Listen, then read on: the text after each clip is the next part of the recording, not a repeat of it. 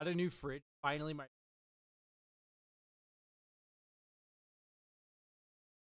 I thought I would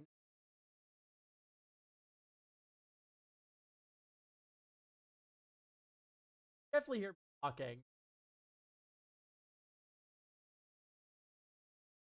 Hello? Hello? Why is my mic like really finicky and weird right now? I do not get it. Hello? Is this better? Mike stuttering a little, also a bit quiet. I literally have no idea why. Hang on. I'm going to just try plugging it back in.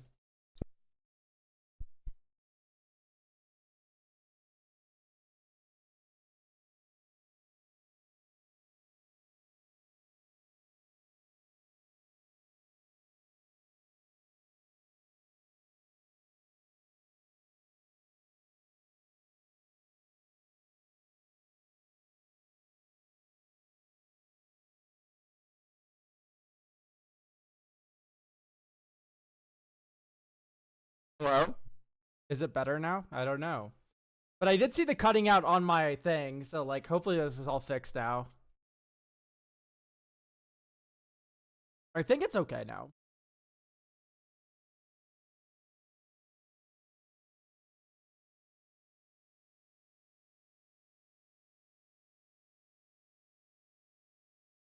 Okay.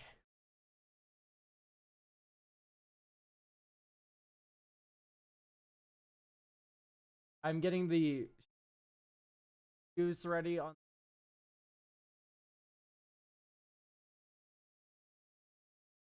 That's all 6 we need to do. Plus, there's one that's a makeup. So if they show up,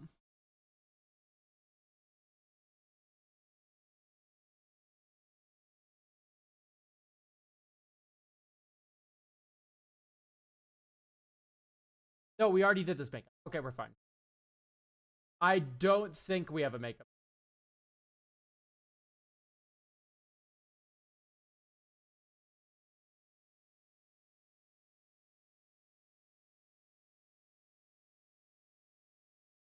Yeah, I've done all the makeup.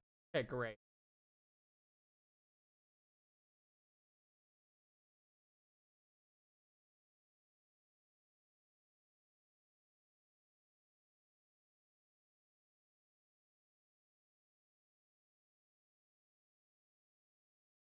Okay, so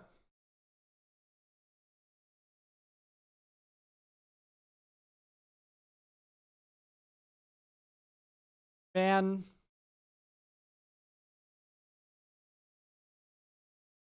but I don't know. There's stuff I wanted to talk about. I've very completely forgotten. I've somehow managed to completely forget what I want to talk about.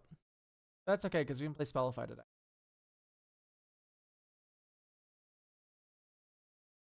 Oh no, it's gonna be a Final Fantasy.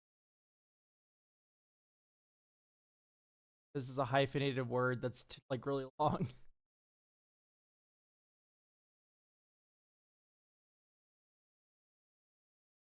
When this creature enters, you may.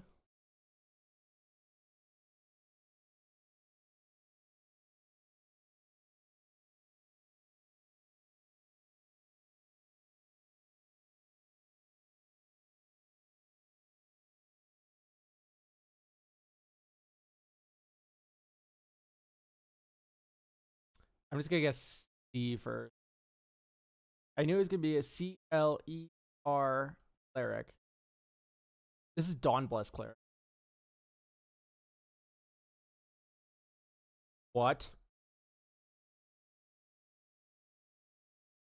Is this not a Moonblessed cleric? A fool. What did they add to make this a hyphenated ability?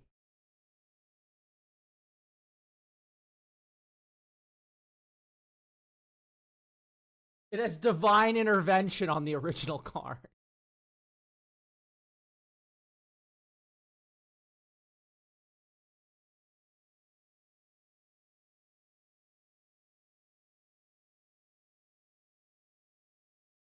Flash flying when this white creatures you.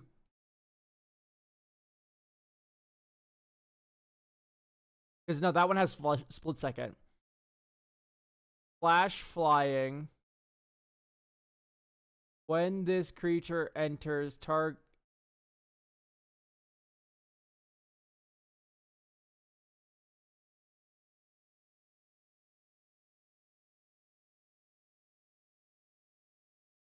Is this Surrock? No, it isn't Surrock. It's not a legendary creature.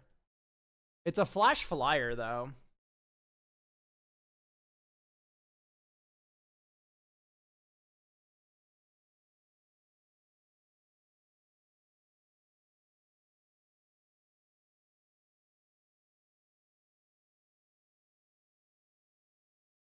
This type lines, this text, this rules like text is really strange. It's just a bunch of like single sentences.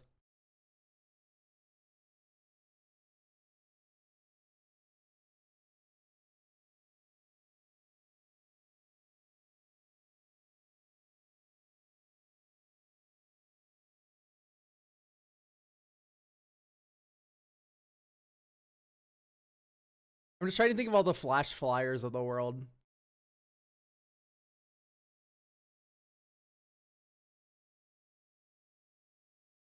Hello, first time viewer. Found you through a Moldhound short and thought you were funny and loved your design, so here I is. Well, like, you're gonna last for like a week, but...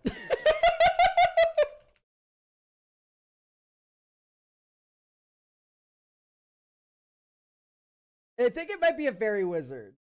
Yeah, that's not a bad guess at all.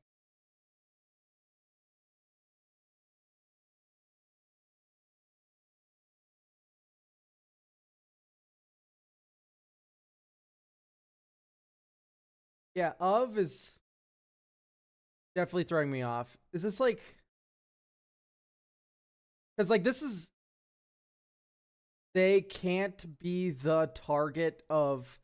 This gives Shroud of spells or abilities. It's gonna be like a fairy lord. Because this is a lord text. With flash and flying, but I have no idea what the name of that thing is.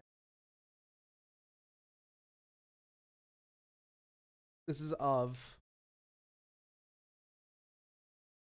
It's a flash flying fairy lord that gives Shroud. I do not know the name of that card, but I know exactly what this rules text is. Like, I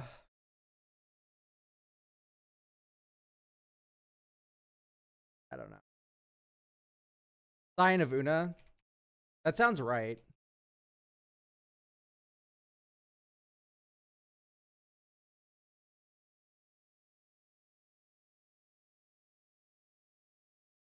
I don't know if I want to go through the fucking crossword today. I don't think I wanna.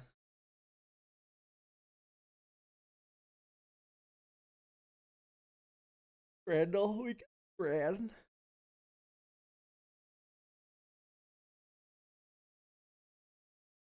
I don't know what Sequordle is. 16 Wordles at once. I'm fine.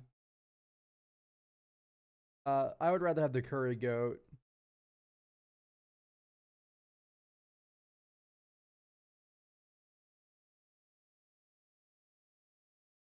Garlic and pickled mushroom rice ball.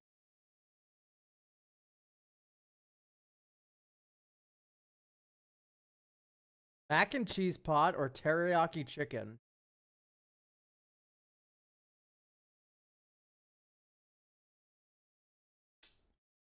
Teriyaki chicken. It's just there's a lot of picky eaters in the world that would like the mac and cheese. Crispy chicken sandwich or sliced steak. I'm gonna slice steak. Fries. Noodles in a cup. There's so many things near you that make your Argentinian head spin. If noodles in a cup is strange to you. Yeah, no, with the double cheeseburger. Not burnt thing.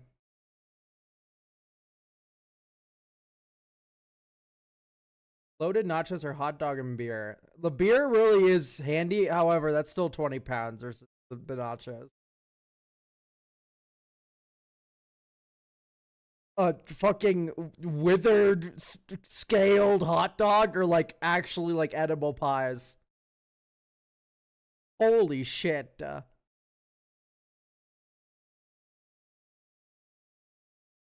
Fried rice in a bag or chicken kebab. That's diabolical.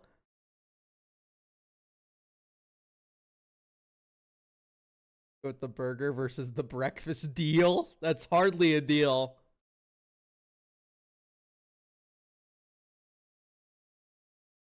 Doner kebab and chili. Like, listen, there's people who hate British food, but like, this is so much. It has to be. Peerless Scranner. As per you.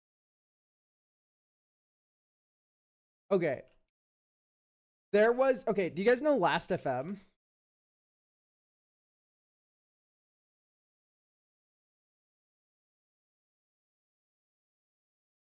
So I have a Last FM. And Wet Dream is playing right now by Willie Rodriguez, aka Drug Bug. So right now, Willie is playing. I like some of his music, some of their music. I don't know. I don't act like I know. And Wet Dream is a good song. I like this song quite a bit. It's just, I don't think there's any way I can possibly find this person again. But there was someone I saw on this website when I was just kind of clicking around. Maybe it was like Willie Rodriguez's page. But like, their entire track history was Wet Dream. And when you clicked on more tracks, it was all Wet Dream. All of these were Wet Dream. Every single one was Wet Dream. And it wasn't like, oh, they did it as a joke like 2 years ago and they were all there. No, it was all Wet Dream and it was like regular listening intervals. And I was just like, holy shit. What do you mean the only song you listen to is a Wet Dream by Willie Rodriguez? I guess I was jealous of the dedication.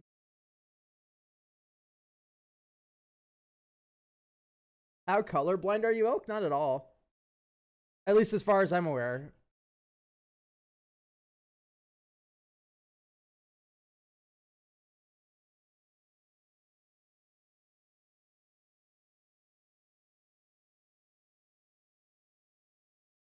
Two, 4, 1, 5, 8, 8, 5, 6, 8, 5, 1, 3, 1, 7, 3, 8, 1, 3. I believe that's a 3, 7. I don't get to see my shit.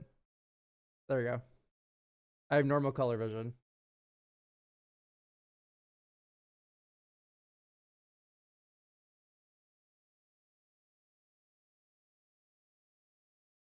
Guys, you know I have like an art degree. Like just looking at colors is my entire like field of study.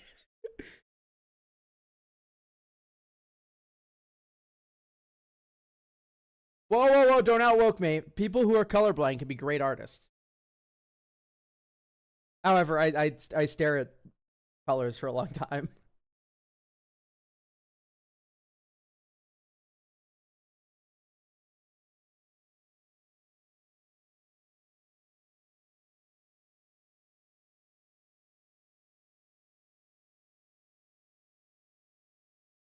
Can I show you guys a couple of dandans I've been working on, and then we'll get into deck reviews?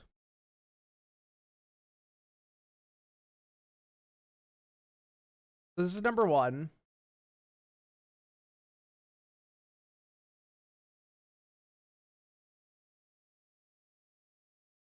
This is Dan number 1. The joke is all the damage in this comes from either shrapnel blast or thunderous wrath. So you're fighting over the top part of the library.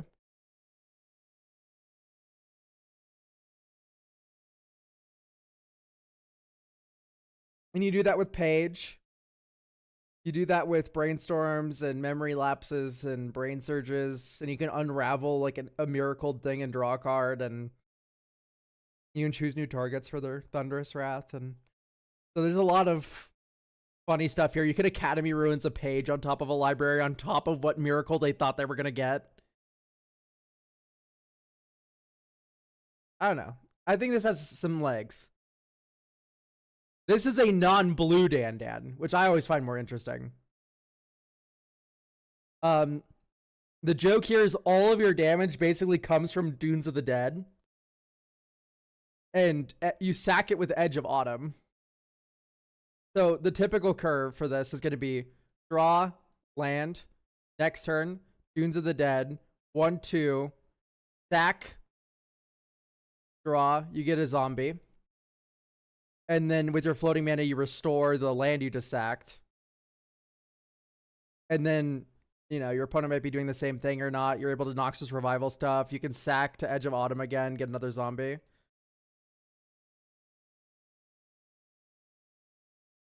Right, and here you have 3 zombies start on turn 3, which is pretty good. There's all the healing and damage in this is done in 2s, so it's easy to track. Like you gain 2 life on this, and then it gives +2/+2. Mutagenic growth is in here, so you have a couple pump spells to survive, like Echoing Decay, which is like kind of the board wipe. There's fun plays where you can go like Echoing Decay your thing because I want to wipe the board, and then you go disfigure your own thing.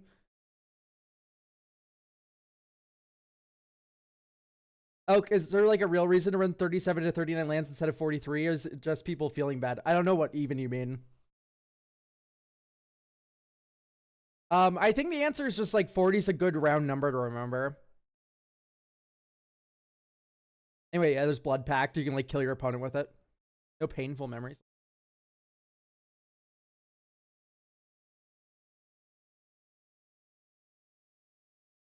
Oh, that's kind of fun.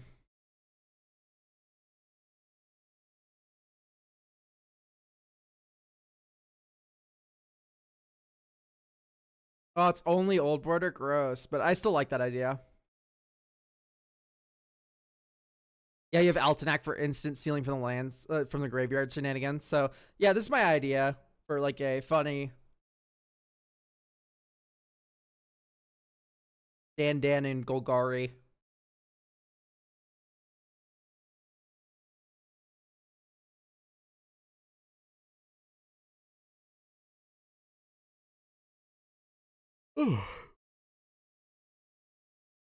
Yeah, painful memories is definitely something to consider.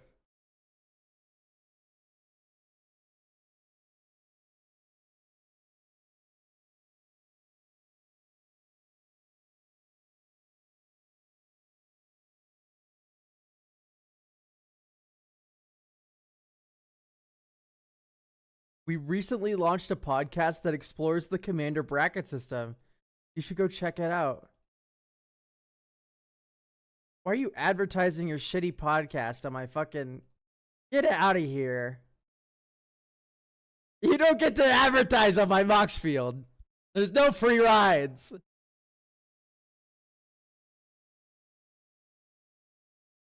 Delantive. For the tier 1.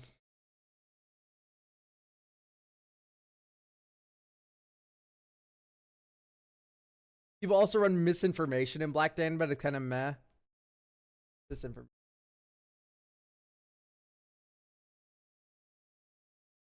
Put up to 3 cards from an opponent's graveyard on top of their library in any order. I mean, you could set that up to be like a triple time walk for sure. Other than throwing queries into Scryfall and going to EDH, how does one find little known cards that are actually sauce? You don't. Like, Scryfall's the way I do it. You can also play tons, yeah. If you see like an opponent play a cool card, you can go, oh yeah.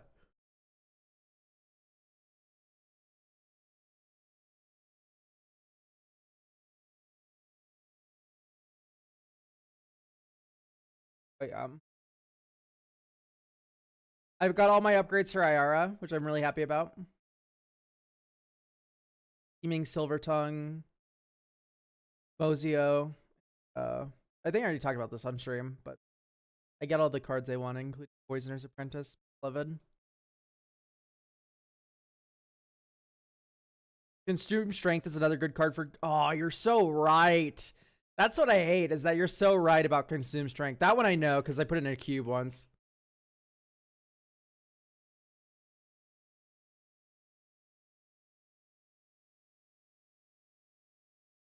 Like, this card's evil as fuck.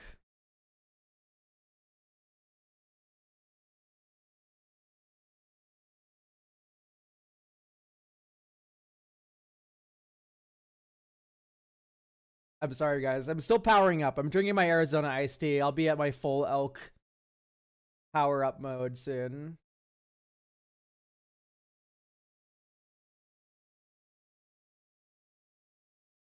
Did I say thank you, Nolantiv, by the way? Either way, thank you, Nolantiv. Tier 1, by the way. Guys, did you know if you have Twitch Prime, you can...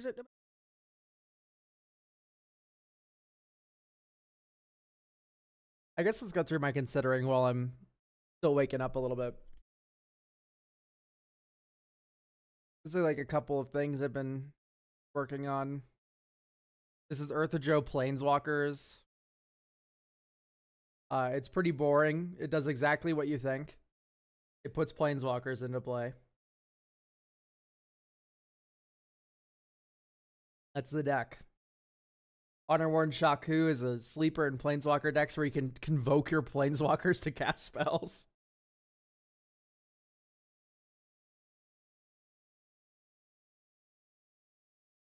There's a really fun play pattern in here where you go like Eartha Joe, you play like a couple creatures, you give a creature flying with like one of the Elspeths, right? Like flying encounters. And then you Jeska and it double Jeskas onto a fucking thing. And what that means is it does sextuple damage. Or it does 9 times as much damage, right? Yeah, it does triple and then it triples the triple. So it does 9 times damage. So Jeska's stupid in this deck. Because Eartha Joe will copy that ability and then explode someone.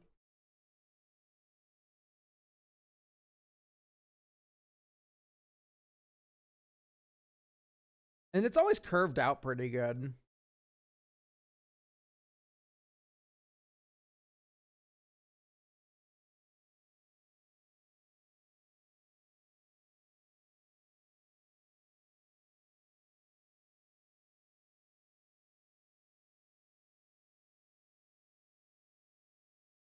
With 6 mana. Terrible.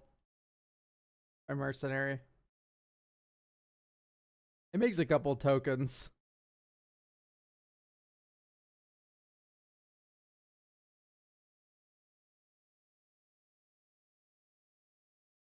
Here's Chandra.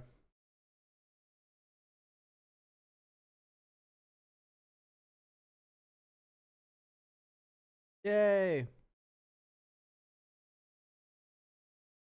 I know. It's funny. Boros Planeswalkers feel silly. I like just about any non-green Planeswalker deck. I feel like that Chandra always dies there. That's why you -5 it and deal 10 damage to 2 targets.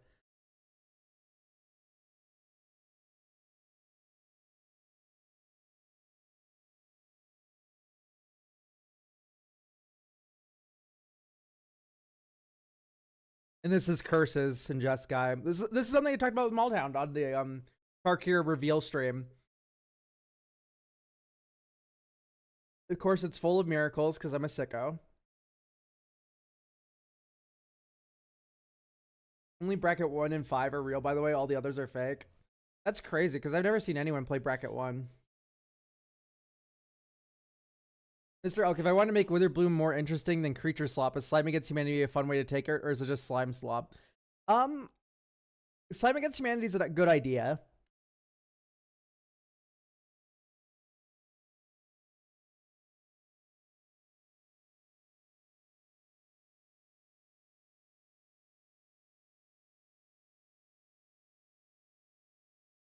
But yeah, this is my idea for funny curses.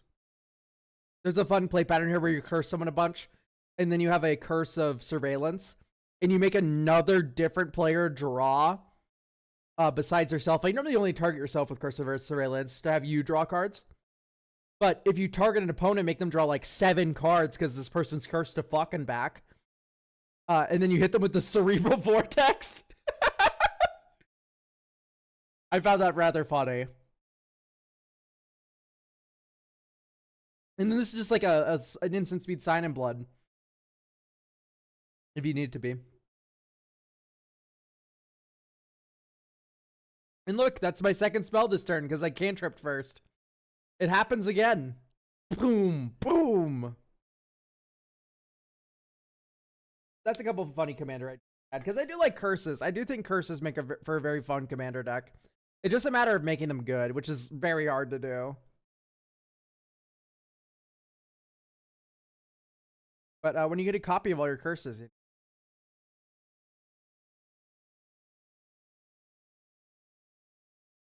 take 3, then take 5. You know, that's the baseline, but like I said, with Curse of Surveillance, it gets a lot more funky. Are curses good? No, yeah, no. They are very fun though. You are able to win with curses too.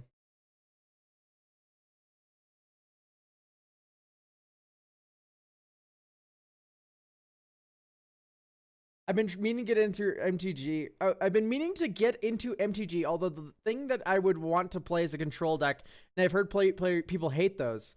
Should I try playing something else, or is there a way to have a fun control deck? I would just like stop really being anxious about everything.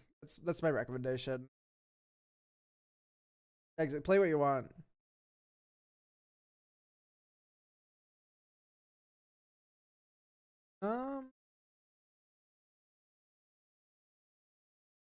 I don't know. Like this is kind of a funny controlling deck in a way.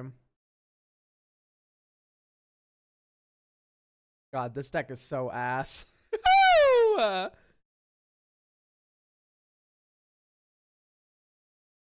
still want to build this one really bad. The joke is that you're milling opponents, and then the Ghost of Ramirez de Pietro goes, "Aha! I will." Who wants their card back? Yeah, like you're a little worry wart. You need to stop doing that. I wanted to do Bator for a while. That's so sad. I'm so happy I ended up on Ailey.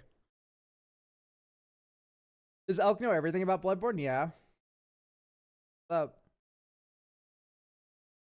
Who invited Emrakul? I did. 12 mana Emrakul's hilarious. All right, we're 10 minutes past starting, so let's get into some deck reviewing, huh? Is there anyone who needs to go first or anything? Is there any urgent time stuff?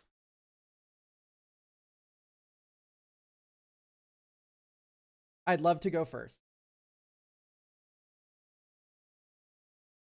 Since it's late for me. Understood.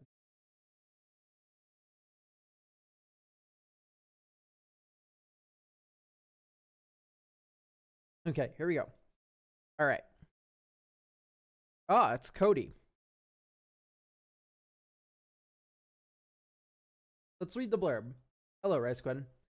Recently fell in love with the idea of Cody as a strange grimoire someone picks up and unleashes different horrors from across the multiverse on the battlefield.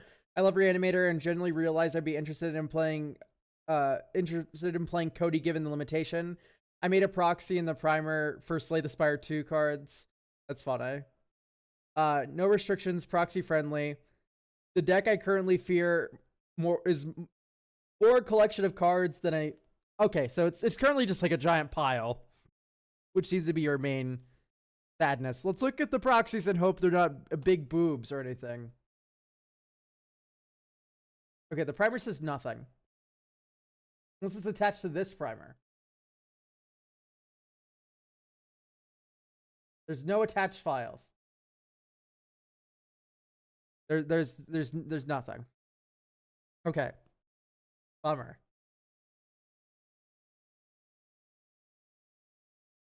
Or duplicate. Let's get reviewing, huh? So I see we have a bunch of big monsters, and we have Cody. Honestly, this deck's so weird. I'm just gonna play test it for. See how we feel.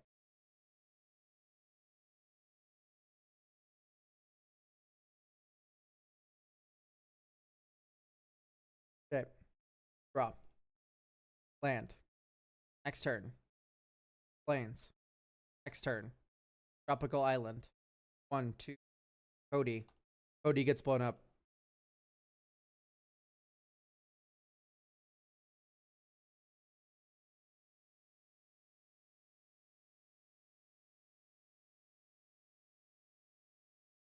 Like, that's what I'm afraid is gonna happen. This is Mystics Mastery.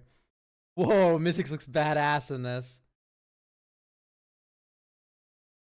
So, okay, we have Shore Up. That means Cody's now a turn. I don't like this idea.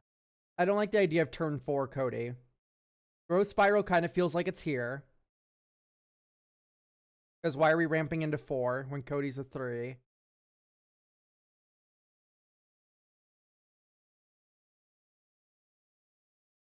My primer is the commission message. Should I strictly throw it into Moxfield? Don't worry about it, I would say. But if you want to link directly to like an Imgur thing, I'd be open to looking because I do like Slay the Spire too. Exsanguinate. No, it's Stargaze. That's wild. Especially when you consider the fact that you Cascade and until end of turn you may cast that card without paying its mana cost, so the X-Spell is worthless. So that's a little bit of a funny choice, I think.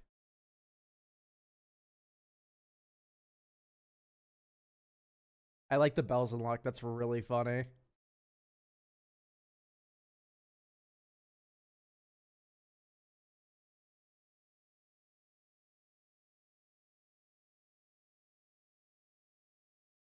I'm liking just about the rest of these choices. I don't know if I like Colossal Grave Reaver.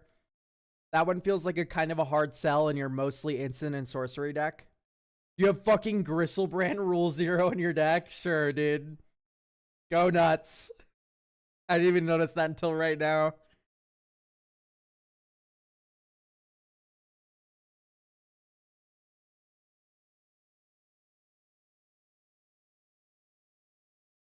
Am I going crazy or do I not think the bringers are that horrific?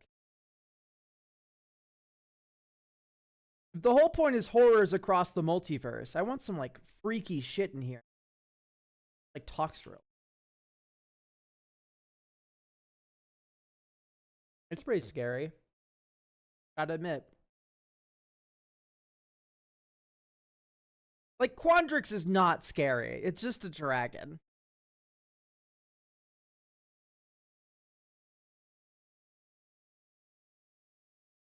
The Praetors would be a flavor one. I know, but the Praetors are like kind of too easy, aren't they?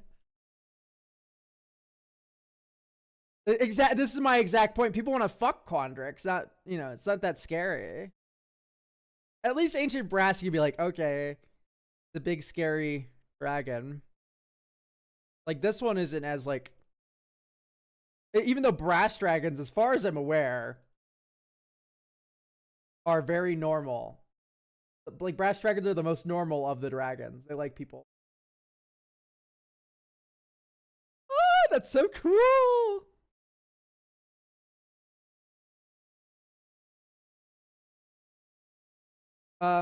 I think let's get like an Eldrazi.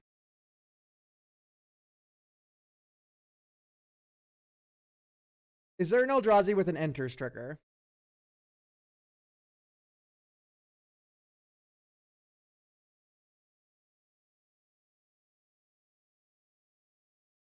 We can do Sire. Sire Stagnation feels like a nice one.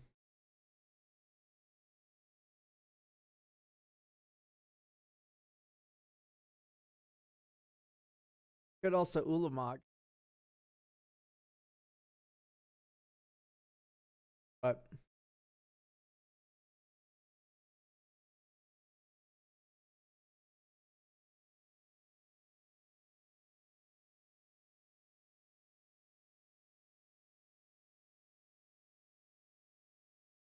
oh, is there any funky Ulamog text? Yes, the paradigms. If you have a paradigm in exile, Ulamog will enter with that many counters. That's something. You could run like a couple of pitch spells, maybe, because the cast trigger of Ulamog is only to exile the top half, and he enters with the counters even if there's like anything in exile. You know what? Let's try out an Ulamog. And I think pitch spells kind of are the method to protecting Cody a little better for this deck. So let's make Ulamog or Eldrazi. Keep the Sire too. I don't know. It's not that bad. Maybe we just make room. I think my biggest issue is checking stuff in the graveyard right now. Well, great news. There's a lot of ways to discard shit.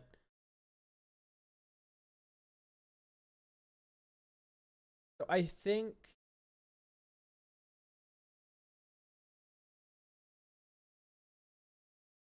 I don't like the idea of Forbidden Alchemy.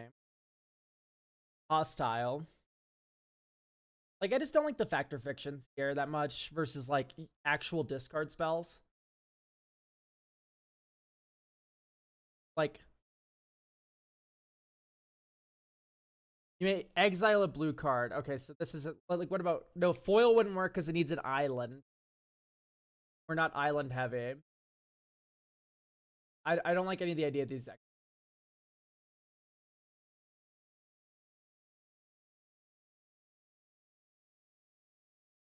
Okay, I want to start with Troll of Khazad-dûm. I think that's an interesting start. I would love to add Keen Duelist to this deck, but I do feel like that's maybe a little betraying. I don't like the arcades.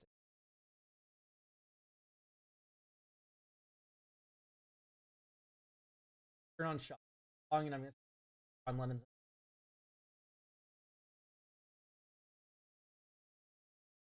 Umbrus is an interesting idea. We just don't have enough horrors to kind of...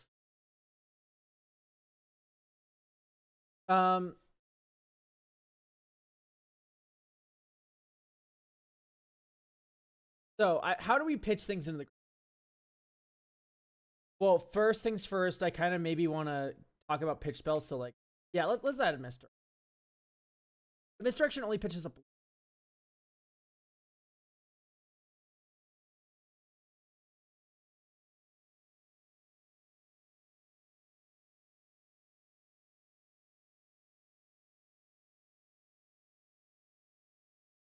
A fool.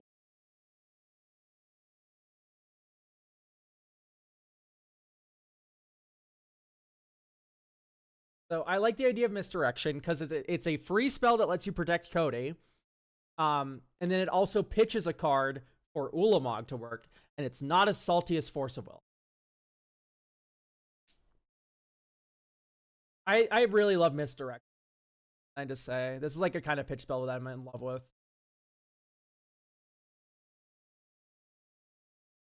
We can do like Commandeer, but like I don't know if we have enough blue for that. You know?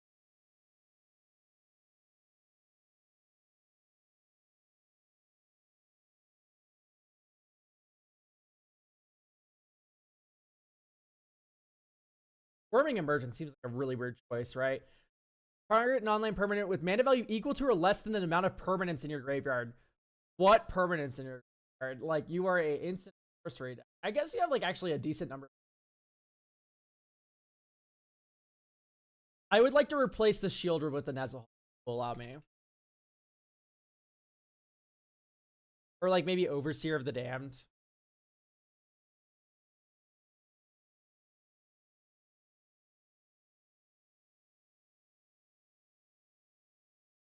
This Shieldred's also kind of expensive. Holy shit, why is this one $20? This card sucks.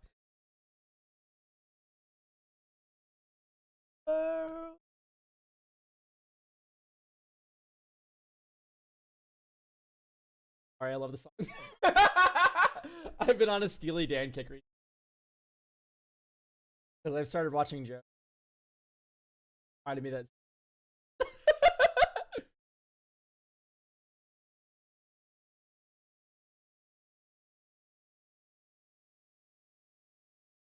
Yeah, I don't like these mill cards. Everyone knows this. For a Reanimator deck, I'm just not big on mill cards for getting value.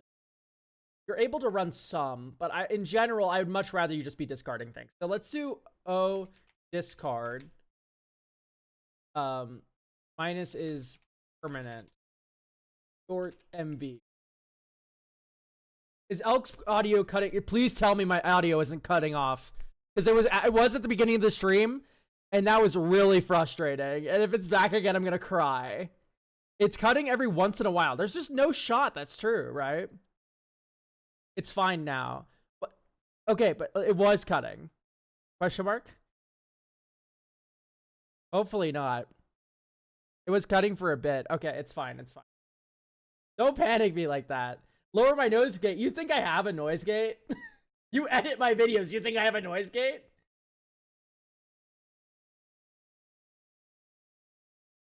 I do have a noise gate. You're right. I'm going to lose my mind. I do have a noise gate.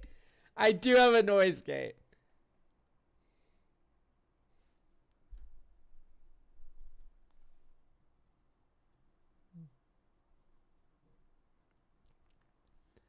I never like mill because I mill the reanimation cards. You know, I just don't like it because it's inconsistent. Whereas, like, you know you're discarding something from your hand. Like, what if we just did, like, a Faithless Looting? You know, that card seems pretty okay. Lightning Axe is a possibility. I like Bitter Triumph. This one also has awesome art. O-Tag Mulch. So, when I said I don't like milling, you heard I love milling. We already have Frantic Search. I like it because it's inconsistent. Well, that's beautiful. I'm going to say that I don't. I think some amount of milling. All right, you asshole. What can I say? I have my Caddy Charm. Oh, I like the Manamo. That's a fun idea I wouldn't have thought of. I don't like the idea of Brass's Bounty. It just kind of feels like it's there. I like mill a lot, but this deck can't handle it. I'm out. Yeah, this deck seems really weak. I'm not going to lie. That's why I'm like making some swaps. I want you to at least be in bracket 2 with this one. So what else can we run in like terms of protection? Oh, exile. Oh, instead. Oh, mana.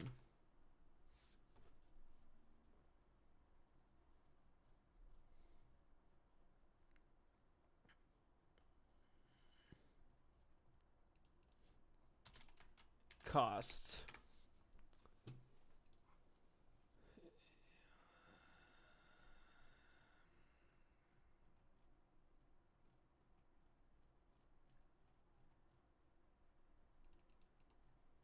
No. I think Force of Negation slightly too far.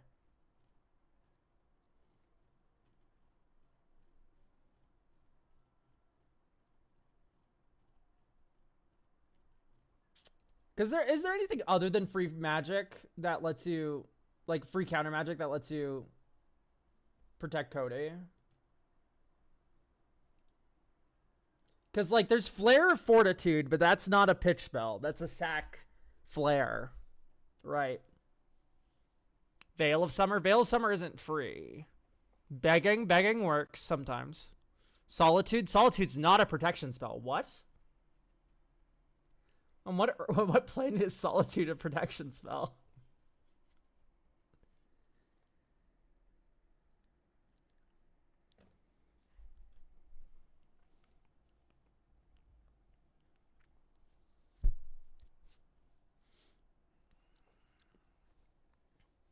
I think like Amanatu's Augury. Cast a spell. You can't cast permanents though. So that one doesn't work. Sad. That's my normal go-to for like a big spell like this. Because like we have Misdirection. I guess that's it. Blinks. Is there a free blink? Like I don't think so, right?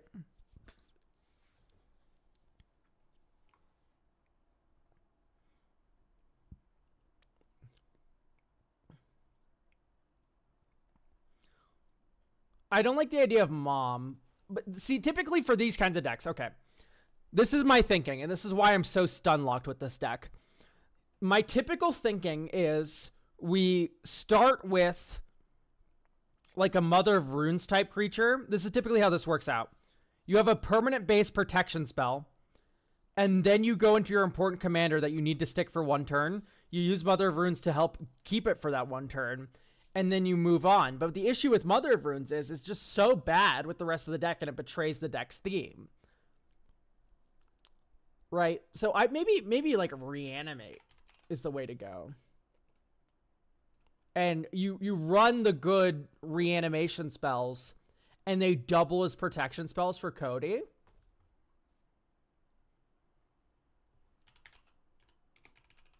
Like, I don't think that's an idea I hate.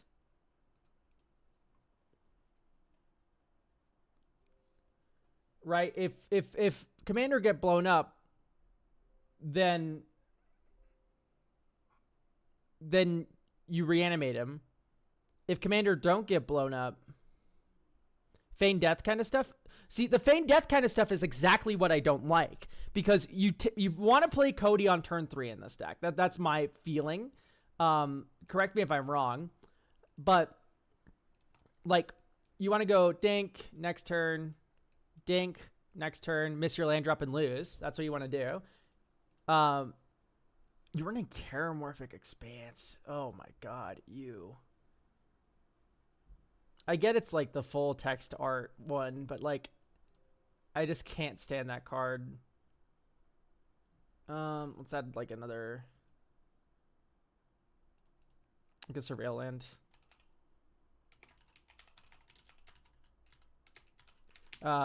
Undercity Sewer. Why was Terramorphic Expanse here? Oh, Undercity Sewers is already in. Because they had the full text version. Oh, whatever, I'll just put Ash Barrens in. Don't think about it. Okay, so what you want to do is go draw land next turn, swamp next turn, and you want to play Cody on turn 3. You don't want to hold up mana for anything. Like, that's why I added Misdirection, but here we can quite clearly see that Misdirection's not really working for us.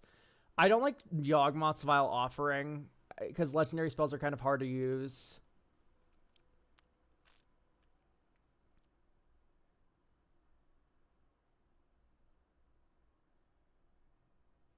I kind of want to add more blue. That's what I was doing by adding Nezahal. By the way, Jazzy is not that scary of a horror, all right? The Jazzy is an old person.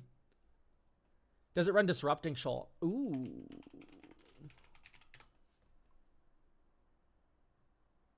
A blue card, of which we even failed to have one with Misdirection. And most of our things are very big mana. Okay, we're going to go for another big blue thing. ID equals blue, sort MB. Like, there has to be like some big Kraken or something that is scary. That's good for this deck.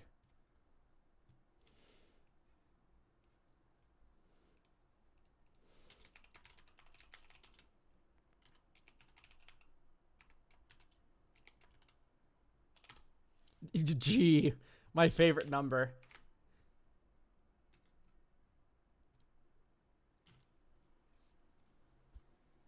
Octavia could be funny.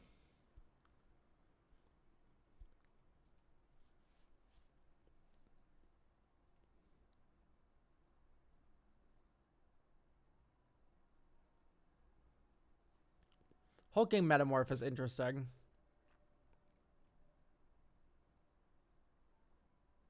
I mean, Trench Gorge is just hilarious, right? That's the play. Okay. So.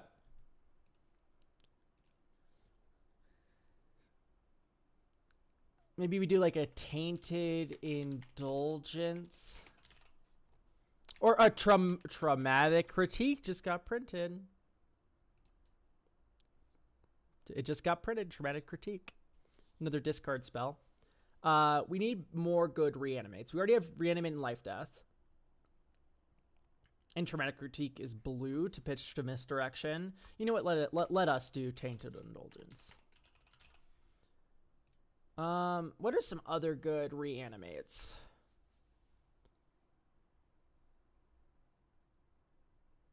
The Aura ones. So I don't know if you've read Cody Vociferous Codex, but if you want to read the first like 5 words of this card for me, and then we can continue deck building.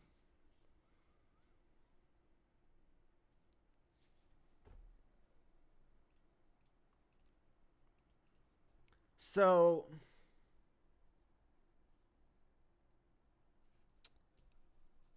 O-Tag, Zombify, Sort MB.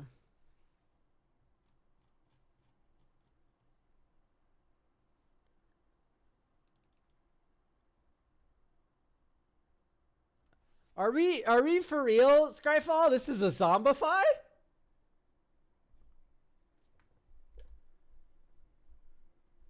Scryfall, is everything okay?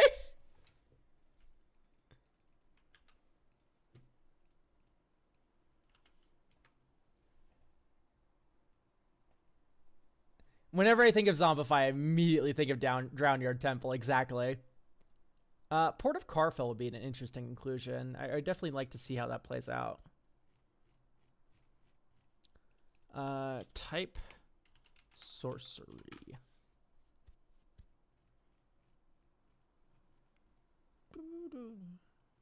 Can do Exhume. That's a funny one. Persist, but a lot of these things are legendary, so I'm probably going to skip over that one. Stitch Together is going to be a little bit hard to get the threshold required. Calls only for mana value 3 or less. Victimize is an interesting idea, but I think it's a little too much.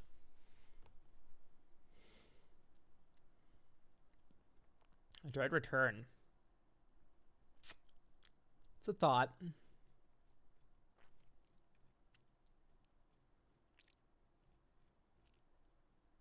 Will the Abzan's a good one. I also like Live or Die.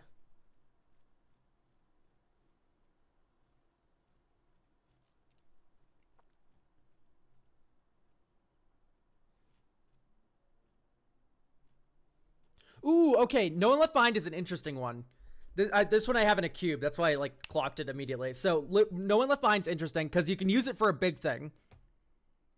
Or you can use it for Cody for 2 mana if Cody get killed.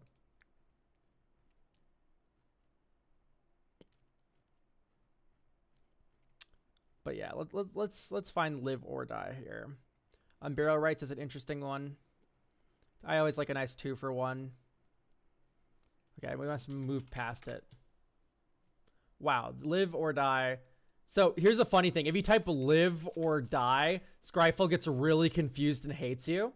If you type Live, Die, Set, DSK, you get Live or Die. Because or is actually a Scryfall function. So it's searching for cards with the words Live or Die in the name, instead of searching for this card called Live or Die. New Secrets of Strixhaven Silverquill spell. Kill / reanimate 3. Yeah, that's already in.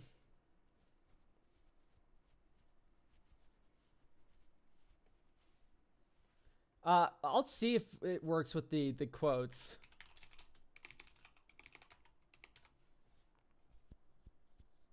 Yes, it does. Dose of Dawn Glow.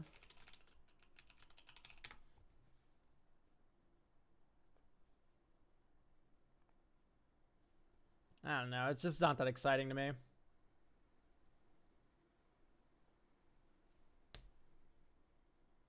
This isn't quite a Living End deck. I wouldn't call this Living End. You know what I mean? Okay, so we have 2 more slots to play around with. What would be a nice thing to run? So if I go to Scryfall, type in Force of Will, and I open the Scryfall tagger,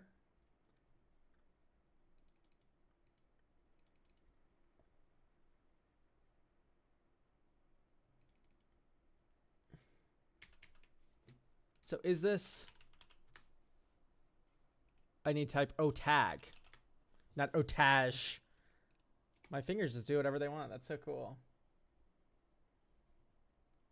Pitch spell.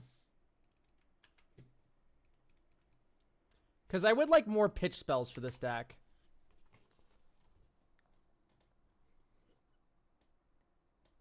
Does 2 damage to each creature and each player. Whoa. Let's add Commandeer. Foil. To make foil work would require reworking the mana base, but maybe we can do that. And I think force is just too much. I think if we're forcing stuff, it's a little much. That one still requires us to have 1 mana open. You could snap back your own Cody, but I think that's a bit much. Can't you do a permanent base reanimation spell for Cody since he's off the battlefield when if you're trying to reanimate him? I'm not... Ideally, in an ideal world, Cody never leaves the battlefield. That's what I don't like about the auras.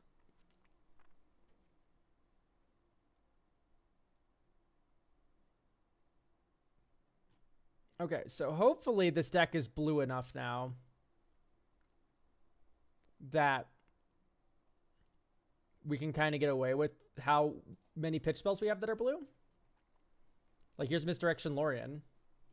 In fact, I kind of want to add like a Hydroelectric Specimen over your last island. But maybe that's a bit much because Ash Barrens needs to get a basic.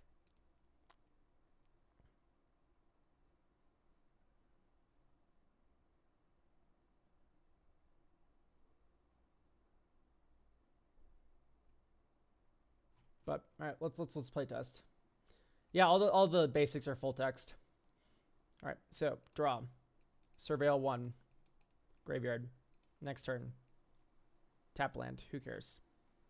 Next turn, forest. 1, 2, 3, Cody.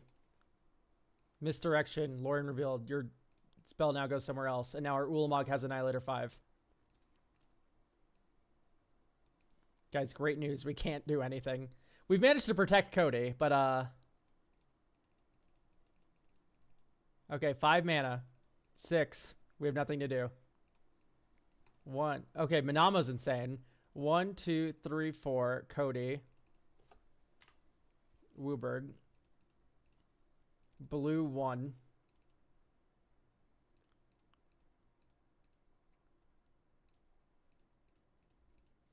Oh, so okay, great news. Even with Manamo tricks, we still can't do anything.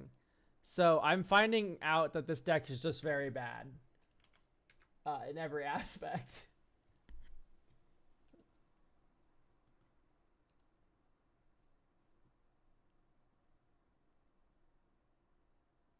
Okay, Parination out. Moment of Reckoning out. Peer into the Abyss can stay. That card's funny. Dune Blast out. I like the Treasure Cruise.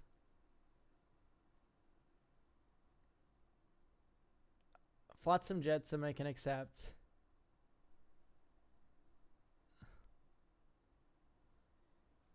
Okay, what is Insidious Will doing? Is this... So what is your thought here, chatter? Why do you like this card?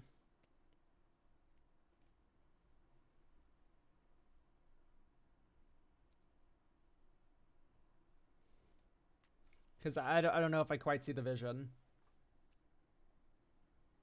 Versatile, expensive trigger. Well, I don't like expensive things. They scare me. Ah, the counter spells we added, by the way, are really bad with Cascade, but that's fine. So tell you what, because the most expensive one we added was... Let's get rid of foil. The most expensive one we added was Misdirection. If we just add a bunch of like 4-drop or lower ones...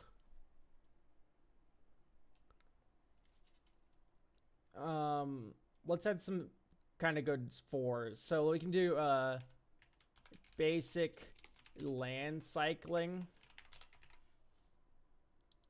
Mana value 4. This is a very good spell.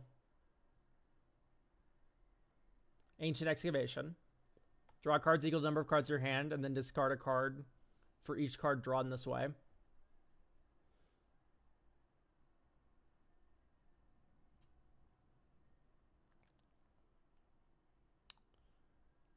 Then we can go for...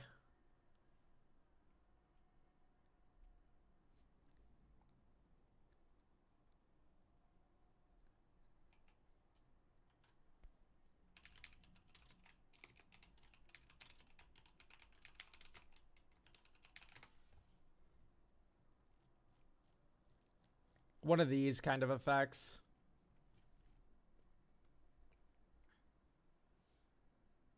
That's a funny idea, but...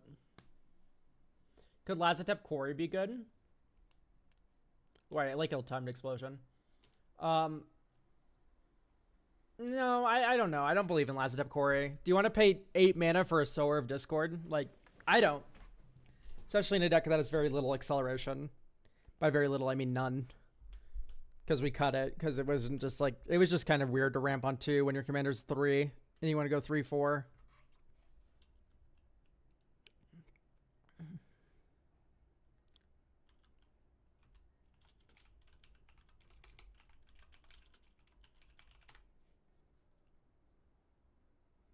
Trumpeting Carnosaur could be good because it discards itself. That's not a bad idea. Can I be honest? Like, this one's kind of tempting me.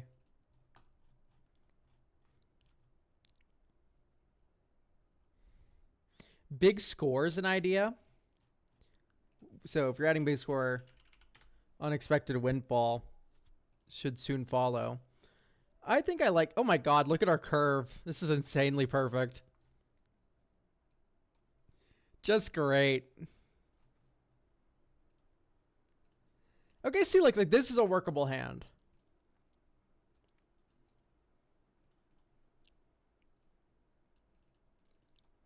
Draw 2, discard 2.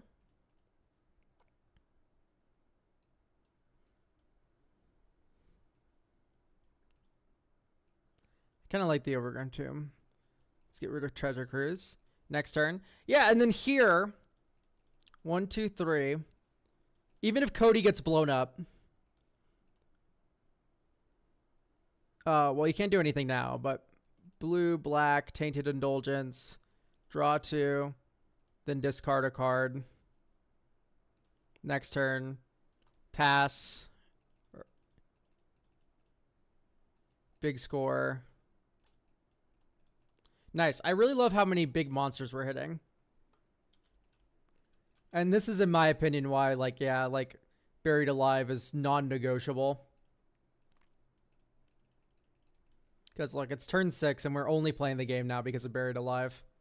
What creatures do we get?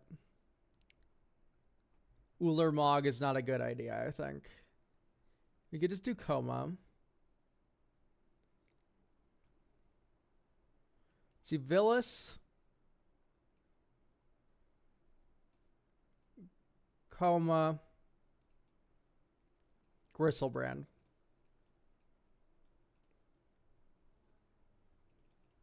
Reanimate, Villas. Draw 8. 1, 2, 3, 4, 5, 6, 7, 8. Fetch. Oop, I lost a life. Time to draw a card.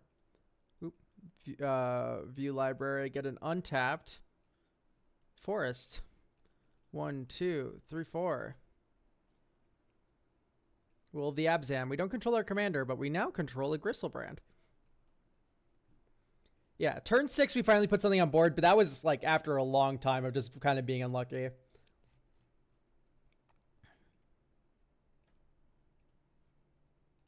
No, Gristlebrand did not get unbanned. It's a Rule 0 edition. Okay, Surveil Villas in the graveyard. That's kind of like drawing a card if you think about it. Windswept Teeth, we can fetch for... Underground Mortuary. It's right there. Surveil 1. I will surveil Burial Rites into my graveyard. Okay, 1, 2, 3. Here's Cody. Now you're kind of rocking a hard place, right? Like, Villas is going to come down next turn. And also Cody's still in play. So, if Cody isn't answered here, nightmare scenario. 5 mana. Burial Rites flashback. Oh, Cascade. Will of the Abzan. All of our opponents will sacrifice stuff. This goes into exile, or Ulamog now has Annihilator 5, by the way. Phyllis is now in play. Oh my gosh, and if Phyllis gets blown up, it's so funny. Black, reanimate Phyllis. Draw 8. 1, 2, 3, 4, 5, 6, 7, 8. Okay, great. Crack Misty Rainforest. Draw another card. Let's get... Do you run Breeding Pool? Yes, you do. I'll shock in a Breeding Pool to draw 2 more cards. And then we will go... Frantic Search. Draw 2, discard 2. Oh my goodness, oh no, I've discarded Ulamog and Nezahal. My heart breaks. 1, 2, 3, 4, add Ruberg. And you go black 1 for life, or for death rather. Put Ulamog into play. He comes in with 5 counters. 1, 2, 3, 4, 5, because we have Unburial Rights in exile. We draw 10 cards. 1, 2, 3, 4, 5, 6, 7, 8, 9, 10. Like, this works. Are you on Living End? Yes, Living End's already in the deck, guys. Calm down. Deep breath, everyone. It'll be fine. So I do think 1 Brainstorm to set up a Living End would be pretty cool. Because there was that one time we got Living End stuck in the hand, and Brainstorm there would have been pretty nice. So maybe just go down Unexpected Windfall, keep the big score, and then... It feels like Cody's not really helping with the Reanimator strategy that much. Yeah, that's fine. I mean, Cody generated value that game. We cascaded into a Will of the Abzan in that game off of our Burial Rights. So, like, Cody's still doing things, and Cody's still here as, like, you can't hard cast your threats. You need to reanimate them, which I think is pretty funny. Brainstorm's also a 1-mana spell, which you probably want to maximize. I think if this deck turns into nothing but Cascade into Living End, Cody becomes way more important, which becomes way more fragile. So that's a trade-off you're going to have to grapple with.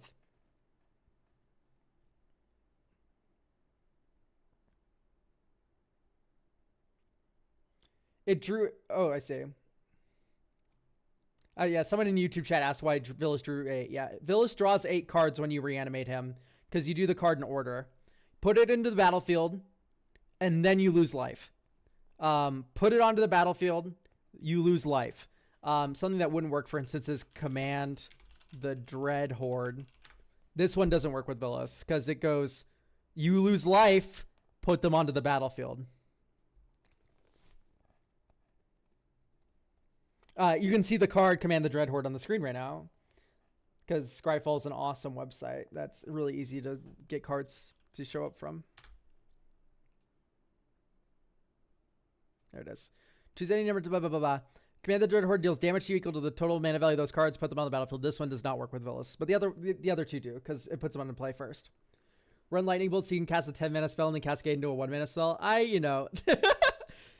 Like, right now, I'm very happy about where this deck is, right? Because you're able to very consistently just go draw, surveil land, put on top. Next turn, World Tree. Next turn, Plains. 1, 2, 3. Here's Cody, Vociferous Codex. Oh, you tried to remove my Cody? That's so precious. I'll exile these 2 things and gain control of your kill spell. And now see how our Ulamog now has Annihilator 7? Okay. 1, 2, 3. Wow, we don't have anything to do. That's okay. Surveil 1. Ulamog in the graveyard. That's exactly where we want him. And then this turn is the Breach the Multiverse turn. So it's like still very fragile. 2, 3, 4, 5, 6, 7, 8, 9, 10. What's better than Annihilator 7 though? Ta-da. Can you fit a companion maybe? Like which one though? What companion really likes looking at this? We could like cut Living End, Faithless Looting, Reanimate, Brainstorm, and Bitter Triumph, and Smuggler's Share, and Tainted Indulgent, and Traumatic Critique, and we can add Karuga. Gigantha. Yeah, let's cut Elementor, Simulacrum, Sublime Epiphany, Commandeer, Jetsam. Lauren revealed, Breach of the Multiverse, Imperation, Capstone, Peer into the Abyss, Restoration, Seminar, Treasure Cruise, oh, not Treasure Cruise, Mnemonic Deluge, Lord of the Void, Nessa Hall, Shieldred, Toxrill, Gristlebrand, Trench Gorger, Villas, Valgavoth, Overlord, Demon Lord, Bells and Lock. Like, Gigantha's not, like, Gigantha's not the move. I know you're joking, but.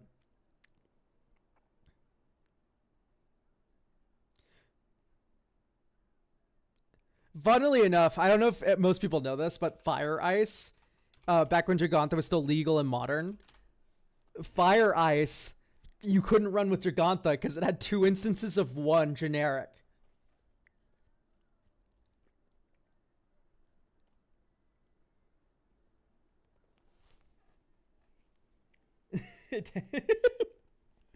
So you can run this in your Gigantha decks.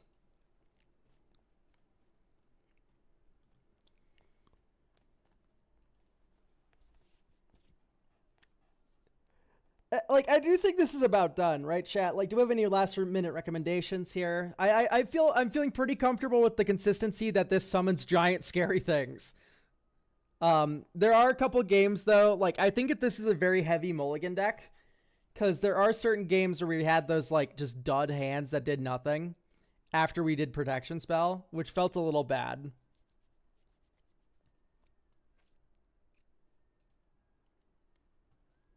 Fire Ice is still legal in modern, though. Do you mean he got soft banned by the Horizon set?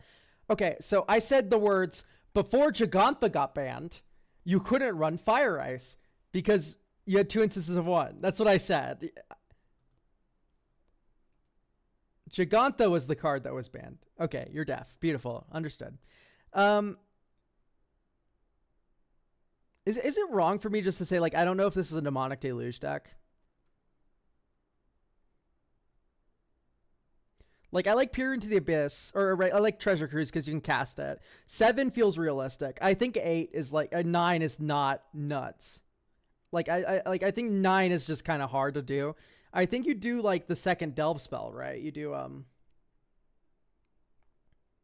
whatever it's called.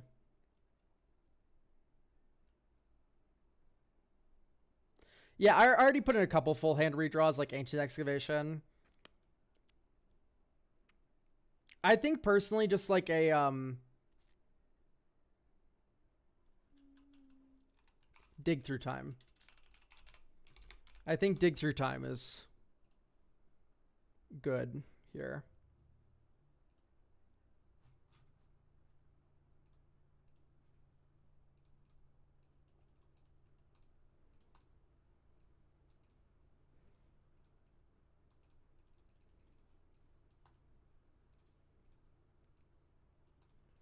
I don't even know what we're bringing to light.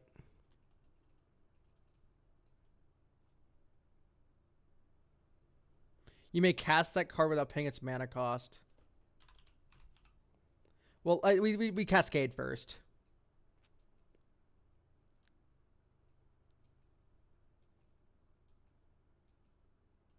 Living End, nice. Yeah, let's sack everything. Fuck you guys.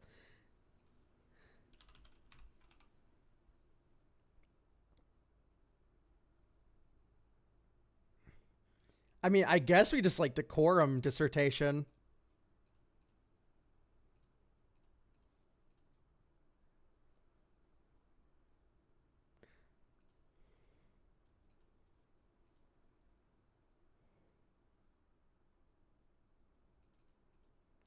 Move to discard. Discard Gristlebrand, Villas, Keeper of Secret, or Coma. And then this is, guys, this is the beautiful thing about Live or Die. It's a fucking instant. Surprise! Woohoo! Isn't Bring to Light bad to cast with Cascade? Why? Turn 5, I have my object in play. I don't know, this feels okay.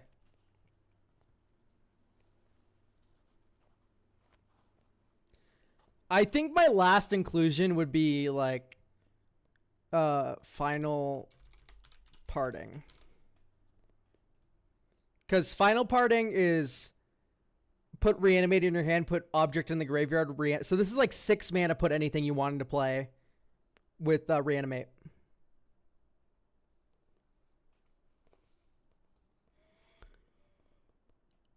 And you could bring to light for it, right?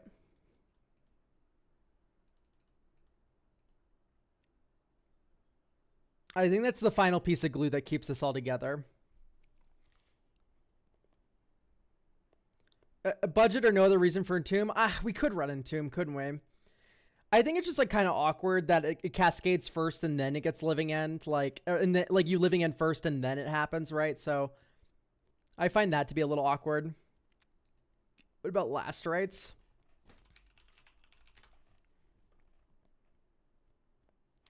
That's funny, but I don't think just like discarding your entire hand is the best.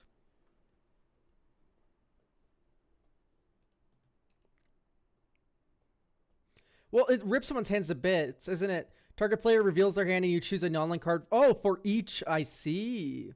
That is evil. I think it's too evil. That's what I'm locking in. It's too evil. It's really funny with Valgavoth. Can I just say that's hilarious with Valgi? But I think in general it's a little too evil. Listen, I love Exile Slop as much as the next person, but I really wish the red capstone was like what is it called? Oh no, I'm forgetting. Mana value, damage, calibrated blast. I wish it was a calibrated blast every turn. I wish this was what the red one was.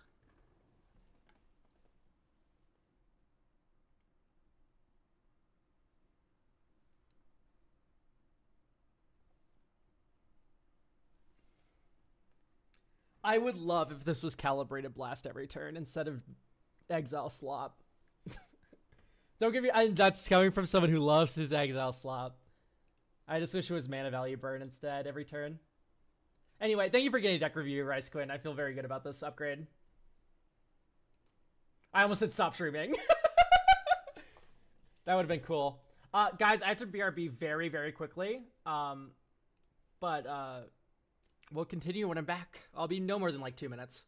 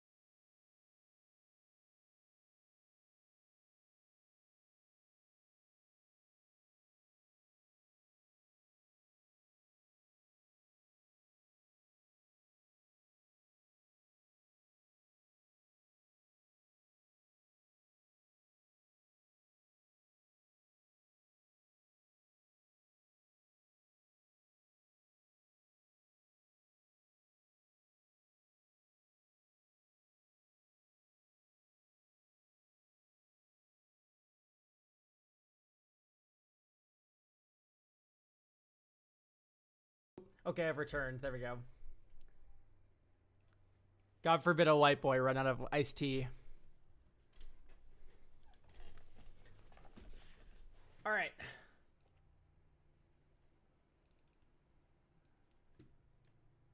We have a free deck review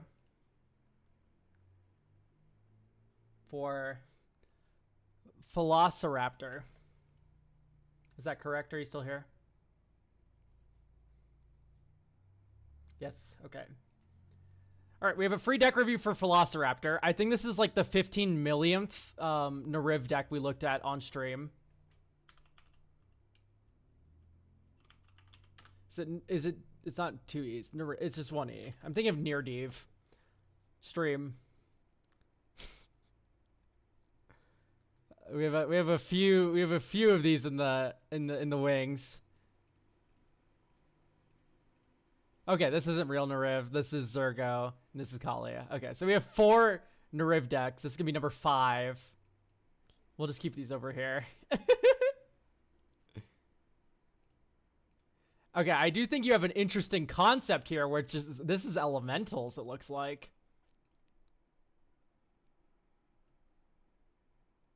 This is an elemental Nariv deck, that's kind of cool, chat. I don't know, Ball Lightnings. I'm a big fan.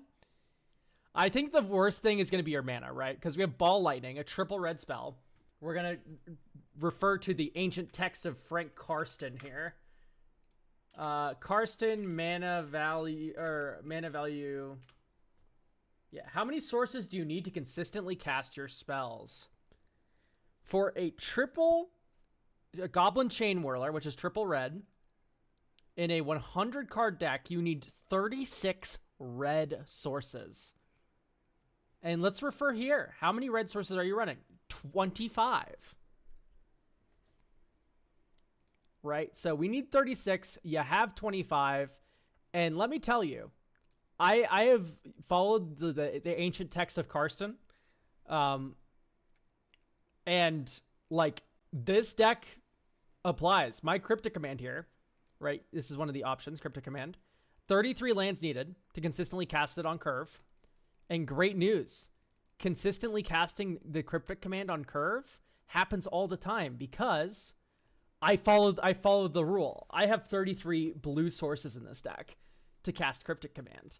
As you can see, I have 1 forest in my Simic deck. So my recommendation is I think we need to go very light on white. So this is actually going to be, despite being another Nariv review, this is going to be a very different kind of flavor of review. So can I just start off by saying I don't really like Patchwork Banner in the best of times, and this is not the best of times for that card. Heraldic Banner is the same way.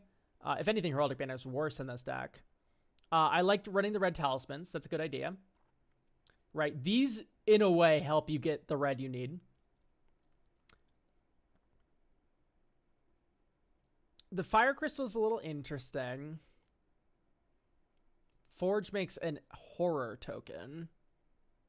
So I think we could depart from that one. I think Alliance goes. I think Heritage is too good to cut. Yeah, so like this is the kind of thing that makes me like hesitant about like what you have going on so far. Is Flame Shadow Conjuring is like a lot of people think, oh, so long as I get 3 red mana and I'm able to cast my object, like you could not, absolutely cannot run any colorless land in this deck. You're running multiple, by the way. You're running Northampton Farm, Endless Sands. You're also running, there was another one I just saw. Yeah, Slayer's Stronghold. Like, you are a greedy guy. Red. I would like just about all these lands to tap for red. This taps for red. Red. White. I don't think we can do a Ganjo, sorry. Red, white. Can tap, I'd keep Exotic Orchard. May reveal an elemental card from your hand. It's red. Godless Shrine? Okay, I think maybe we keep 1 Godless Shrine. Nomad Outpost, sure. Plains, we go down to like 1. Raucous Theater, Savai Triumph, Swamp. I don't think we can do Swamp. I think we can do 1 Swamp, no Takanuma. And then we can keep Sokens on. So we now need to find red lands. So I'm just going to make sure that you're running all the filter lands. Or Otag Filter Land. So one of the best lands I think you can be running is Graven Cairns because you're able to turn a swamp into 2 red. You're able to turn, a white-black, your Godless Shrine, one of, into 2 red. And then the other one, the Boros one, is going to be even better for you, right? Because you're able to turn your dogshit white sources into double red. Soken-san doesn't make elementals, though, right? You could just cut it. Yes, but it is our main color, which is red. Right, I'm worried about casting the Ball Lightning. And the Ashenmoor Liege in some certain situations, right? I'm trying to make sure that we have a mana base that is going to consistently cast Ball Lightning on curve. So these filter lands help a lot, like a ton. Sorry, I'm just changing some of the art so I am able to clock the cards easily. By the way, can I get an idea of budget for how much money you want to spend on an upgrade versus, like, do you want to spend any money? Do you want it to just be entirely side grade?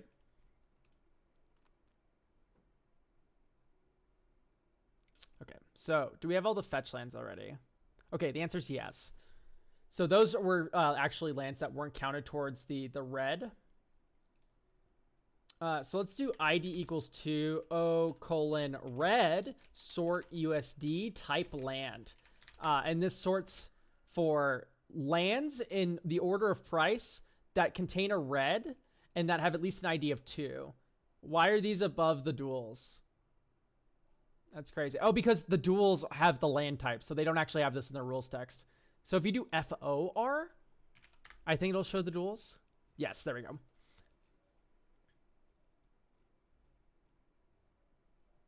I can proxy whatever. Okay, I'm not going to add the actual duels to your deck, but I will add the verges. The red verges. Or maybe I only add the verge that has the red as the first ability. So some billow doesn't get in, but the other one does. Oh no, the other one doesn't have a red at top. That's so crazy. It's the blue-red one that has red on top. Yes, the turbulent one lands are very good. Mount Doom would be pretty decent. Are we already running UB though? Okay, we are. We can run Mount Doom. Haunted Ridge. Sundown Pass. Blackcleave Cliffs. Inspiring Vantage. I do like the fast lands quite a bit. I don't like the tangos, though, here. Because we are 3-color. Okay. And I think with that, we should be closing in on something slightly better. ID equals red. Oh, it is MDFC. I like the idea of Kozul's Fury. Valakut's interesting, but it's just kind of spending money for spending money. So OTAG, Pain Land, ID red.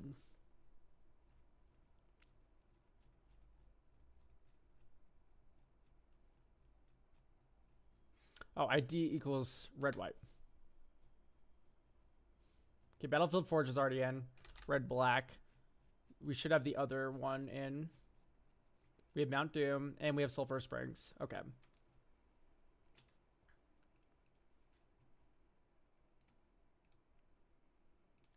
Okay, how many red sources are we running? Considering that we run all the fetches, I believe.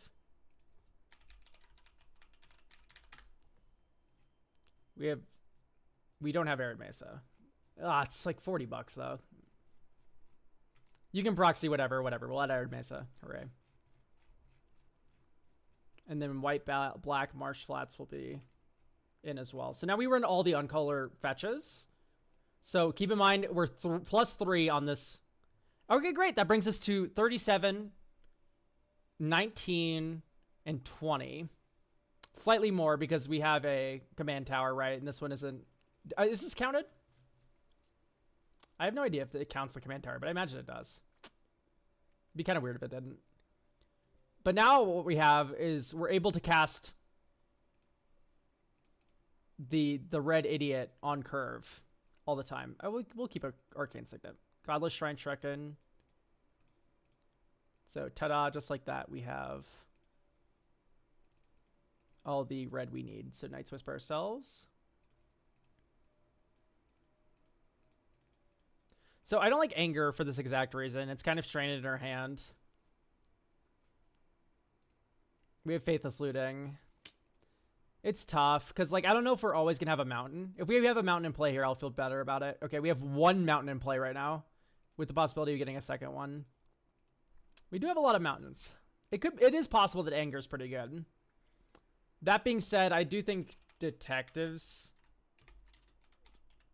Phoenix is still better.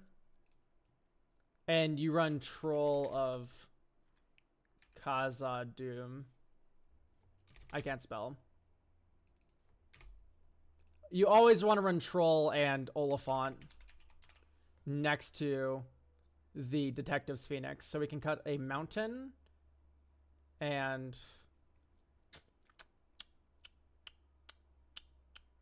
maybe Exotic Orchard for those two, because these are lands. You just need to think of these as lands and not taking up like the creature slot. Why does Oliphant have a cool borderless but not Troll of Cause of Doom? Oh, because it was like part of a panorama? That's so sad. The Troll deserves a beautiful borderless one like Oliphant has. That breaks my little heart. Was a Troll like original, like at some point like $5+? Am I going crazy?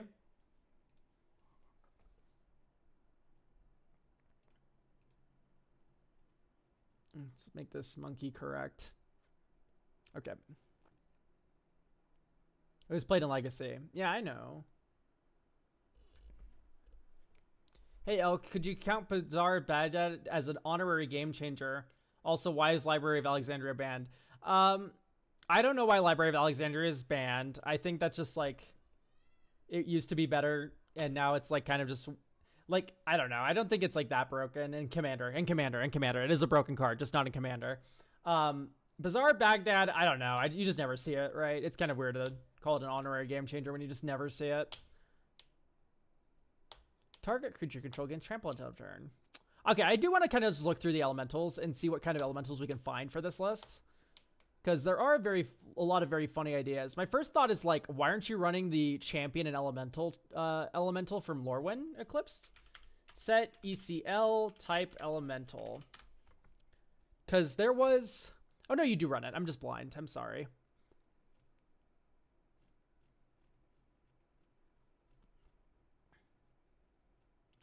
Okay, great news, chat. These all suck. So let's do ECC type elemental is first printing.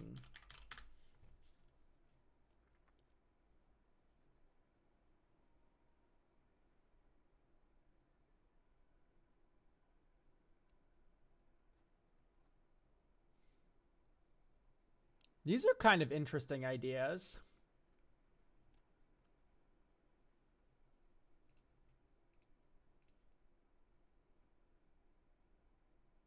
Because they have Encore. So I'm just curious if we can kind of get the Encore cost of those reduced in some way. Creature spells you cast have Demonstrate. Like, that's funny.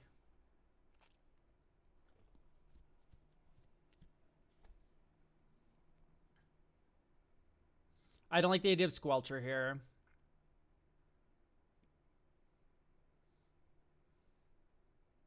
Choose target elemental card in your graveyard with toughness less than its toughness. I see. Okay, that's fun. You do it with Ball Lightnings.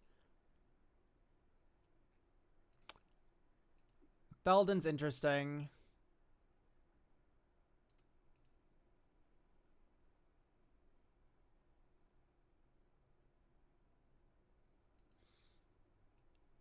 Okay, I don't like the Warring Triad.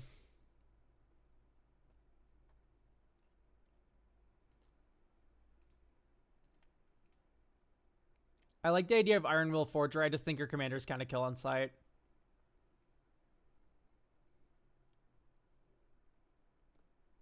Weird Day Fury. Okay. I think this Chandra's a little weak.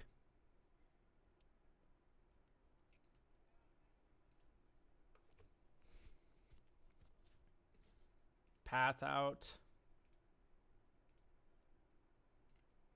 I don't think we're really quite interested in protecting. What if we did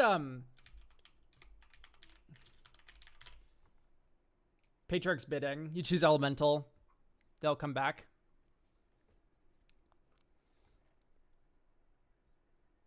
One card I found recently was Rescue from the Underworld. Is there any universe that can fit? It's a cute idea. I just don't like when it returns it, right? Right, because we're a Ball Lightning deck. As additional cost, sacrifice a creature. Choose target creature card from your graveyard. Return that card and the sacrifice card. You need 2 Ball Lightnings before this is good. That's my only worry. I don't know if I like Avatar's Wrath anymore, just because we are so red.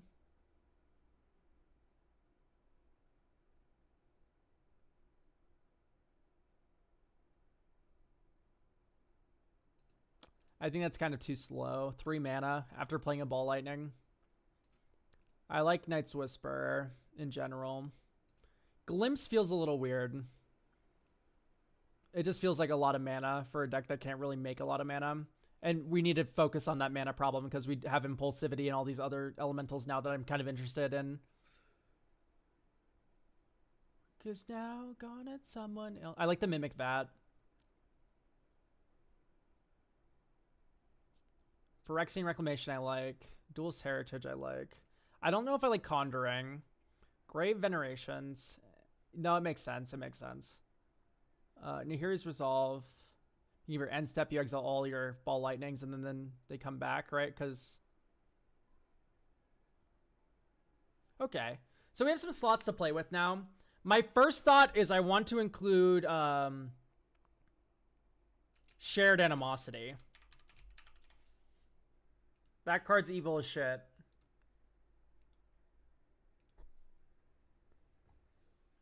So, whenever elementals you control attacks, great news. You get a power boost to all your other elementals.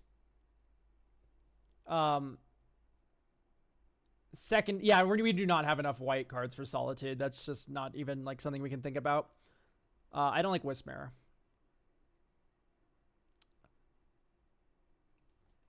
Is there O-Tag Ball Lightning?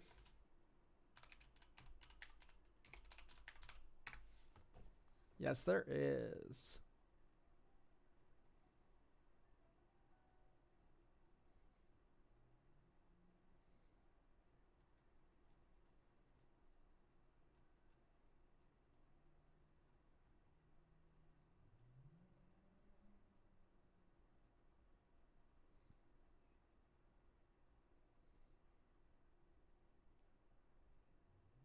I think Hell's Thunder's fine. That's not an elemental. That's a Hellion. Hell's Thunder's an elemental, right? Good.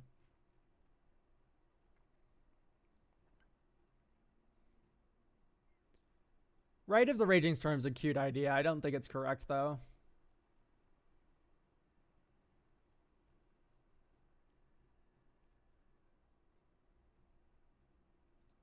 The last one's kind of like Spark Elemental, but I think we can pass.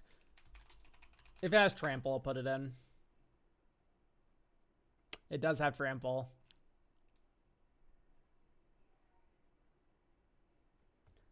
Dragon Wolf. Thank you for the Prime, by the way. Okay. So we're Ball Lightninged out, yeah. My thoughts are... Oh, we have Flame Braider. Okay, okay. Wait.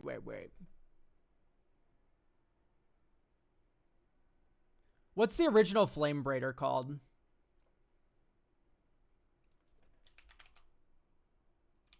Mana value equals 2, type elemental. Oh, add. Smoke Braider. I think you run both, right? I think you run both.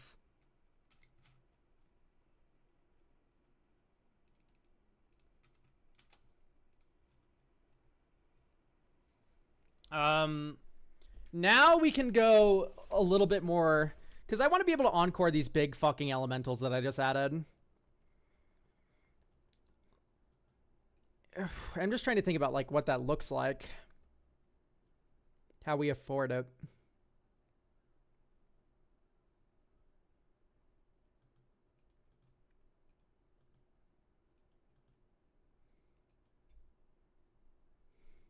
Mana Geyser time? That's a thought. It certainly is. I think these Mana Dorks help a lot.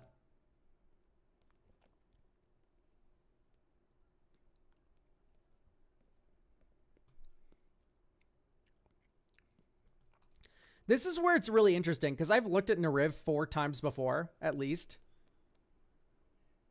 And I'm not going to lie, I don't know if there's a lot of elementals you're missing.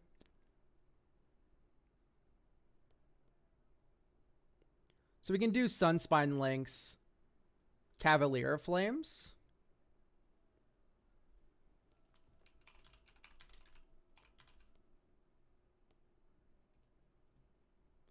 It's a little dangerous because you do blow yourself up a little bit.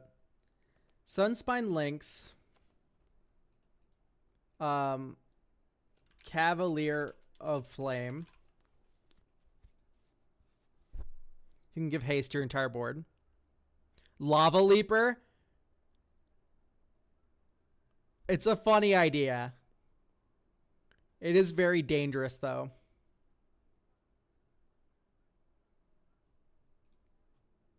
That's more of a graveyard. Nariv.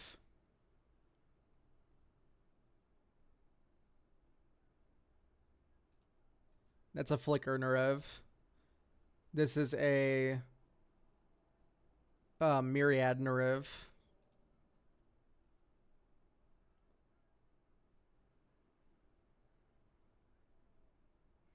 Yeah, this is fine. Yeah, Lava Leaper is very dangerous. Does Nariv care about any creature or non-token? It cares about any creature. Yeah, I put Gut, True Soul, Zealot in a lot of Nariv decks, but it wouldn't fit here because this is not a Jax is a Mirror March.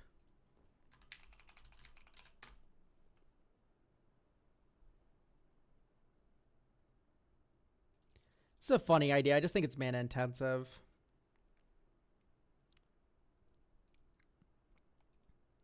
Jaxus is interesting. We could do Jaxus. I think one thing we have on Earth already. I just can't fathom why we aren't doing like Chthonian Nightmare stuff. There's another H there. Right, this is a buyback on Earth. It's basically it's recurring Nightmare.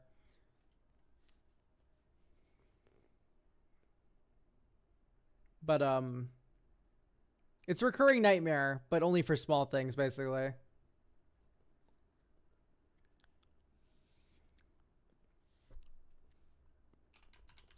Creature you control dies, create.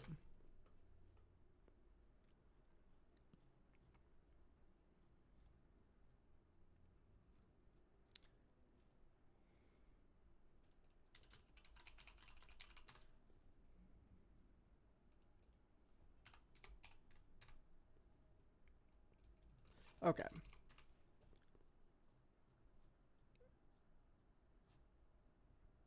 So we do Annex, because Annex gives you 2 Satyrs whenever one of your Ball Lightnings die. You can use those to then do Chthonian Nightmare bullshit.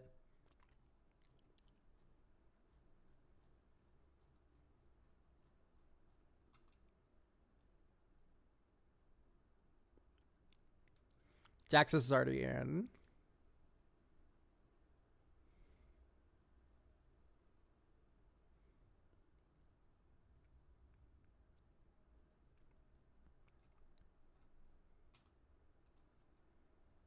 We could do Pawn of Willamog. It's just double black, which scares me a little bit. Double black 3-drop's kind of hard.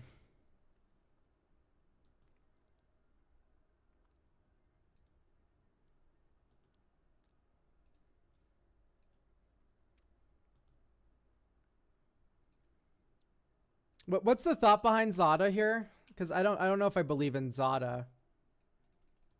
Like what are we? We don't have like a lot of instants and sorceries that target, do we? I don't know why we're on Wheel of Misfortune, by the way. Never mind, I was being dumb. All good. Does Maha do anything special for this deck? Not really. We did have the Boulder Salvo or whatever it was called. But I don't think it's really necessary. Let's just do T:11 sort MV. And see, let's maybe we do O haste.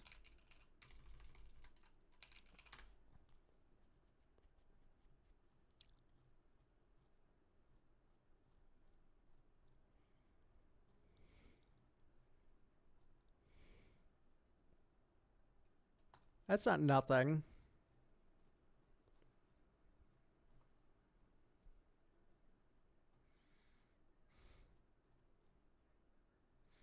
Danger, danger.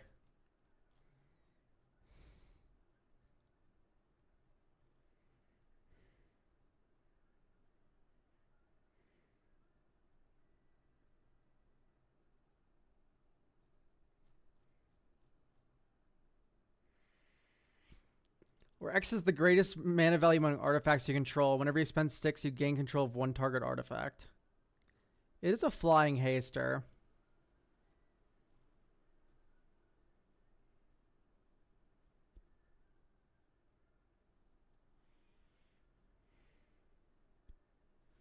Life of the party's already in.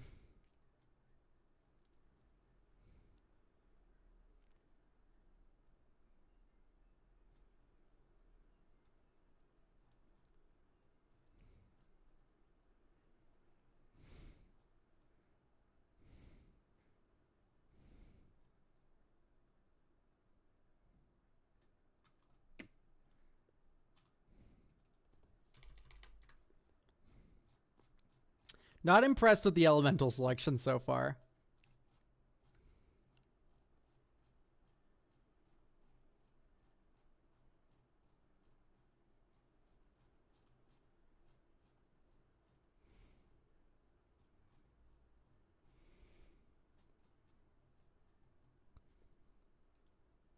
Our deck is very red. Runaway Steamkin might not actually be that bad. It's a little mana battery.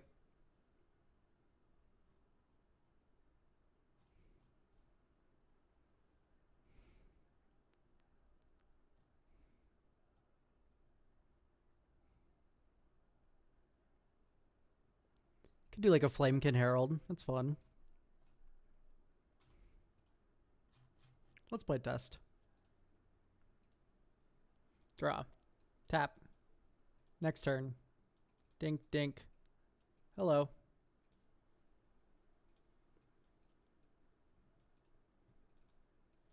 Cycle Troll. Get a Swamp. Get Raucous Theater. Okay, this is an interesting choice. I think you do Flamekin Herald first. And then this turn, you Surveil 1. Graveyard. 1, 2, 3, 4. Nariv. Oh, we have Cascade. Okay, Talisman. Give Nariv haste. Attack for 8. 1, 2, 3, 4. Okay, we have flooded out kind of hard. Anyway, we explode everyone. 1, 2, 3, 4. We take 8. Anyway. And random combustible Gear Hulk moment. I'm going to say I don't like combustible.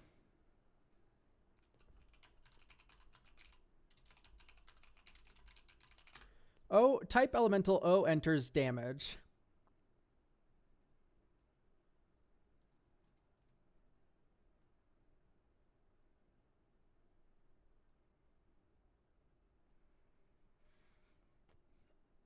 When this creature enters, it deals damage to any target equal to the number of creatures you control.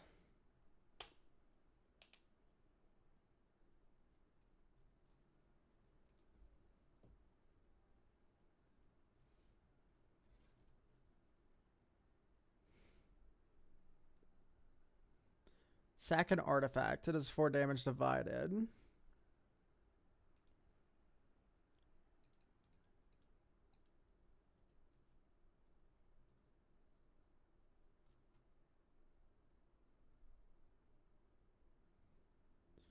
Whenever a land enters the battlefield under opponent's control. That's funny.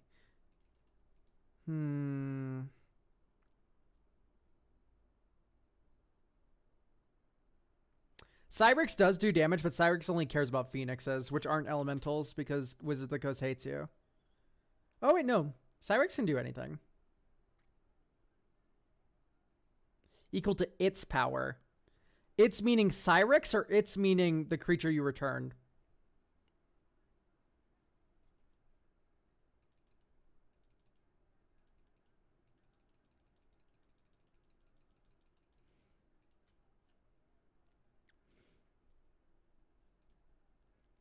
Isn't the foil version of Cyrex like $1 billion? Yeah.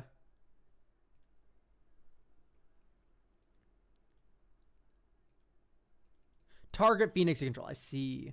I don't know if I really like that. Sorry. It's close to being cute. I just don't think I really enjoy it that much. I think I like the Foundry Champion the best.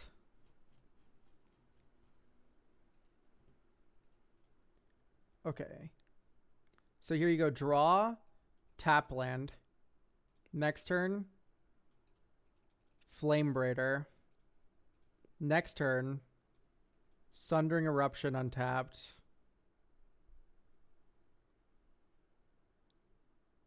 I wonder if you just like ball lightning right now. Probably not. Okay, we cycle this for a swamp.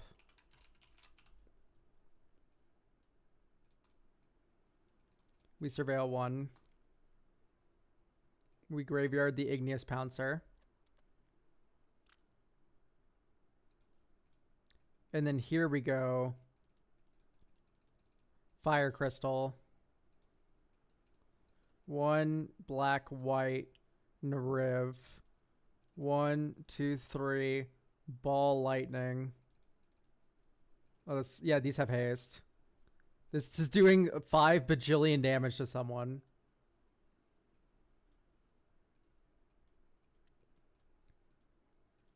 One, 2, 3, 4, 5. Activating Arena of Glory for haste. Foundry Champion. 1, 2, 3, 4, 5. Does 6 damage total. I guess we could cast like Feld and a Recruiter the Guard first. Okay. And then you swing with it. Oh, we don't need to activate Arena, lol. We have the fucking stupid crystal.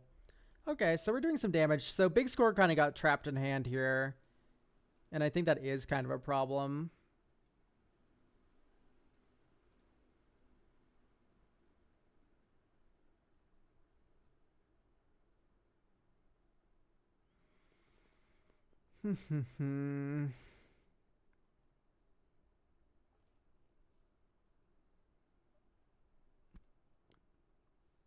Hi, Elka. I was wondering if you feel like Stoneforge / Cloud / any sort of Hearthstone would work as a tutor engine, not specifically for this deck. It's kind of slow, right?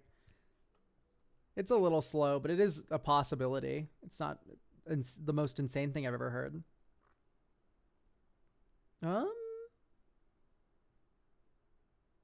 Is this a Living End deck?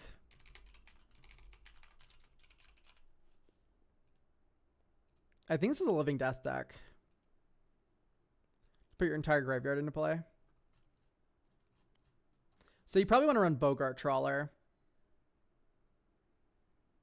in Bajuka Bog. I kind of want to go down to 0, like actual swamp.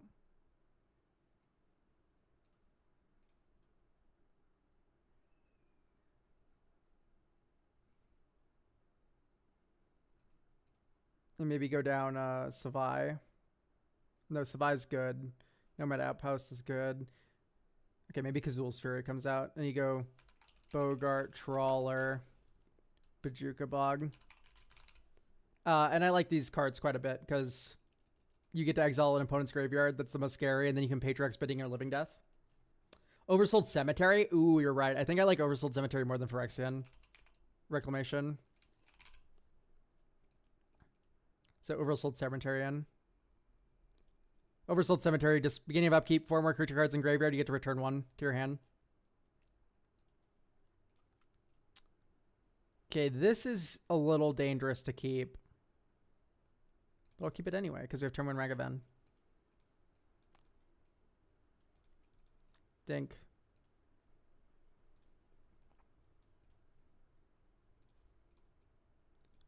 And see, look, we're fine. Here's no Rev.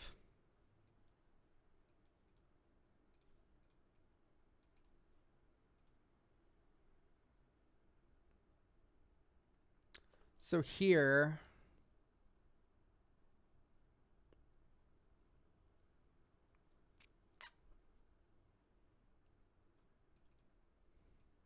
behold an elemental.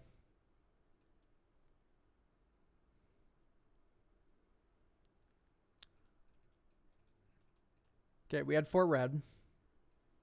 Anger. That does not feel good. I look. This kind of sucks.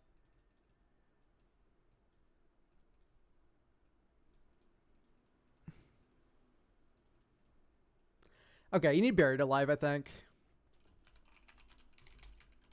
I don't make the rules. Nelm, thank you for getting a deck review for next week, or maybe Sunday. I don't know. There's still one Sunday slot left. Burger buried alive. You get to put some things in your yard. I think that's pretty worthwhile, right? Type elemental. Oh, mill. Sort MB. I wonder. Okay, there's no elementals that say mill. Type elemental. Oh, discard. Sort mana value.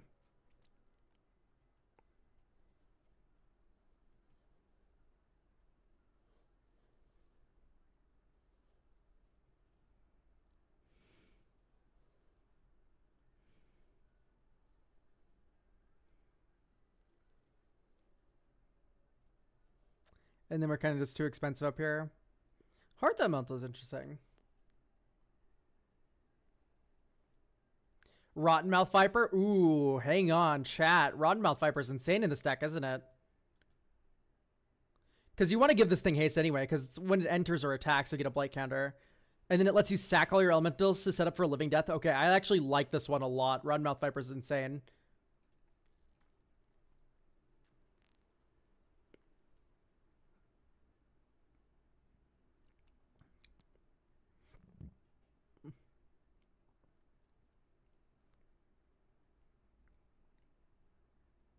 So I haven't had like that wide of a board. I don't know. Shared Animosity doesn't feel like quite it. So let's play test. Discard. Okay, I keep this. Draw. Arid Mesa is going to fetch Raucous. Theater. Surveil 1. Top. Okay, Inspiring Vantage. We don't have a 2-drop, but we can cycle an Earth, so I will do that. Plains. Develop. We could also just Faithless Looting here to make sure that we can play Narib next turn, so we're going to do that. Discard Fire Crystal and Alter. Next turn. Oh my gosh, look, an Elemental from my hand. 1, 2, 3, 4. Narib. Next turn. Bogart Trawler's a land. 1, 2, 3. Duelist Heritage. Ephemerate Narib to protect him. And then here you go. 1, 2, 3, 4. Champion of the Path. Champion this elemental. When this creature, whenever another elemental enters. Anyway, double strike Narivre. And then here you go. 1, 2, 3, 4. Spark Trooper, deal 6 damage to any target. Attack. To each opponent. Holy shit, that card's evil. So we gain 18 life, attack someone for 12. Wait, it does more. It does, holy shit, it does 12 to each opponent. That's so funny. And then this thing dies. And then this turn is turn 8. Thunderkin Awakener. Spark Trooper. Okay, like that's funny. It's just like kind of too slow. We missed a land drop there. 38 lands is probably not enough.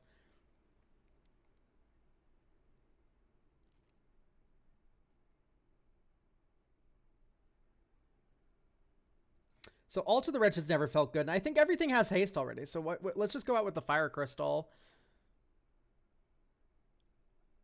And then we can go some more lands here. Oh, we were at 101. I'm a stupid idiot. So maybe just go one more land. Oh, because we have Troll and Oliphant. So we do have 40. But let's just go to 41 maybe. Because we are kind of a higher curve deck.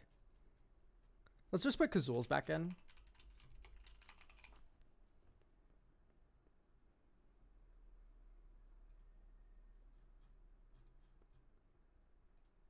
Okay, this one has all the lands in the world. Surveil 1, Graveyard, next turn. Spectator Seeding, Talisman, next turn. Plains. 2, 3, 4, here's Nariv. Graven Cairns, 1, 2, 3, 4. Ashimore Liege, hit you for 6. Okay, there's a Rotten Mouth. 1, 2, 3, 4, 5, 6. Here's Rotten Mouth Viper. Okay, now all of a sudden I'm missing the hasting. I think I like the funny crystal over anger. Because how many mountains do we actually have? 10. Okay, actually I do kind of like anger a little bit more. Because that doesn't even count the fetch lands that exist in the deck. So you just buried alive 4 anger.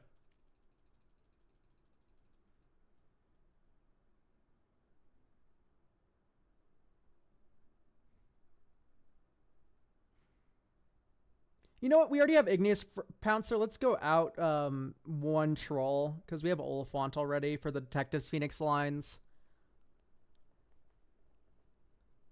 Just trying to think of like better mana engines to like help us curve out and like harm people better.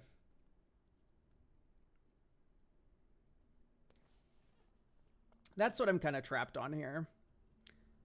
Congrats on making a Nariv deck that actually makes me think. Lava Leaper Trust. I am not putting Lava Leaper in this deck. I am so sorry. I know people love that fucking card, but I just can't do it.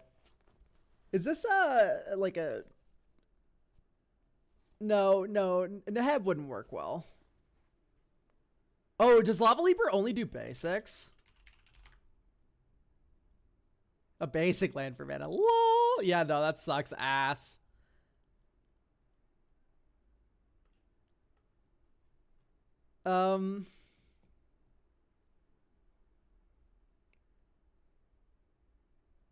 We should lean into discard. I think it's a little too mean. I think it's a little too mean. Can I be honest? Like, maybe it's just like Mother of Runes. Just keep Nariv safe, stupid.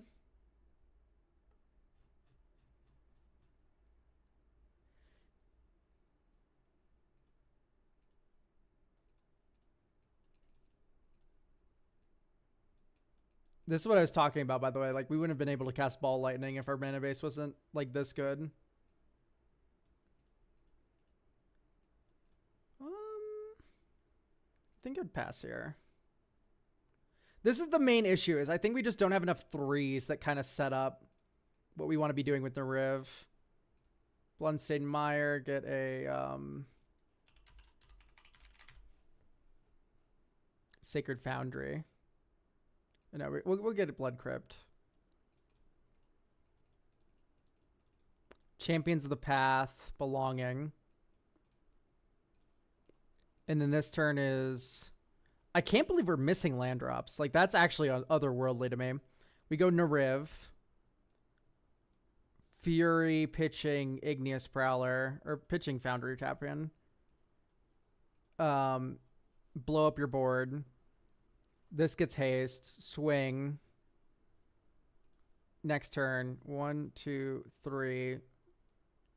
Ball light. I guess we can land cycle this first for a mountain.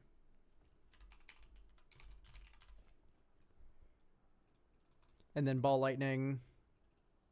Like, this is doing stuff, even though we missed a land drop. Because, like,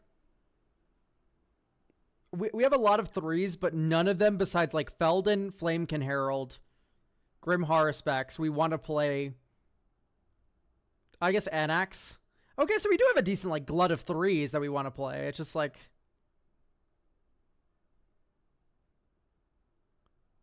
Wow, Heartlash Cinder got way better.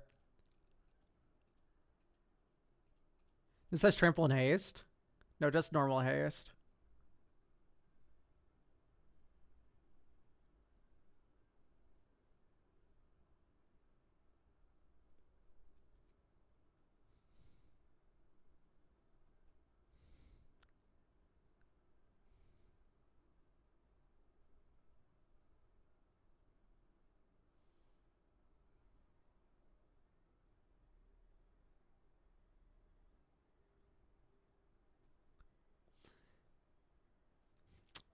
I like the idea of Nahiri's Resolve quite a bit.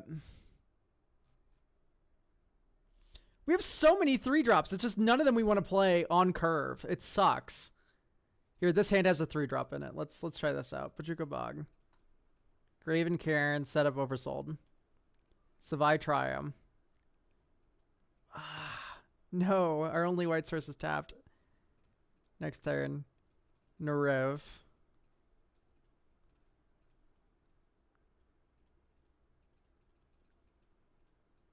Recruiter get champion of the path. No, it's 3 toughness. Okay, I don't like Recruiter.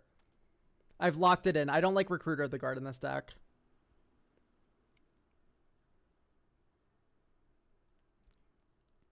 We just have so many redundant ball lightnings. I don't think we need it.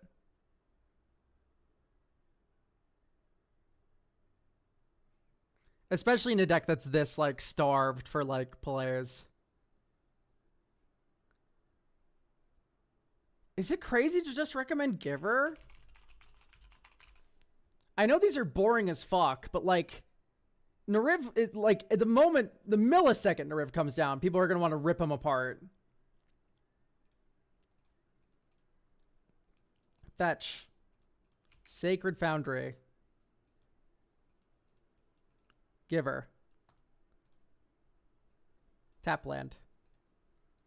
Elemental.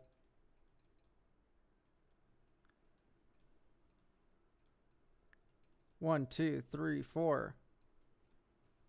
Commander. Blood Crypt. 2, 3, 4. Ashenmore Liege. Protect Ashenmore Liege. Next turn. Land drop. 1, 2, 3, 4. Mardu Siegebreaker Exile. Ashenmore Liege. Swing. So these give each other +4/+4. And this +6/+6.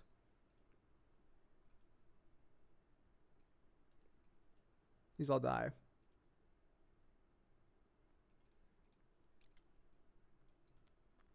Do we have a mountain? Yes, we do.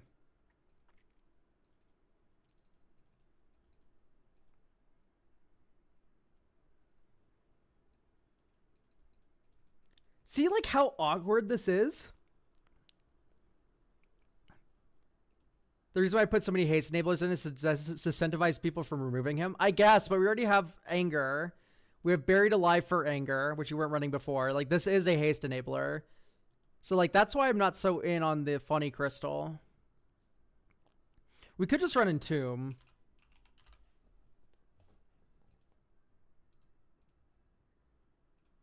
I always feel so bad when I add so many expensive cards to a deck.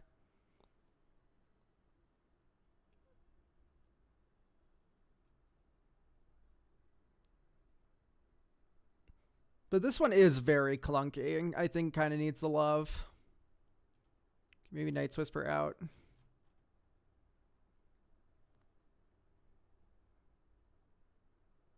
Like, this hand does nothing. This hand's very good. Right? It's okay. Draw. Shock. Flamekin. Champions. Next turn. Land. Pass. Land. Pass. Like, it's this every time. Every single time, it's land, pass. Oh, great, we drew our 4-drop on turn 4 when we were supposed to cast a Riv.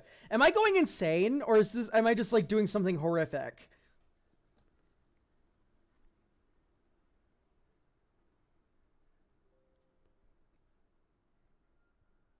There's just something cursed about this list.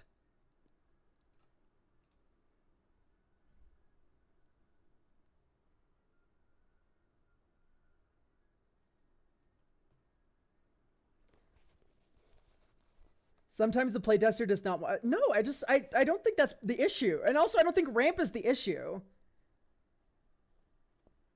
Right? Because we should curve out, right? Am I crazy?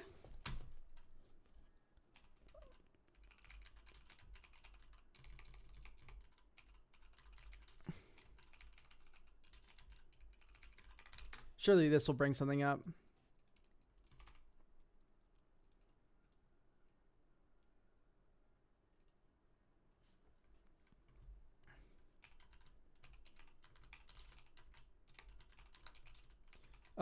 Create elemental haste token sort MV.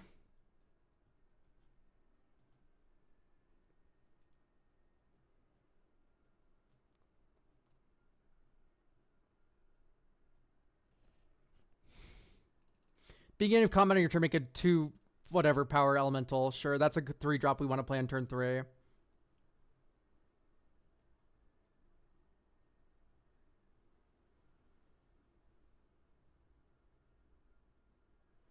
Create X/1/1 red elemental creature tokens worth haste where X is this creature's power.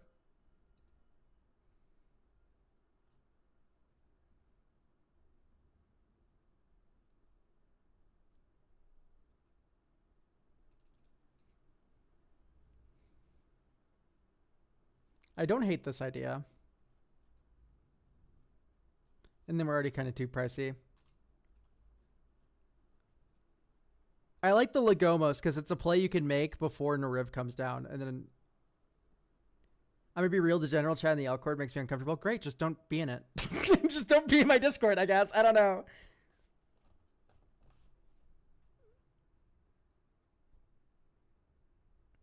Sometimes the trans girls join the general chat and they queer it up a little bit. And you know what? That's fine.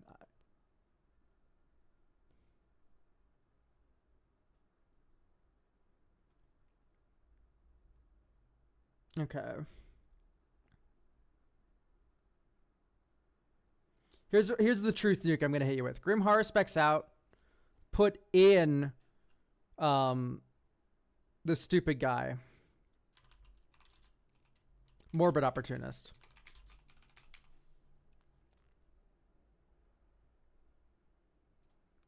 Maybe a professional face breaker out. And then you play test. This is a 1-lander. This is keepable. Surveil 1. Graveyard. Ragavan. Entomb. Anger. Attack with Ragavan, I guess.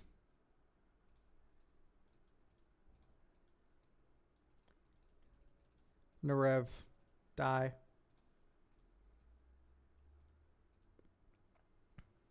One, 2, 3, 4, 5, 6. Rotten Mouth Viper gets a blight counter on it. Swing. Swing. Gets a blight counter on it. Luxury Suite. Oh my goodness. Deal 3 damage to target creature, so it does 6 instead. Cycle an Earth. Attack, attack, attack, attack.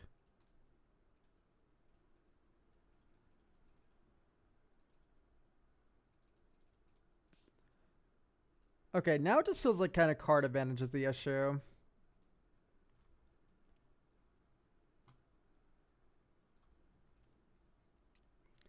So maybe Grim Heart Specs comes back in.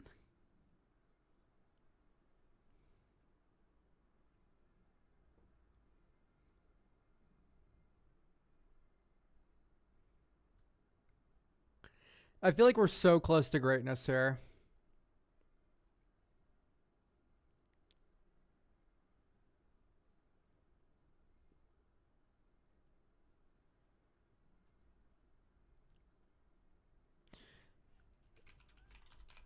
Maybe it's saw in half.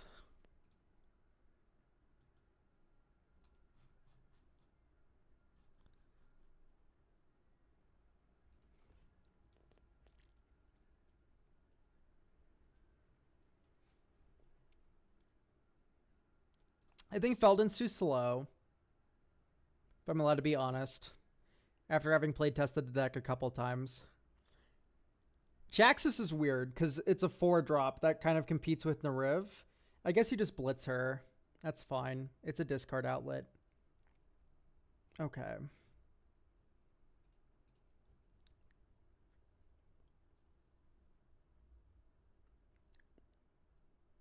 So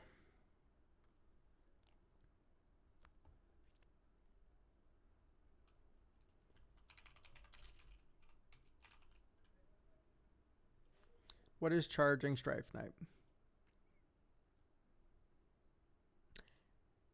Am I crazy for not hating this?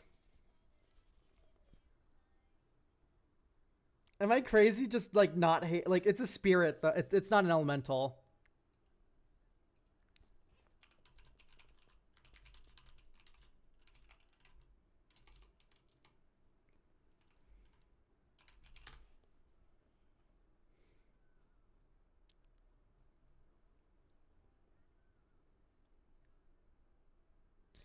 You know what? I like that idea. The Elvish Piper for elementals sounds like a splendid thing to have. Okay, this hand is insane. Because you go dink, dink, Sacred Foundry.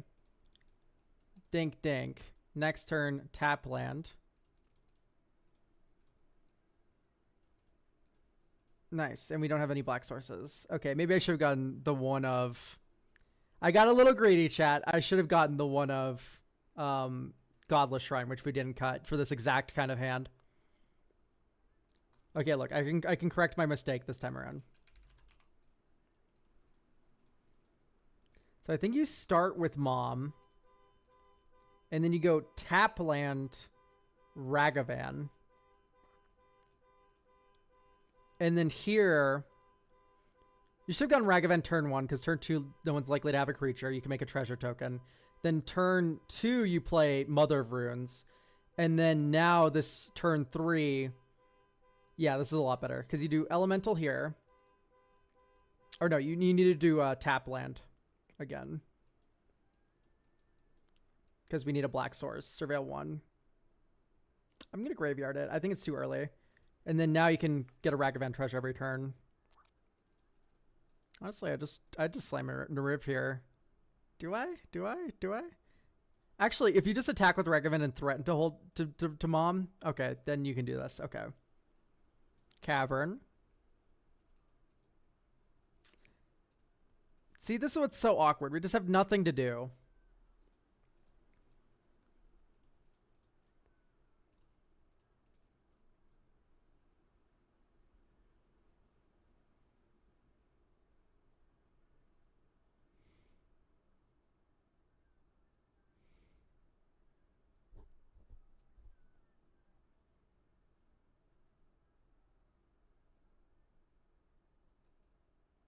This is the first deck I've ever looked at where I'm just like completely stumped. I just do not know what's wrong with it.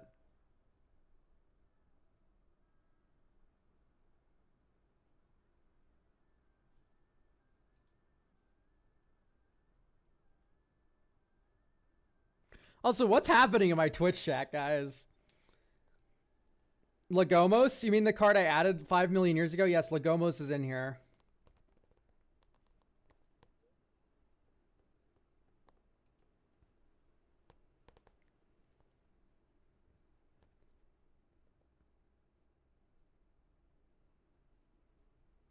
Everything is wrong. Like, I want to just congratulate you for probably giving me the worst, like, on the surface, this looks like a playable deck, but like when I've been playing it out, I have not been liking it. Let's get rid of Belonging. I like Impulsivity. I like Lamentation. Warstorm too expensive. Yes. I'm looking for like early game plays that set up the elementals later.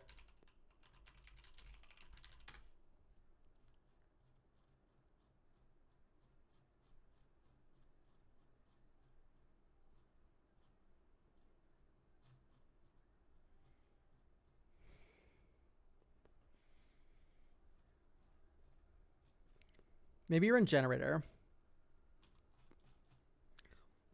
What about Alter Dimension? You just played the graveyard more?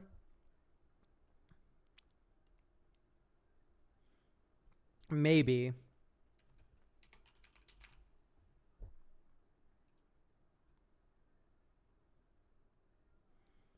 I could be convinced. Okay, I think Mimic Vat's too slow.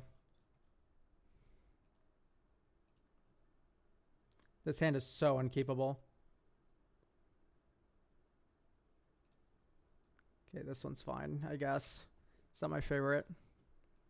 Survey 1, top. Next turn. Turn over. Graven Cairns, 1, 2, 3. Here's Flamekin Herald. Hit my land drop, but it's a tap land. Oh well, we'll just go Sootstoke Kindler. And we're gonna miss our land drop despite having a billion lands. We can Faithless Looting for it, I guess. It's another tap land. Ugh. Gross.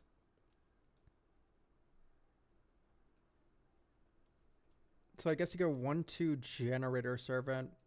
Black. Anger.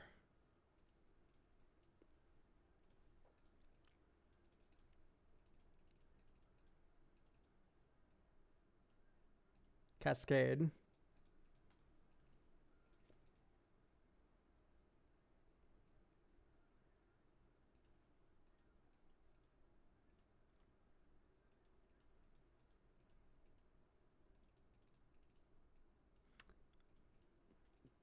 Okay, I can't help but feel that we need more discard outlets.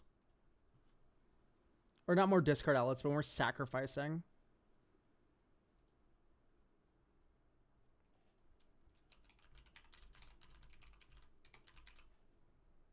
So we did Goblin Bombardment.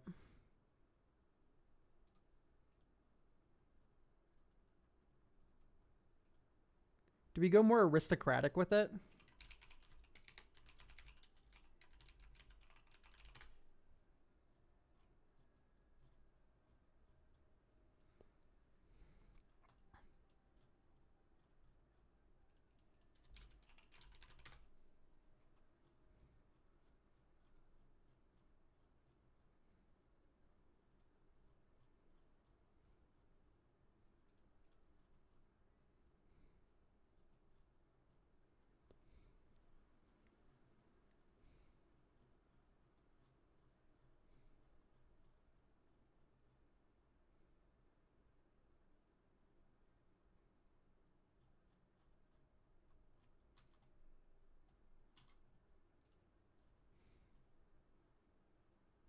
Because we already have Rottenmouth Viper.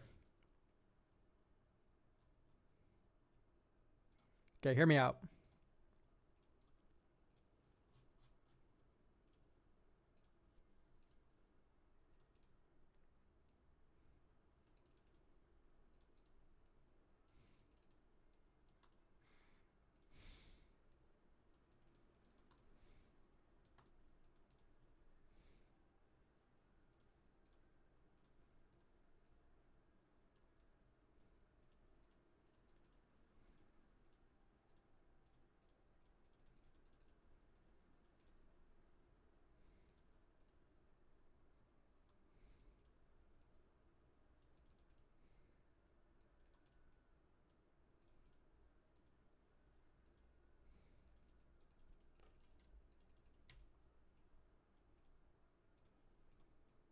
Imagine if we had a sock outlet.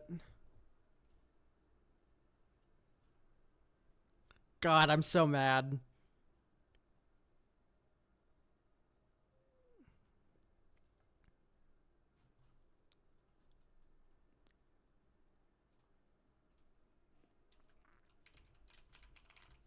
Why not Warren Soul Trader? I guess. It's just because it's an elementals deck. I just feel so bad about adding like a non-elemental every single time I do it, or something that doesn't make elementals. But like Warren Soul Trader is definitely just a good sack outlet.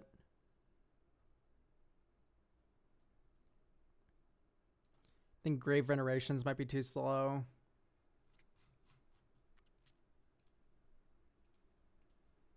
Draw. Tap land next turn. Smoke Braider. 1, 2, 3, 4. Card Cast Anger. Marsh Flats for Turbulent Step. 1, 2, 3. Warren Soul Trader. Red Ingot Chewer. Sack Ingot Chewer. Make a treasure. Sack Anger. Make a treasure. Surveil 1 to Elegant Parlor. It's Jaxus. That's fine. Here's Narev. And then here you go. 1, 2, 3, 4, 5, 6. Rotten Mouth Viper. It gets a counter. 1, 2, 3. Jaxus Blitz. Tap. Discard Duelist Heritage. Make a copy of Rotten Mouth Viper. Attack, because they have haste because of anger. Counter. Sack this. Make a treasure token. Draw a card. Sack Jaxus. Make a treasure token. Draw a card. Next turn. 1, 2, 3. Sundering Eruption your thingy. Swing. Then you can go 1, 2, 3, 4, 5. Nahiri's Resolve. Okay. That felt like decent. Saw and half out for Mizium Mortars. I just think it's going to be nice to have like one wipe. So maybe wins is actually better. Although it's going to be hard to get white, so I don't know. It's still good. Palantir and or Ripples. I like the idea of Ripples of Undeath. Yeah. We're finally out of Oliphant. We've been getting really flooded, so I think maybe we just don't need it. Maybe Detective's Phoenix comes out. I don't think so. It is still just very good.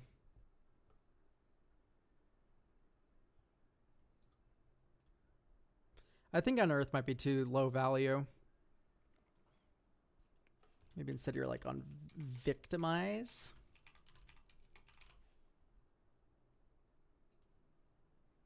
Now let's just do Palantir. Palantir for Orthonk. Playtest, discard, draw. Mountain, Ash Barrens. I don't think we have a basic swamp. Yeah, I think that's the one we cut. Bummer. So I think we just get another mountain, right?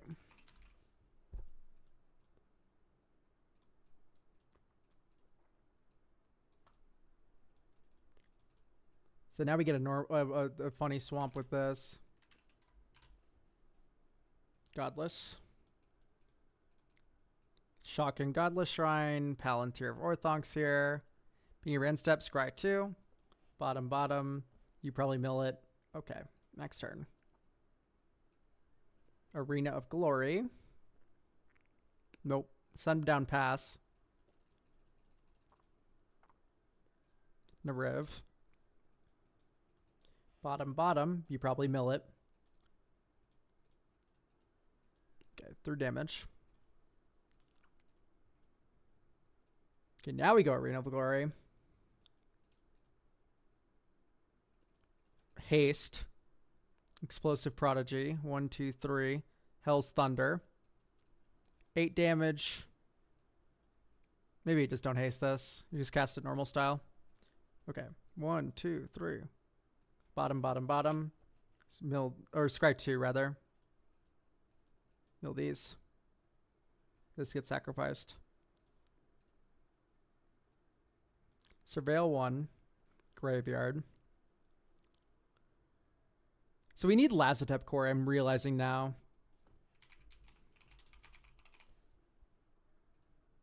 Because Lazotep Core is a sack outlet.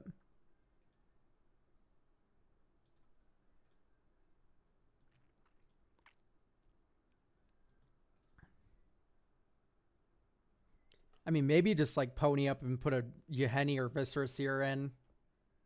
Woe Shredder. I think I like Yeheni.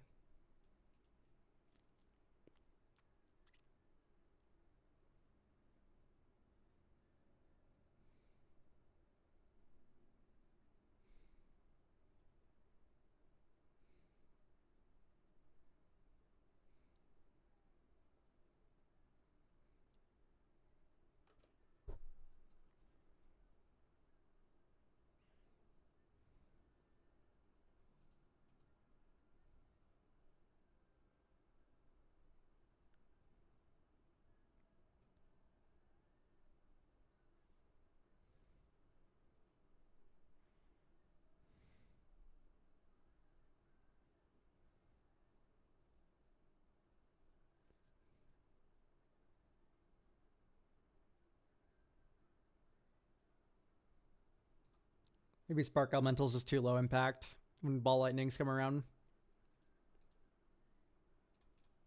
Surveil 1. Graveyard. We control the mountain. Cycle for a swamp. I've been playtesting with 99 cards. Is that true?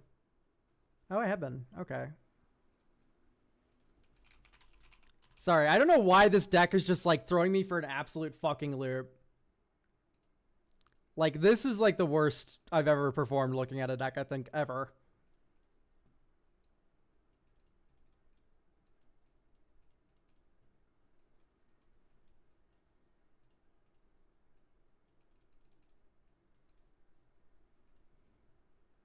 You know what? Let's drop Duelist Heritage here.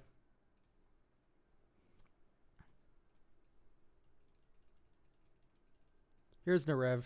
Get hit for 16.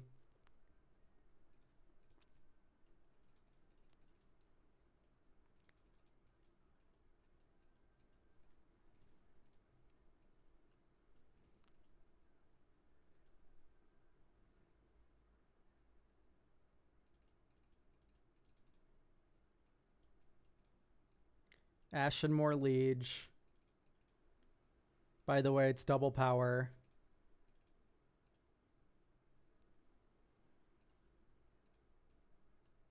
Ephemerate flat out kills someone here.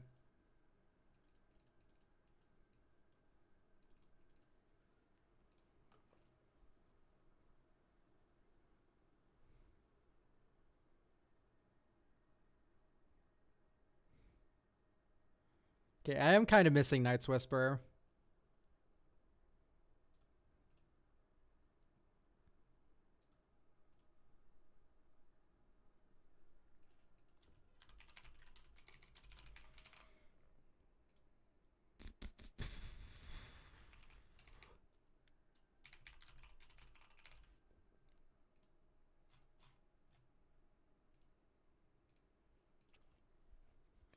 Like, this is keepable.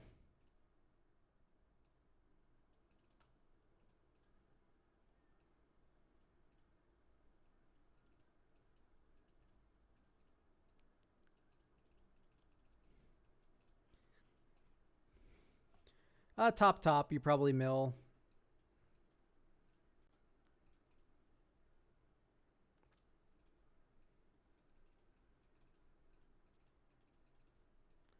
Commander, have protection. Scry 2.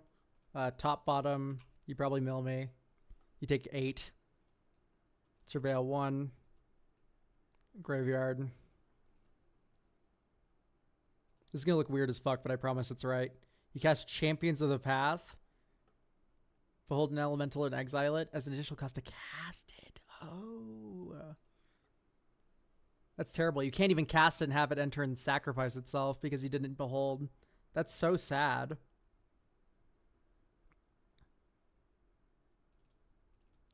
Detectives Phoenix. 1, 2, 3.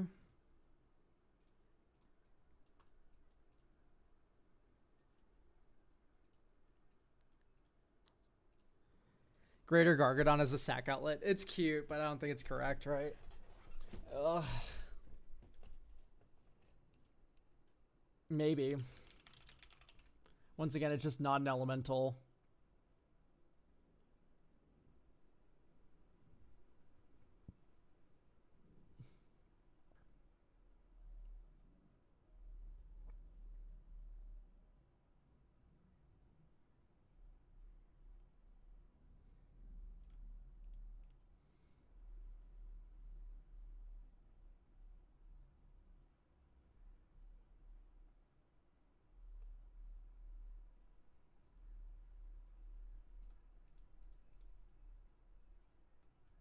So let's think maybe Spark Elemental just isn't it. No trample though, that's fine.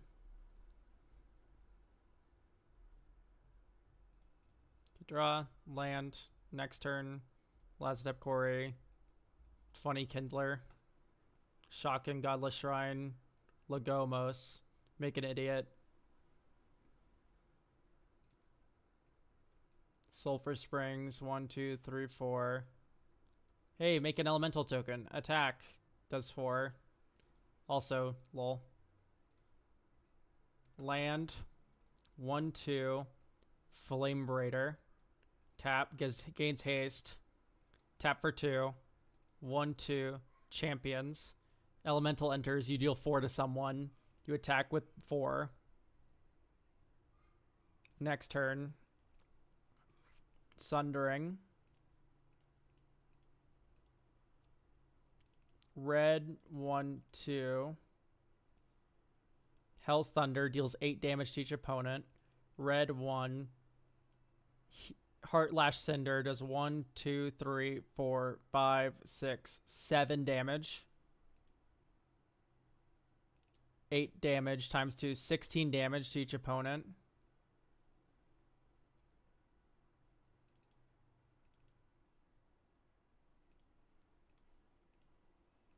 Raider Gargadon.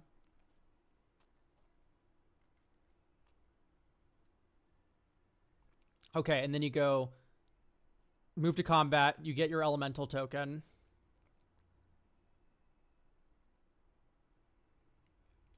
Right. Hits everyone for 4, and then you go 1, 2, 3, 4, 5, 6. Oh no, you don't do this one. 6, 7, 8. Does this return to your hand? Okay, hand. 8. Tap Lagomos. Living Death. Sack Lagomos. 1, 2, 3, 4, 5. Living Death. And then you get this many Champion of the Path triggers. You get 1, 2, 3 Champion of the Path triggers.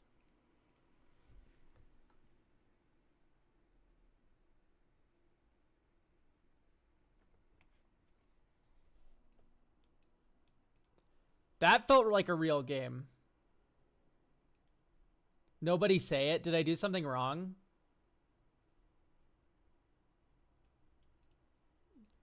Because I think that worked.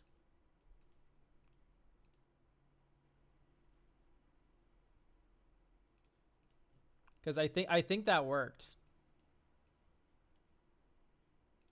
Oh, you said a certain number before 7. Okay, thank God. Wait, was anger in my hand? That's so sad. What are we entombing when we already have anger in our hand? Maybe like Detective's Phoenix?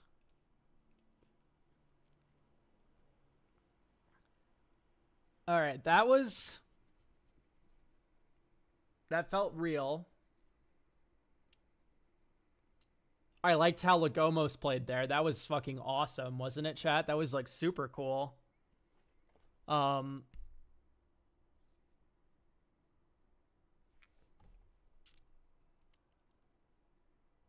Someone mentioned Tarfiend.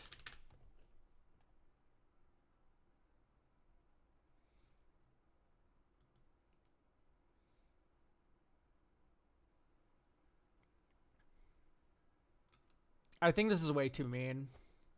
Am I stupid?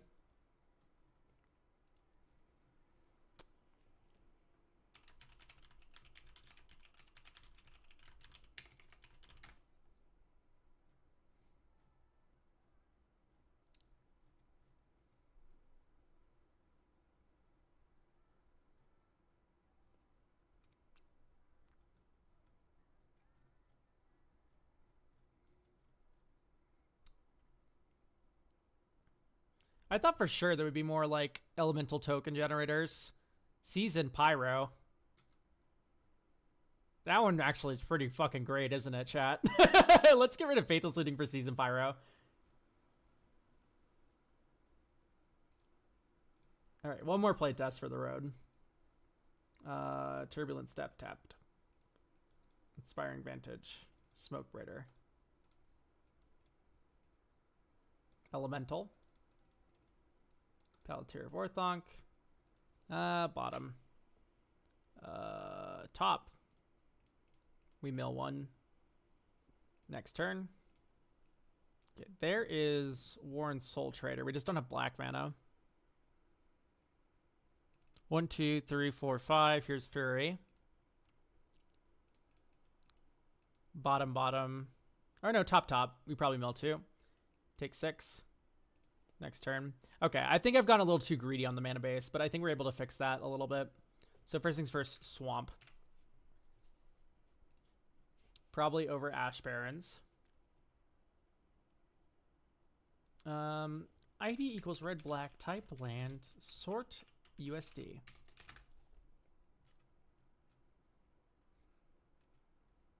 Maybe Blazemire Verge just is good enough. Graven Cairns is already in. Sulphur Springs is already in. Tainted Peak I don't really like. Foreboding Ruins I don't really like. Tumor Basics, I don't like that rules text. Maybe do a Canyon Slough. Probably not, though.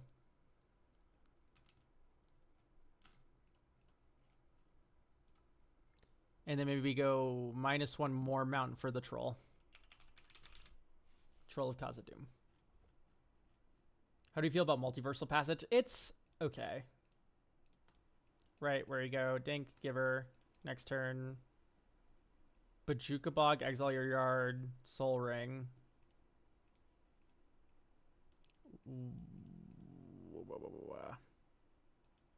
This is what I'm talking about with colorless utility lands, guys. It's so difficult to actually fit them in index. God, this hand is so hard to cast with. It's just like we're built around Ball Lightning. It sucks so bad. This is only Boros.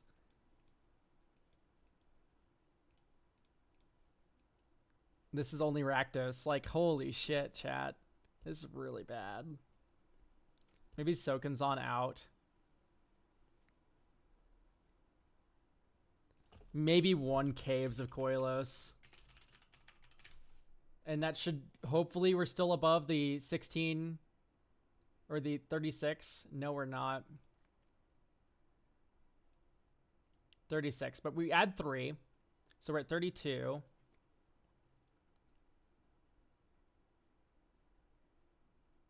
33. 34. 35. I think we just have to go 35, unless we want to go more lands, which I don't think we do. Draw.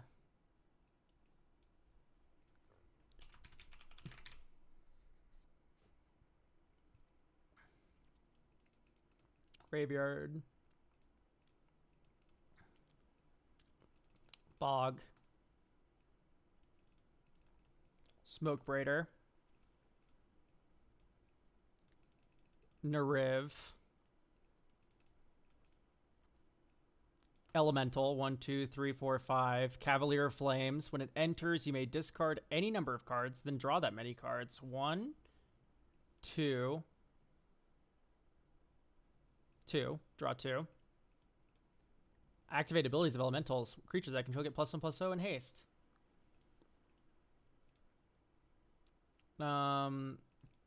Night's Whisper. Draw 2. Buried Alive. Get Champion of the Path. Foundry Champion. Mana value type elemental.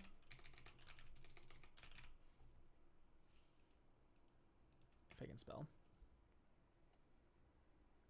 Get Impulsivity. Creature that control it +1/+0 haste until turn. Whatever. Dink, dink, dink.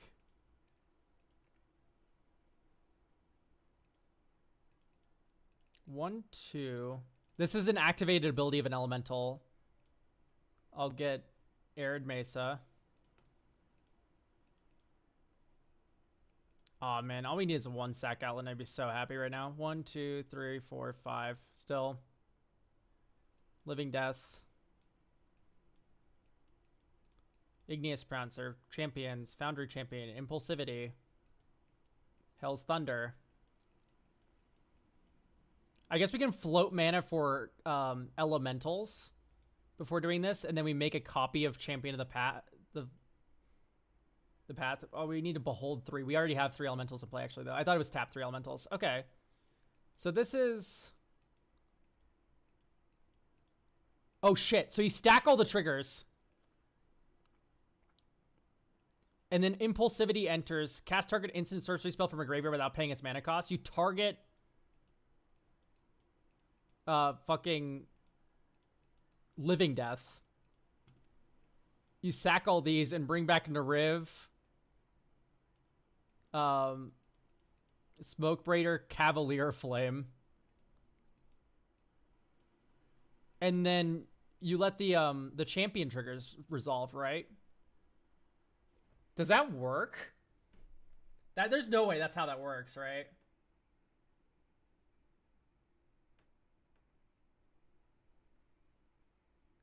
Are you able to do that? Like stack all the champion of the path triggers first, and then the founder champion triggers, and then you impulsivity your own living death and cast it without paying its mana cost?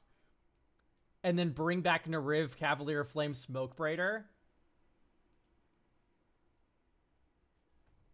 And then you get to double all the damage that would have dealt? Is that real?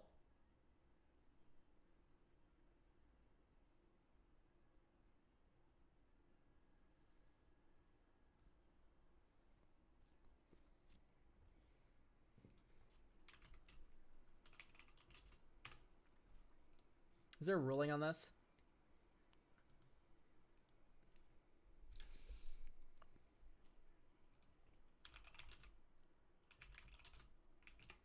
I would like it to be real because that slaps. That's like a cool line. Listen, I think I can get this deck. This is as good as I can get this deck. I think if I look at this for another 5 minutes, I'm going to explode.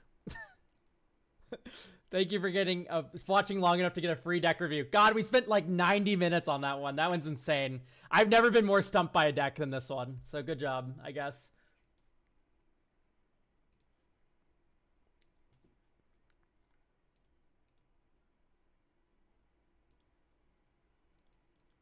All right. Do we have Killian? Or it is a Killian deck. It's Zach's deck, Mantheon. Thank you for putting up with my deck. No, it was fine. It was mostly just me, like, having a brain fart.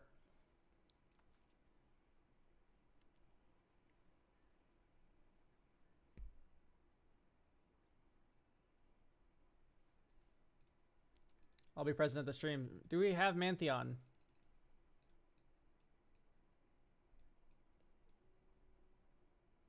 Sorry to spit this before you said on Sunday that you didn't like this commander. Oh, I don't like this commander, Mantheon, but like I don't particularly care. It's not like I don't like this commander insofar as I wouldn't play it. Trying to upgrade Killian in time for MagicCon Vegas. Bracket 2 to 3. Not married to the game changer. Staying in the deck. No budget. Okay. I mean, you have Sarah's Sanctum. Damn. Tithe. Oh, let's just play test it and see how we feel.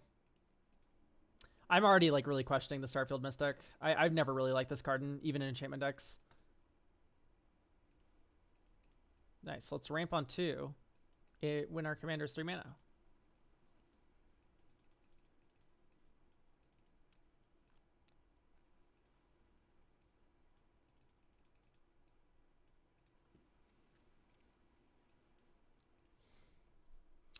This is ID equals 2 type swamp. Shadowy Backstreet, Surveil 1, Theory Armor top. So we can now go 1-2, Starfield Mystic, pass. Like, I don't know, this just doesn't feel right. We have a Johnny's Chosen, and yet we don't really care about putting enchantments. Enters under your control, put a cat on the battlefield. If that enchantment, you may attach it to the token. I mean, like, I just don't think I like the Archon effects that I am presented with here.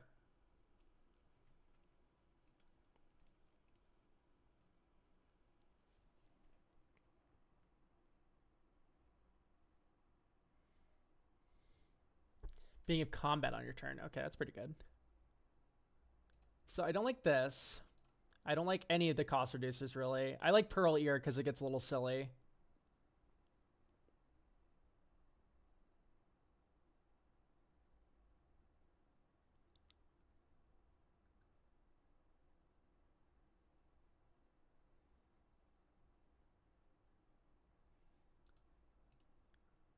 I don't like the token generators. We have Academy Rector. That makes me think, do we have Sand Scout Lazotep? We don't. Which is insane to me. Because Lazotep Quarry plus Academy Rector is a wombo. And then you go...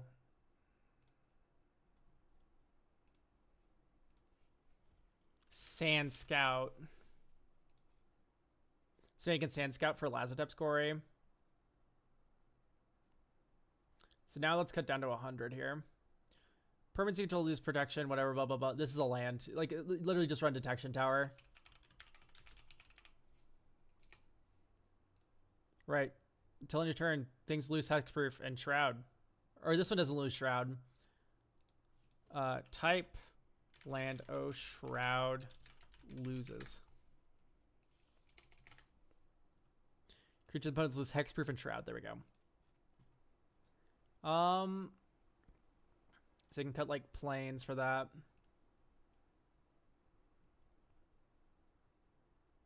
I don't like gift. Oh, we have screams?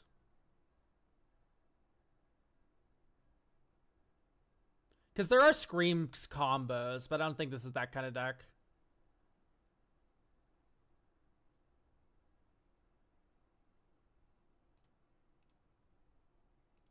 I don't know how to feel about Mantle. Spectra Ward.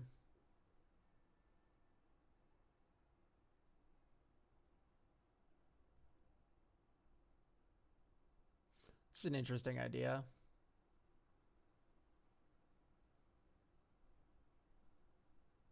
I don't like Mr. Han or Codsworth rather, sorry.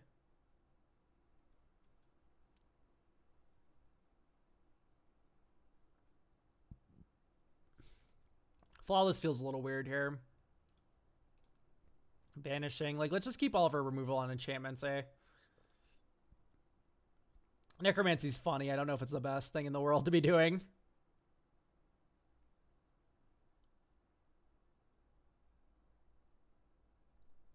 Whenever a creature enters.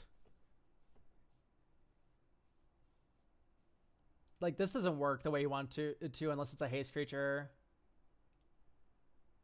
Animate Dead I like more than Necromancy because it's just cheaper. Dance. Sure.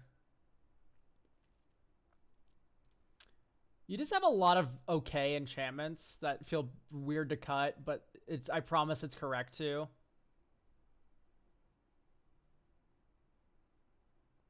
It could be that you have too many creatures as well, like Ghostly Dancers, maybe not it. That looks about right. Flickering Ward. Let's not start our engines ever. Can play from graveyard, can play from graveyard. That's fine.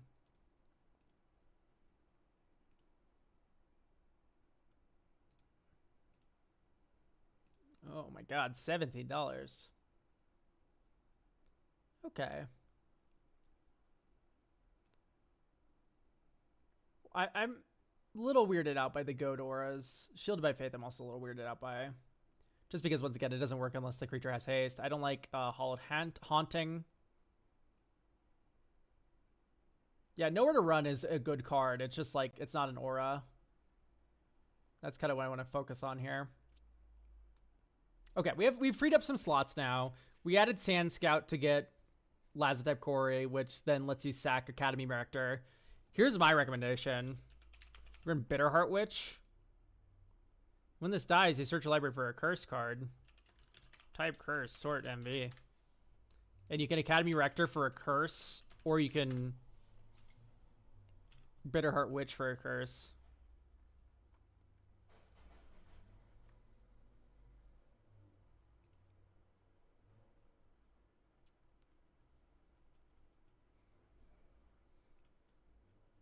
There's a couple utility options.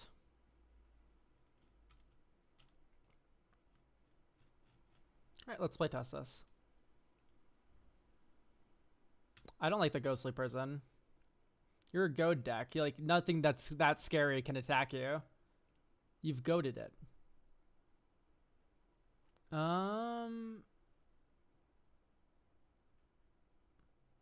I think we'd just prefer another instant. It's just like what instant do we run? You could run a catch-all like generous gift, but I don't know. I've been really not into it. Yeah, we could do just nowhere to run. Sure. Things can't have hexproof or ward. All right, let's play test. Okay, draw. Plains. Next turn. Swamp.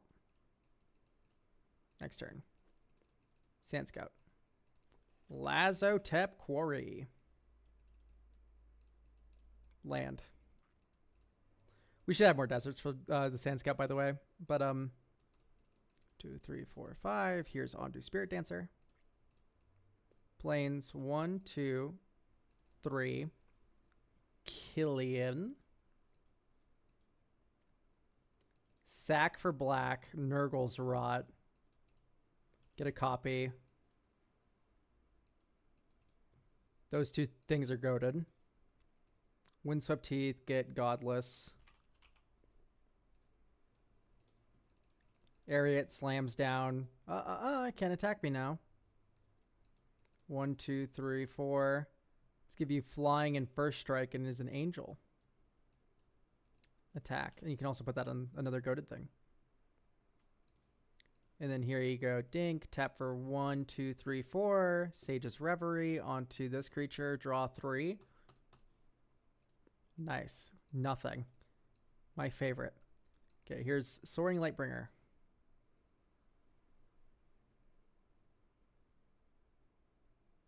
Whenever you attack a player,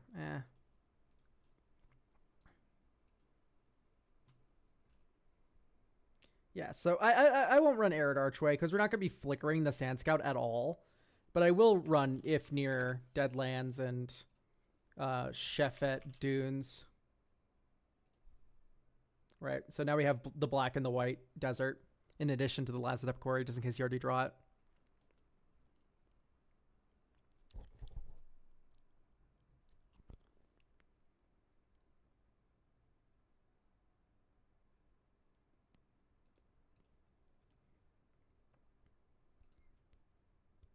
And then we go T::Aura.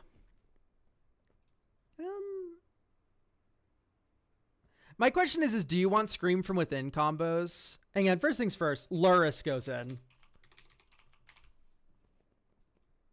Before we do anything else, Luris goes in. Do I need the fake prepared replenish if I'm running real replenish? I don't think so. I think it's just a fun card, but you already have Tether replenish. That's probably enough. But Luris goes in because it lets you play all these stupid fucking auras from your graveyard, which is really dumb. And in fact, I'd probably add like a Mire's Grasp. Because Mire's Grasp is an aura you want to put on your opponent's thing. And then at this point, Eidolon of... By the way, can you tell I built Orzhov auras before? You get Eidolon of... Oh, what is it? Hatred. Mana value equals 1. Type enchantment. Hate. Hateful Eidolon. There we go. Lifelink. Whenever an enchanted creature dies, draw a card for each aura that was on it. So if you Mire's Grasp something that you've been goading for the last like 3 turns, you'll draw 4 cards because you had 4 auras on it, right? Maybe Timely Word comes out because it's just kind of expensive.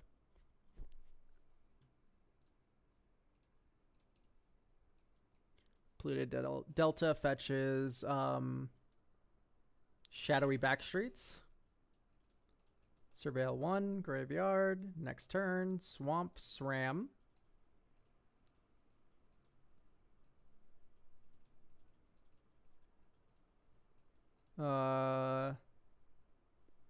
Killian. I don't like a Chrome as well. Because I took out all the go wide stuff because I just don't think you need it.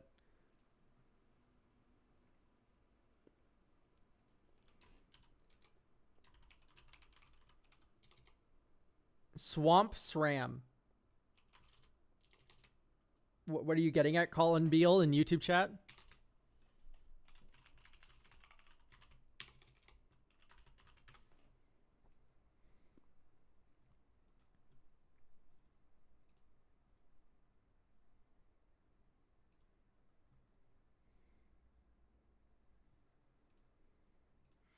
Only chance and creature you control, which does make me a little sad. I don't like Sigardazade. Is that okay to say? It's fun to say, I see.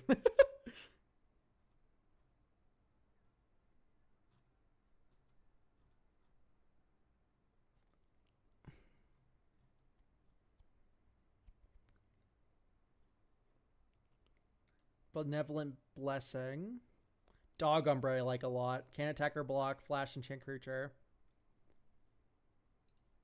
Maybe do Feather of Flight. So maybe don't do Benevolent Blessing.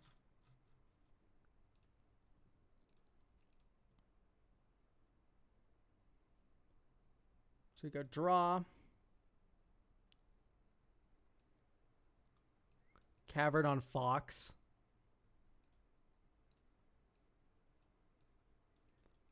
Light Pause.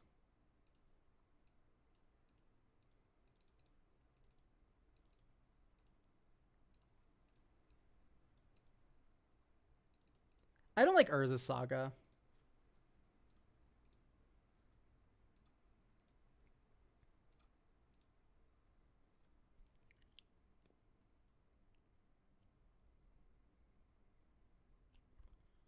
Just not a fan. This deck should be on Flickering Ward. I think I cut it, but I just don't like how much mana it is. It's fine. It's fine.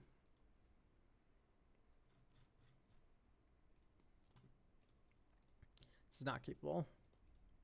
This is keepable. Drop. Land. Flooded Strand. Fetch for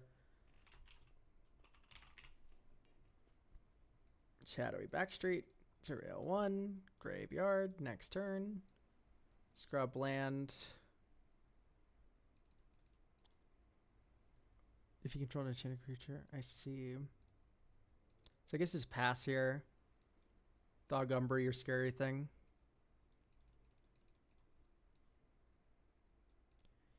Killian. Tithe.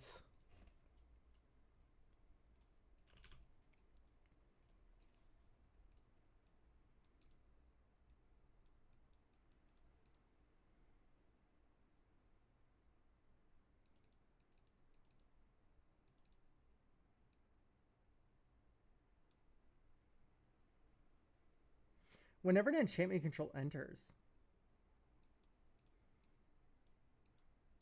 tap and goad something. Draw a card. Attacks. Draw a card. Okay, this is moving. Lord Skitters is a little weird, but I think it's fine.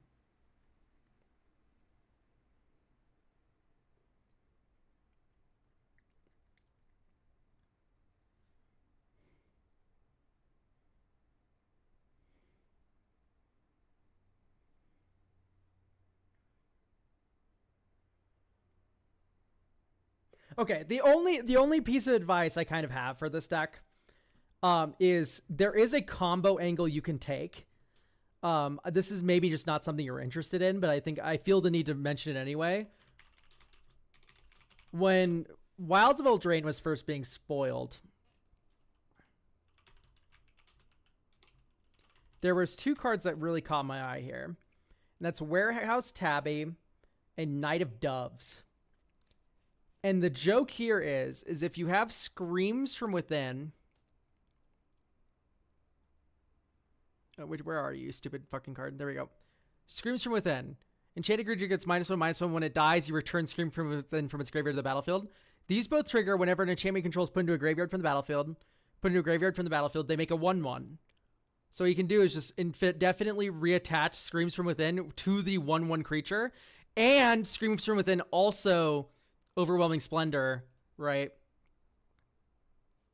And then what you would add would be like enchantment enters sort MV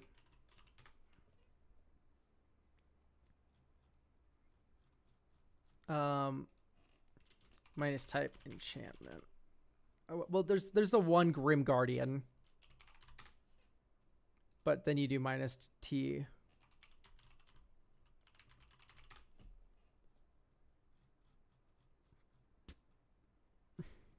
So you do like Bale, Merc, Leech.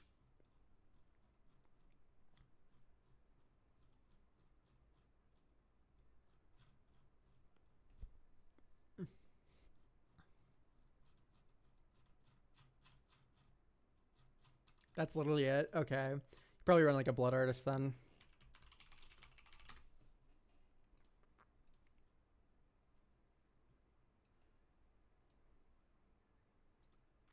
I mean, already you should probably be on like Heliod's Pilgrim. But yeah, it's an enchantment sort of the Meek combo. Yeah, and you would probably run Recruiter if you were doing all this. Because now you can go Recruiter of the Guard for Heliod's Pilgrim to get Screams from Within if you already have the creature, or it just gets the creature.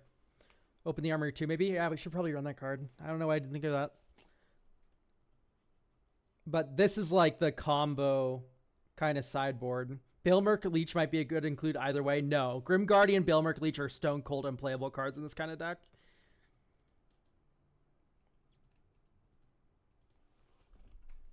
Oh, drain. How much does Balemerc Leech drain before you're happy with it? I would say 10. That's how much I would want. I'd want this to be 2 mana, each opponent loses 10 life. And is there a chance it gets there? Yeah. Is it guaranteed? No. Balemerc Leech would be the first inclusion over like a Grim Guardian though. But yeah, this is like the little combo sideboard plan, maybe, if you wanted to do such a thing. Either way, I think Heliod's Pilgrim should just be in the deck.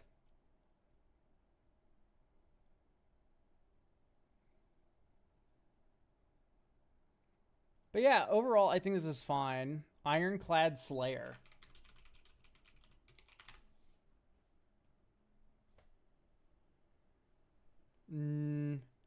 No. Is Cleansing Meditation good here for resetting your auras? Maybe if you did all this.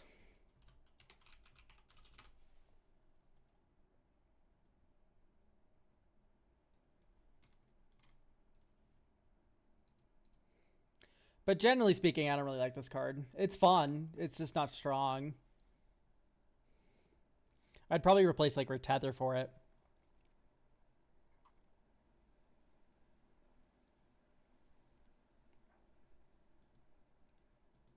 It's basically a Disrupt Decorum. You guys got to be careful with like Return from Graveyard stuff. This is really implying that you're already like doing things. And that's typically not the cards I kind of like, that only do something when you're already kind of doing your thing. But, you know. I don't know if I'd keep this. I would keep this, though. Draw. Turn 1, Esper Sentinel. What a psycho. Command Tower. Draw a card. Maybe instead you do Glasswing Grace, then. Next turn. Command Tower. Nope, hang on. Sand Scout. Ding, ding, ding. Lazotep Quarry. Command Tower. Next turn. We also drew a card off Esper. Turbulent Moor. 1, 2, 3. Killian. 1, 2. Idolized. This creature with an aura attached to it attacks. We draw a card. Next turn. Sarah's Sanctum. White. 1. All that glitters something. Black. Nurgle's Rot something. Sarah's Sanctum for 3. Heliod's Pilgrim. Sage's Reverie. On like this creature, draw 2. And then this creature attacks, this creature attacks, this creature attacks. You draw 3. 1, 2, 3. You draw 1 off Esper. Next turn. Okay, like there's very good card flow. 1, 2, 3, 4. Like some of these might have died. 5. So maybe we don't tap this right away. We go 1, 2, 3, 4, 5. On to Spirit Dancer. Okay, we do have to just do it right now anyway. Dink. 2 Darksteel Mutations coming right up. Cursive impetus. Draw a billion, you know. The card flow feels good. You're doing things. Do we care about enchantment protection? We should include greater oromancy. You're right. I did not know why I didn't think of that. But you're so correct. We still need to add Arid Archway, I think. And maybe the Black Plain Desert. Okay, so, like, are people watching the stream? I just legitimately don't know. I didn't add Arid Archway because we're not doing bounce land stuff. We're not doing flickering very heavily, and this draws so many cards. We have 40 lands. I don't think we're going to miss a land drop. So, Bitter Heart Witch if it's got curses. Okay, you're joking, right? Spoon of Denial, you are being a jokester. You're joking, right? Because I said that thing earlier, and then now this is a joke.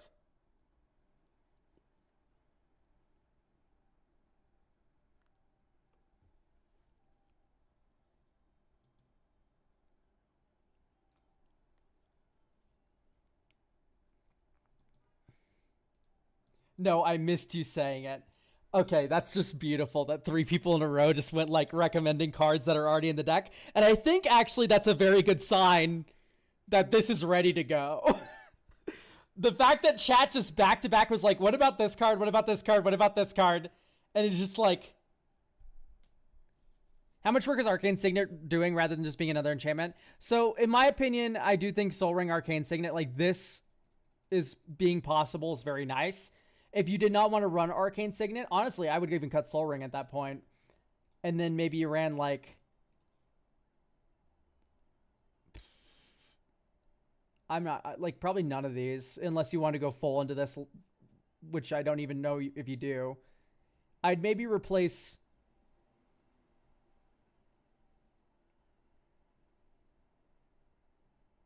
Destroyed This Way. Yeah, no, I don't know if I really like any of those. What I'll do is I'll pull up my Victor deck, and then we can kind of decide from there.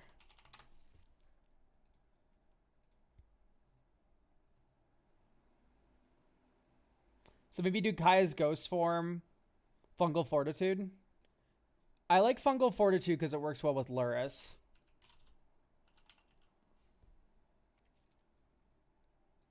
And in that case, Kaya's is better. Kaya's Ghost Form.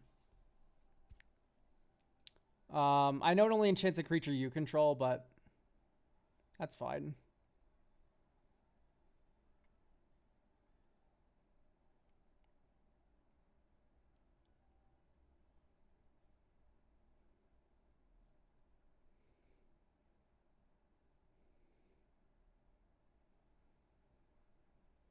Seal of Cleansing's interesting. Yeah, I like the idea of Seal of Cleansing.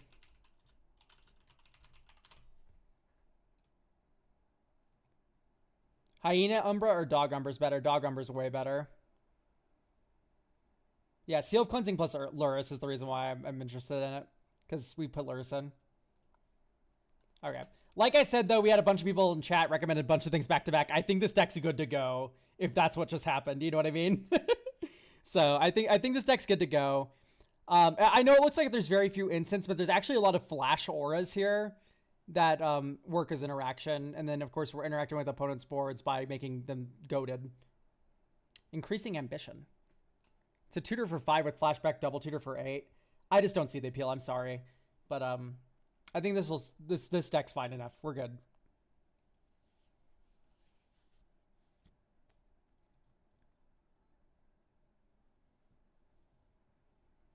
Hey, Elk, why is it called Dragon Shield?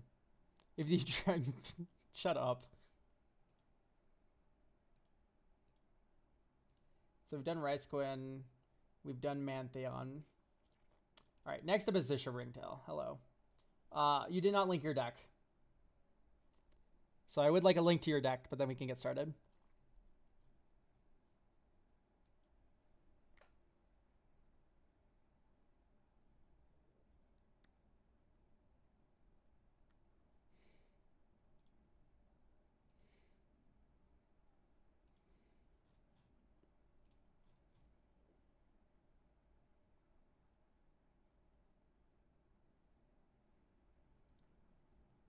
We are waiting on Visho Ringtail.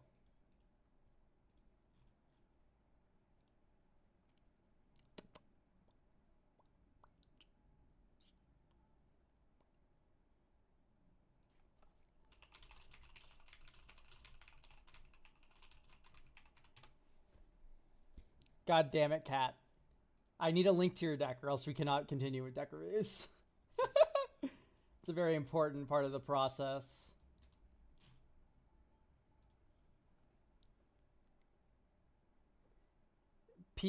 PH me? I don't know what you're talking about. Let's move on. You solve your cat problems. We'll move on to Coda.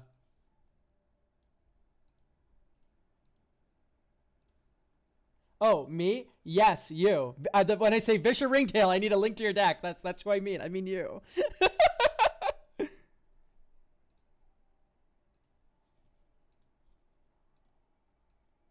I mean the other Vischer Ringtail.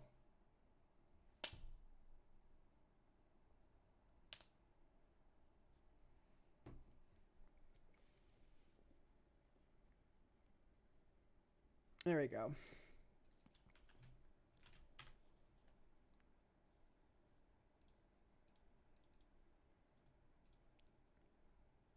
I could have sworn I did. No, there's no link to it in the thing. Okay, so we have Vischer Ringtail. This is my Eldrazi Stompy deck, bracket 3. The idea is doubling shit tons of either. Sorry, I'm gonna drop that in the chat.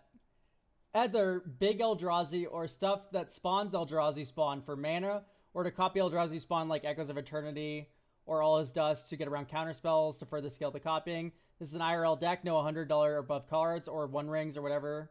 The deck feels either too slow. It did it twice. There's an I after the E. Trying to stop other decks from winning the game on their turn. I mean, I'm just going to playtest this first and see kind of how it feels. And then we kind of move on from there. Okay. Draw. Planar Nexus. Next turn. Cavern of Souls Eldrazi. Next turn. Eye of Ugin, Blue, Null Drifter, draw 2. I do not like 3 Tree City. Okay, 3 Tree City comes out.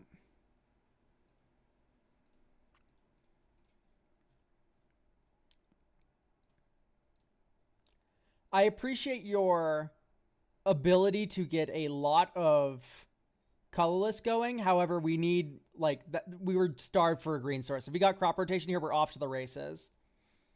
But that's just not where we were. I don't like the Cascading Cataracts that much. I do not like Crystal, whatever the fuck. I don't like Dust Bowl. I'm sorry. I do need to change these into like normal printing so that way I'm able to like understand what's going on here. I like the Vesuva. You have like all the trappings of a very good deck here. Let's do is Filterland, because Filterlands tap for colorless as well as mana, and I would like to get you 2 green ones. Firelit Thicket, Flooded Grove. I don't like the Signet lands, to be clear. Twilight Mire, I don't think we have a lot of black, do we? No, it's mostly Teamer, as predicted. Maybe we can get away with a Wooded Bastion. Nah, we're fine. Still, we just added 2 green sources to your deck. Yeah, starting town is kind of crazy here. Right? Tap, stab, colorless, or pay 1 mana, add 1 mana of any color. Nature Golem, thank you for the tier 1. We have Thran. We already have a bunch of colorless here, which I really enjoy. I don't like the Darksteel Monolith. That's a little much. Because, like, your mana is already insane.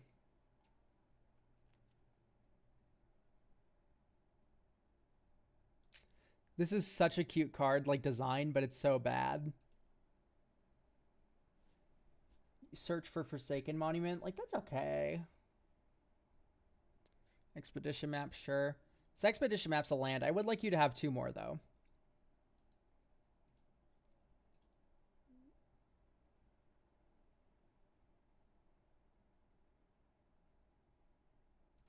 Don't like Awakening Zone.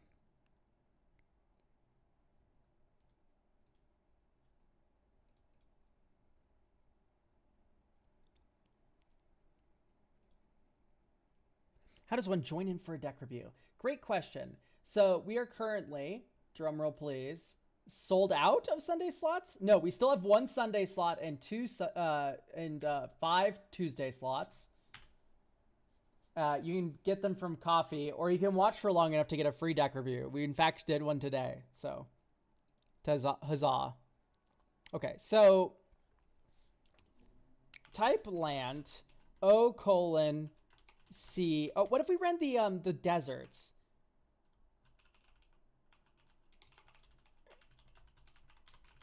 The Painland deserts, right? These all tap for a color and they all tap for colors as well.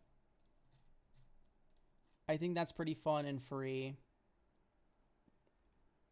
And then we just cut like Temple of the False God. No, Temple's kind of okay here.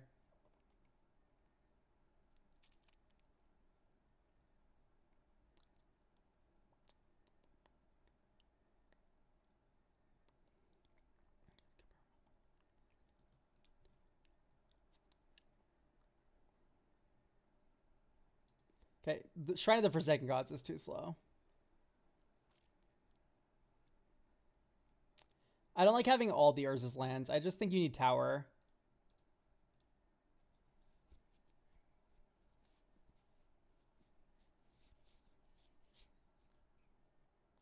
Swamp Temple for Gilda's Commons. I wouldn't swap it for Gilda's Commons. If we wanted to add a bounce land like that, I would add Arid Archway instead, because we have a lot of deserts now. Okay, let's do Malevolent Rumble. And traverse the Uvenwald. In fact, I think actually analyze the Pollen will be more consistent because you do have a high mana value. Okay, playtest. Here's Temple of the False God being awesome. Nope. Yeah, your mana's just awful. That seems to be the main issue. Okay, did I just see Eyeless Watcher?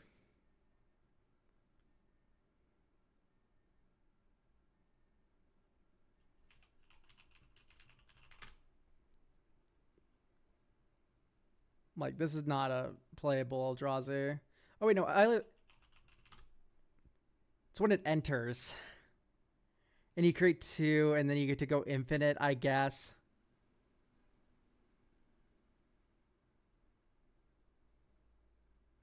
Like, it goes infinite with Glaring Flesh Striker, but not as good as Writhing Chrysalis does.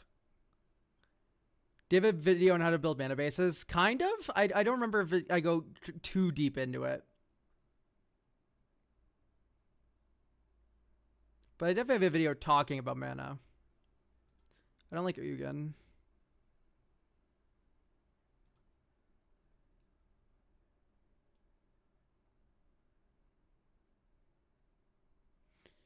Okay.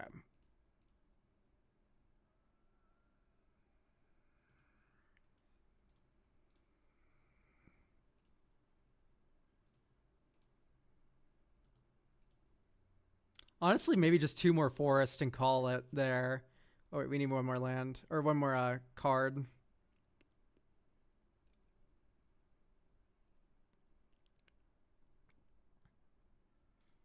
I don't think you need Scar for scrap. Frantic Search, which can help Madness this Emrakul.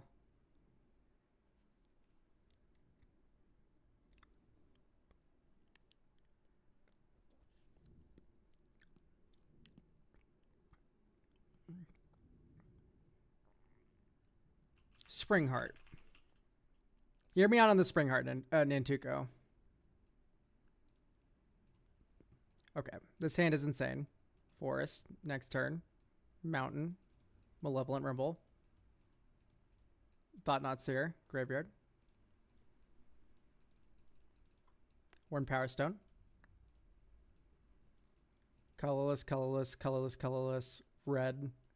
Ulalek.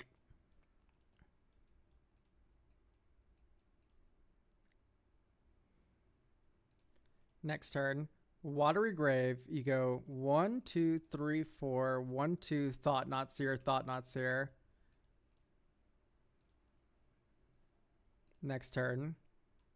1, 2, 3, 4, 5, 6, 7, 8. So it's 6 here, 2 here. So maybe just go Eyeless Watcher, pay 2 to copy it.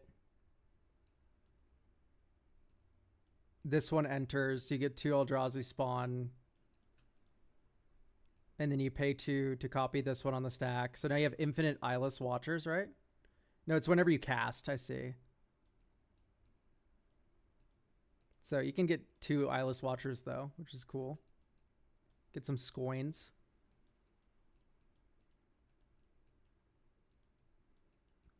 And then next turn. 1, 2, 3, 4, 5, 6, 7, 8, 9, 10. Ulamog. Ta-da. Imagine if you went infinite with any Eldrazi that made 2 spawns. It'd be cool. It would make me smile. Why is Ulak a bad card? I don't know why he doesn't do that. Yeah, but the idea with Spring Art and Antuco is if you put it on Eyeless Watcher, it's hilarious. If you put it on the stupid Thought Knot Seer, like that's also hilarious. Works with Emrakul's Hatcher.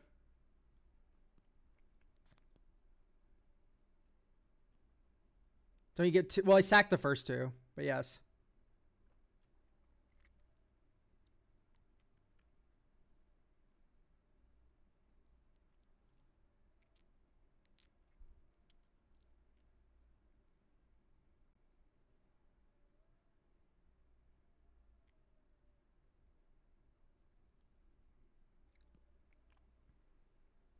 Why Cleansing Wildfire? Do we have indestructible lands?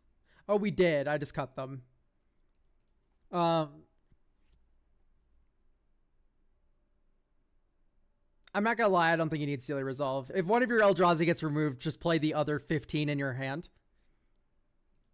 So we have 2 slots to play around with. Pattern of Rebirth. I just don't know about that. That's the one that, like, yeah, if it dies, you may search your library for a creature or put it on the battlefield and shuffle. A lot of these Eldrazi that we want to chain to play have cast triggers.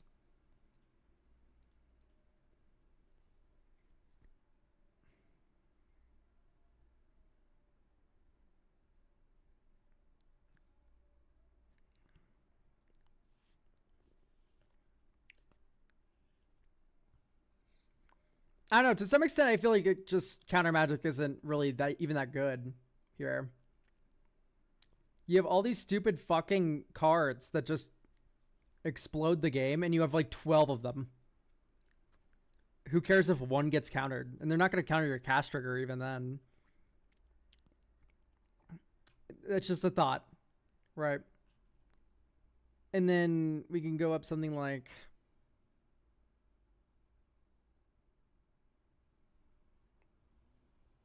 Maybe you do run Traverse.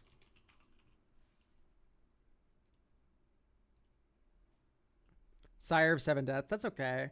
What bracket is this? I would call this a 3. So Traverse in. Brain Surge. Portent of Calamity. Aminatus. Like, this is my kind of go-to package for big mana, bunch of card types deck.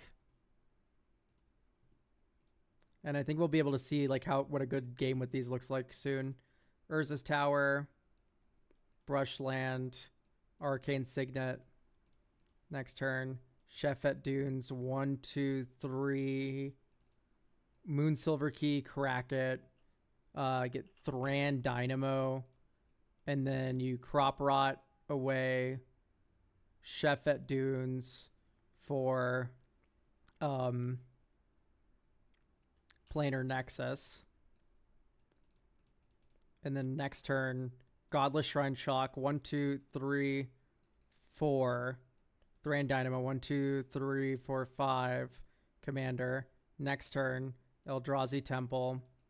And then you go blue, 1, 2, 3, 4, 5, 6, 7, 8. So X is 8 on Portent of Calamity on turn 5, by the way. So maybe you leave up Eldrazi Temple. So you do 1, 2, 3, 4, 5, 6, 7, 8, 9. Wait, really? Blue? 1, 2, 3, 4, 5, 6, 7, 8, 9. Yeah, because Urza's Tower taps for 2 extra. So this is 6, 7, 8, 9. Okay, so I guess X is 9. 1, 2, 3, 4, 5, 6, 7, 8, 9. And then you go sorcery, instant, creature, land. I mean, I guess you could just Emrakul people. Emrakul is slightly stronger, isn't she? Rest go into the graveyard. Oh, whoops. Rest go into the graveyard. This goes to hand. You cast this for free, copy it, and get the cast trigger twice. And then island to hand, brain surge to hand. So that was turn 5. You controlled 2 people's turns. This turn you go green, analyze the pollen, you collect evidence with like Harrogast.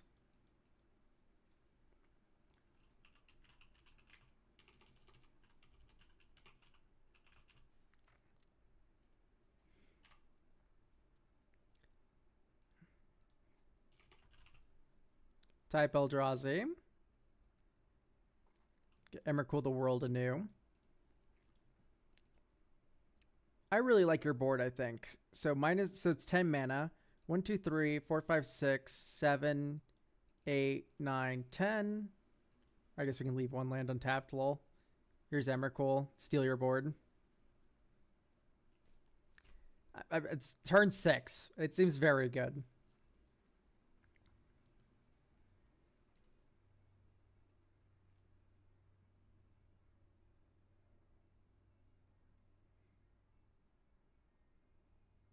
Is it okay just to say no notes? Like, I think we're almost about there. Like, maybe Springheart comes out. Maybe this is just, like, too cute. And then we can run, like, a Sylvan Scrying. Right, just tutor for mana. I've been loving the extra forests. Eldrazi.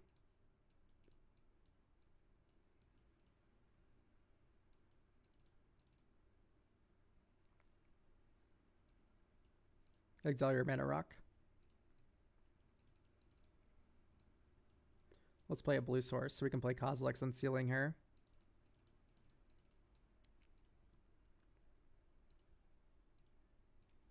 One, 2, 3, 4, 5. Ulalek, which is only 5 mana value, but we do make 2 spawns still. And then you do 1, 2, 3, 4, 5, 6, 7, 8. Ah, bummer. 1, 2, 3, 4, 5, 6. Oh, we only have 7 mana. I don't know why I thought I had more. 1, 2, 3, 4, 5, 6, 7. Okay. So we'll just tap 6 here. Conduit of Ruin, 2 more spawns.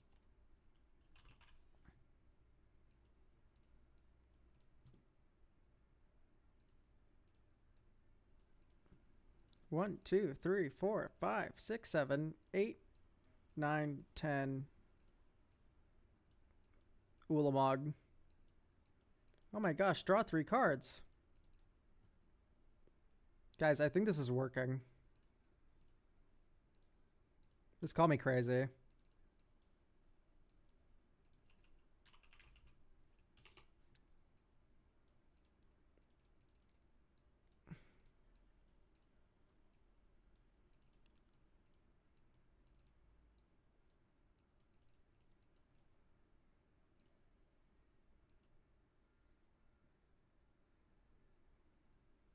Oh, you can copy the Kozilek's Unsealing? That's so funny.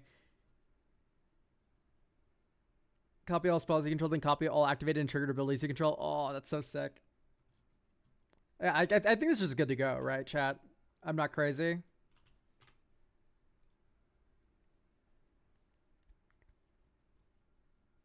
Like, I think we're just kind of there with this deck.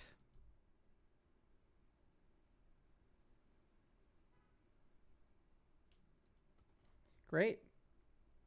Ululek can copy its own trigger. If you make a second trigger of it, yes. I think so. Question, no big Ugin for board wipe? I mean, you could run Ugin. It's another thing to exile under Ugin's Labyrinth, too.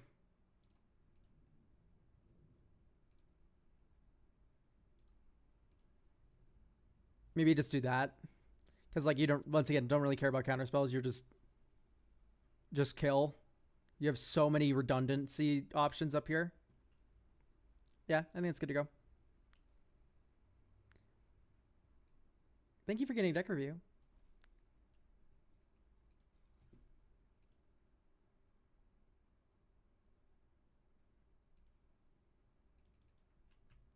Do we have Kota?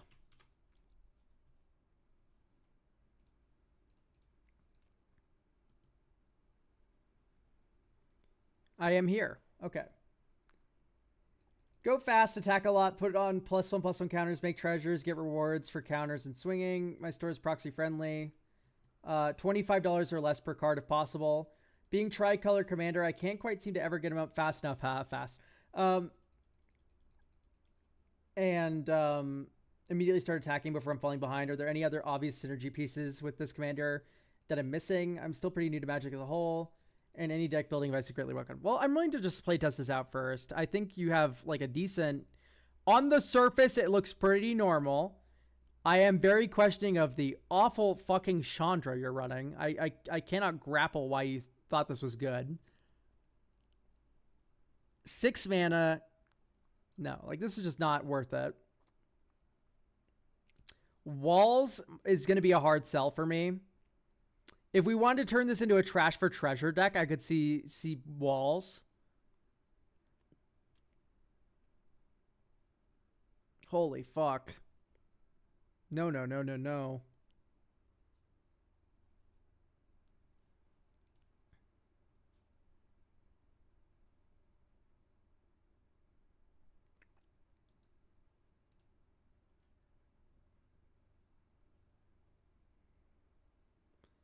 I had Rod of Ruin in my first deck. Yeah, it's just, 1995.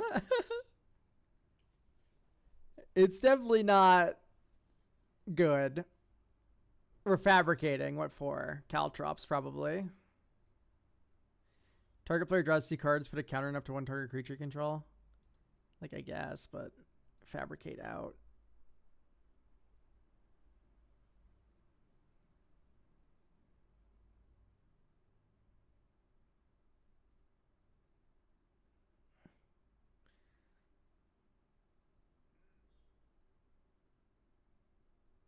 Darksteel Plate needs to come out.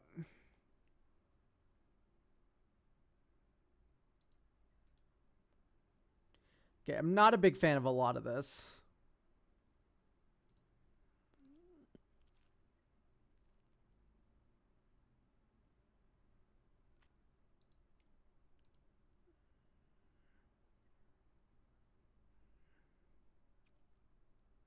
We're a riled research deck.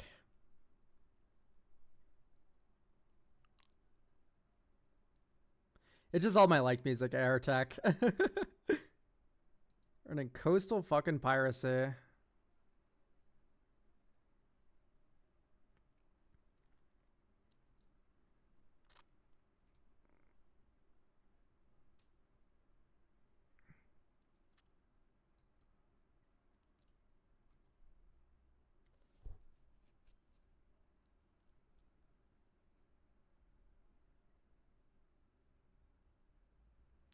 With Flasher Haste. Bad news. This does not have Flasher Haste.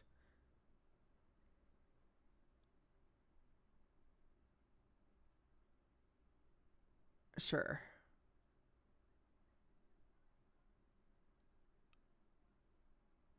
We are not playing Lava Leaper. That card is so dangerous.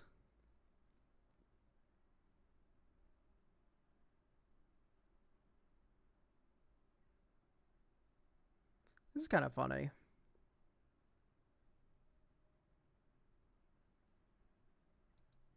Attacks alone. I feel like we're attacking with a wide board pretty frequently. Tenok isn't that bad. Yeah, this is one of these decks, and I need to explain why I don't really like this that much. This is one of these decks where you filled it up with non-haste creatures and then put haste enablers in. And I just don't think that's where you want to be.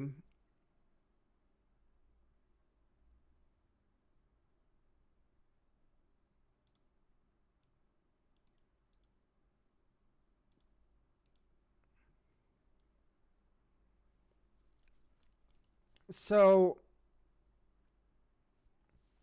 type land or type creature, oh haste, sort MB, and then we'll do the same for flash. Because I like the +1/+1 counter angle you have going on. And I would like to stick with that, as it were. Ginger Brute's an option.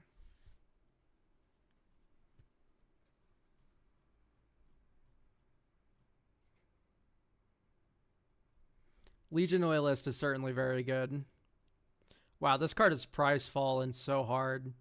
I remember this was like a $15 card. But I'd definitely go Legion Loyalist.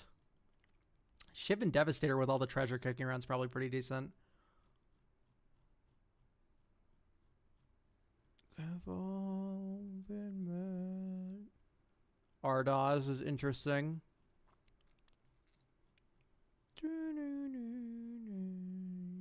Good for me.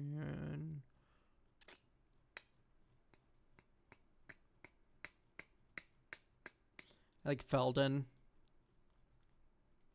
Because until the end of your next turn, yeah.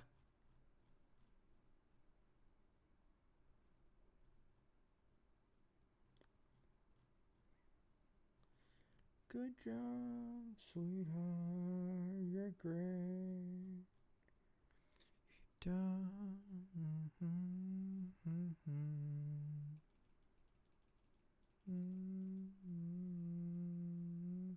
Is chat allowed to say deck ideas? Yeah, absolutely. Or deck ideas, or do you mean like card suggestions for the current deck? Like, one of those is yes. The other one's like, what are you? Why? Thundering Raijuin. It's a good idea.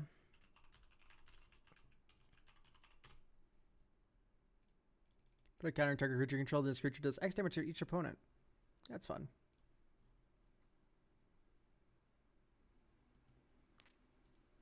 So let's go Ash Barrens. Landscape. Perilous Landscape. We're now at 40 lands. That makes me smile.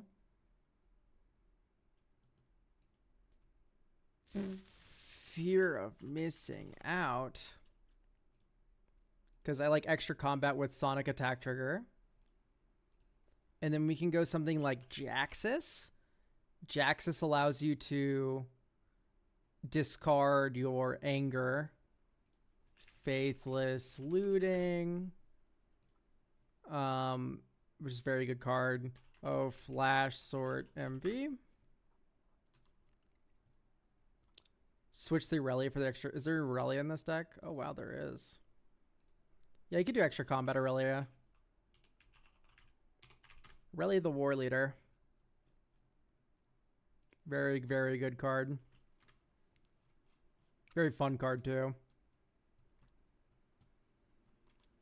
Flash type creature. Sort USD. We can go way down here. Hullbreaker Horror. It's a little expensive, I think. I don't like how Felia interacts with our other +1/+1 counters. High Fate Trickster's interesting. Maybe not the best thing in the world, though. Because, like, they stop having flash once they've entered.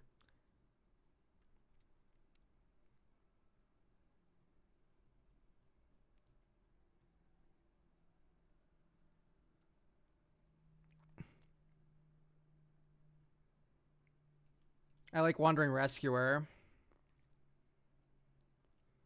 Ooh, Archangel Avacyn is like a shoo-in for this deck, isn't it? it has flash, and then it flips over into something that damages your whole board, which makes you that many treasure tokens. That's kind of hard as fuck, isn't it? Colorstorm Stallion. That's the one that makes copies of itself, right? It's just that we don't have a lot of things that opus this. In fact, we have 0 things that opus it. Yeah, Aang. Aang is a flash idiot that synergizes with counters on the back. You do need to run Pyro here, yeah. This is just like actually non-negotiable, I'm afraid. But yeah. Ash Party Crasher. That's the one that's like Celebration gets a counter, right? Like, I don't know if that's... This isn't particularly anything to me.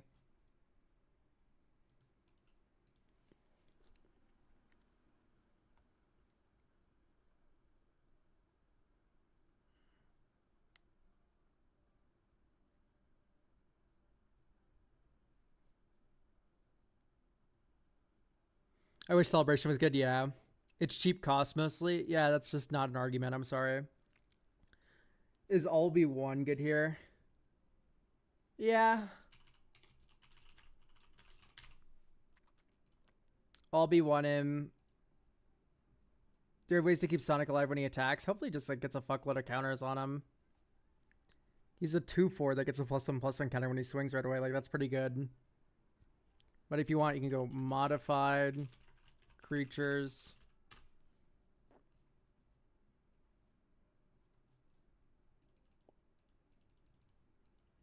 Probably run Aki Bottle Squad. So now we have extra combats and modifieds. +1/+1 counter flying. You do Abzan Falconer. And then Sigarda's Summons, which is one of my favorite finishers for white, like, counter stacks like this.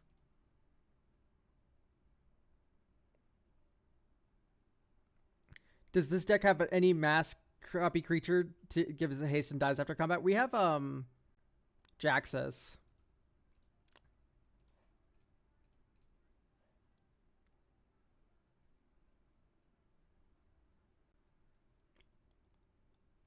Maybe just like Sundering.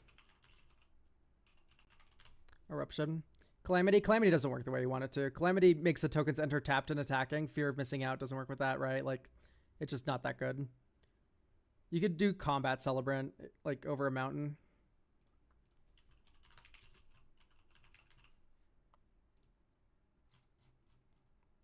Playtest. Draw. Mountain. Soul Ring. Next turn. Starting Town. In fact, we should have started on Starting Town. And then this turn you do Command Tower. Blue, blue. Enduring Curiosity. Haha. Next turn. Mountain. 1, 2, 3, 4, 5. Sonic. Attack, attack. Counter, counter. Draw 2. Next turn. Plains. 1, 1, 2. And it's equip 3. 1, 2, 3. Has trample. Counter, counter. Draw, draw.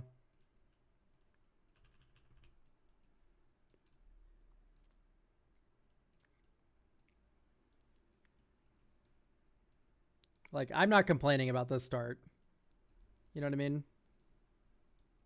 There you go. Red, red. 1, 2. Thundering Raiju. Red.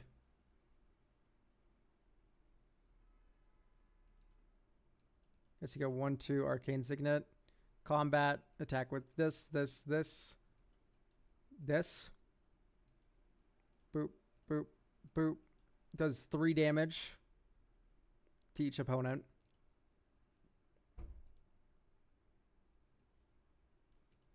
Extra combat. Does 3 damage to each opponent. Like, this was a Soul Ring opener, but Headliner Scarlet is a really good recommendation that I'm going to put in.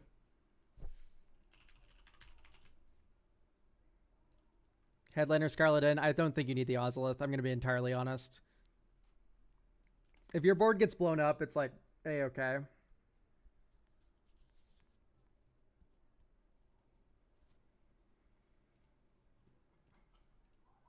Okay, this is keepable.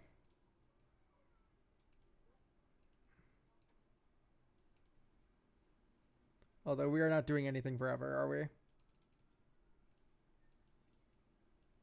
Yay.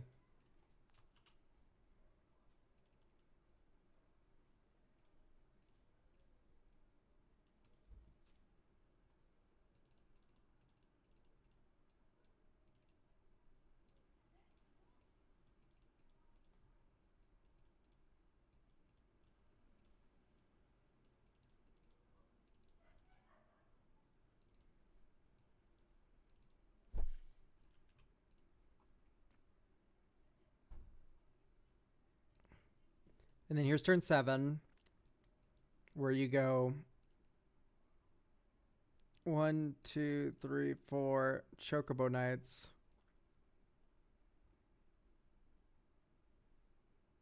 No, this just doesn't work. Okay, that hand we kind of kept a better one, but I don't like Chocobo Knights, do I? They're fine. You know what? They're fine. I don't like Nissa. I'd rather you just be on like Mizium Mortars or something. Like Winds of Abandon, right? Just clear out all of their blockers and kill them. And then it's a Path to Exile for 2 mana at sorcery speed until then.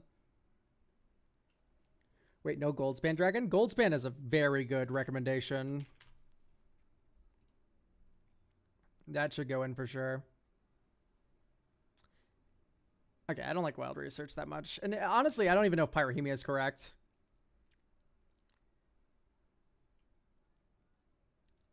Thrumming Bird or Grateful Apparition? I do not like them that much. We don't need to proliferate.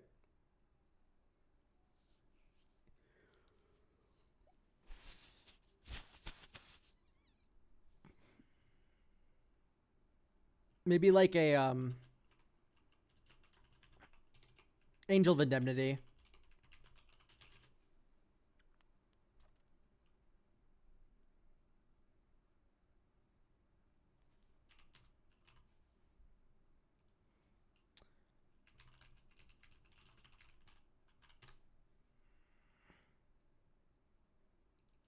What have I done wrong? Senator Peacock. Whenever you sacrifice a clue. It's cute, but I don't know. I think it's too expensive. Angel of Indemnity, reanimate Sonic, hooray. Cosmotronic Wave to prevent blocking for a turn. We already have like Sundering Eruption, Winds of Abandon, big creatures that just go through anyway. Like, I don't know. I don't think we need all that much. We're running a fucking night market. Holy shit. Honestly, I think Basic Mountain's even better. Okay, keep this.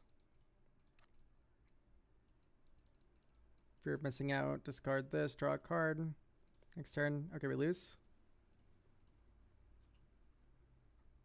Okay, this is unironically actually keepable though. Preordained. Bottom draw. You know, I don't want to do another Soul Ring game. Here you do FOMO. You discard like Chocobo Knights, draw a card. Next turn, Perilous Landscape. We have no other play to do this turn anyway, so we might as well add a Greyland to the graveyard. Get a Plains. And then here we have Cliff Chop Retreat. 1, 2, 3, 4. Sonic, swing. Get a counter. Island. 1, 2, 3, 4, 5. Goldspan Dragon. Swing, swing. Counter, counter.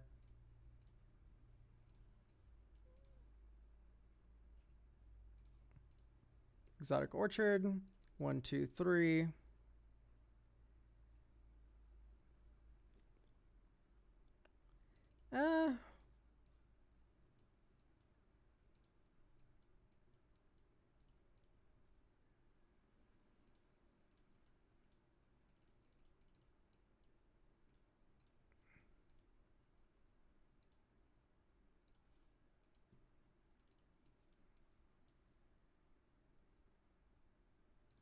And then here's where you go ham, because you get to go red, Faithless Looting, draw 2, discard 1, 2. We now have 4 types in the graveyard. Swing with FOMO, Sonic, Goldsman Dragon, Feldon. Counter in all of these. Draw 3, 1, 2, 3. FOMO, untap Sonic. Sonic then attacks again. Counter, counter, counter, counter.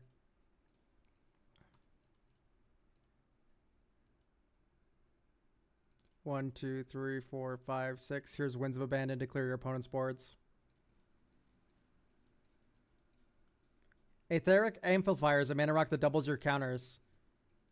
Okay, I don't think I particularly care about that, do I? I'm swinging like 15 billion damage at you. Like, I don't think I'd take time off to double my counters. I think that implies a lot. Goldspan Dragon doesn't make treasures when it's targeted with abilities. Only spells, right? Only spells, yep. I think this is like already pretty fine.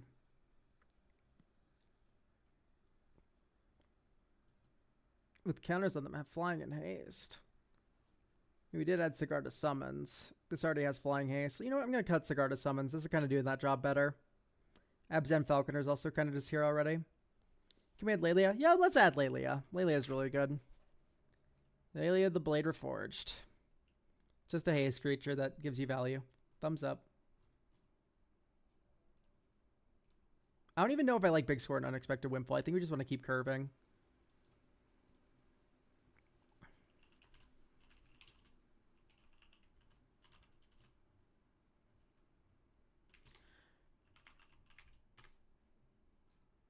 It's like Tersa Light Shatter. Haste when it enters, discard 2, which helps with Delirium, then draw that many. And then whenever it attacks other 7 or more, you get to exile a card at random from your graveyard. You may play that card this turn. That seems like something.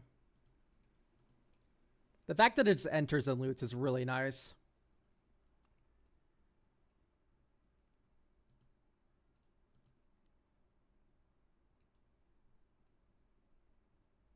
Yeah, let's do Malcolm.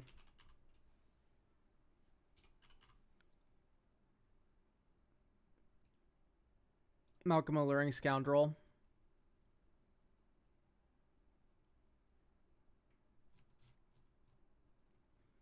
Ashling is just good ramp. I don't like Ashling here, I'm sorry. I know our commander's 4 mana, but... Another fucking Soul Ring hand. I just don't want to see Soul Ring ever again. Okay, I would keep this. Mountain, next turn. Island, FOMO, Mountain, Lannery. Oh, we should have discarded Enchantment, drawn a card. Next turn, Plains, 1, 2, 3, 4. Sonic, attack, attack, treasure. Counter, counter. Sure. Look who has haste now. Welcome to the club, FOMO. Knuckles. Counter, counter, counter, counter. Remember, one or more creatures you control deal damage to a player. So we make a treasure from Lannery, 2 from Knuckles, 1 more from Lannery, 1 more from FOMO, 1 more from Sonic. And then you go red, red, white, white, 1, 2. Aurelia, the War Leader. Vigilance haste and gives extra combats. 1, 2, 3, 4. Thundering Raiju. Combat, swing, swing, swing, swing, swing, swing. Oh my goodness, puts counters on everything. Count up the modified creatures. It's a lot. 1, 2, 3, 4, 5, 6. Yay, do 6 damage to each opponent. Untap all these creatures. We get an extra combat because Aurelia, lol. And then you swing again, and we also have a bunch of treasure in play. This is turn 6. No Soul Ring. Feels pretty good. You know what? I'm just gonna give this to you. I think it's done. I think we don't gotta touch it no longer.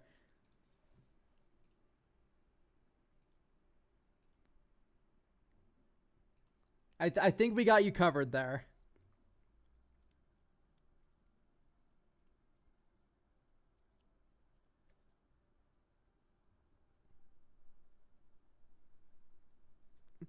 Like, maybe Hellkite Tyrant isn't the best thing to be running. Maybe just want another type dragon. Oh, haste. Sword. Envy. Another flying idiot that, like, does something else.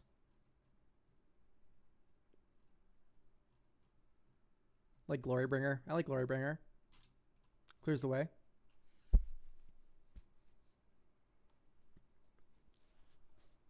Great. I think that's good to go then. Brave the Sands. No. No, we don't need it. Nope, we're fine. Grumps.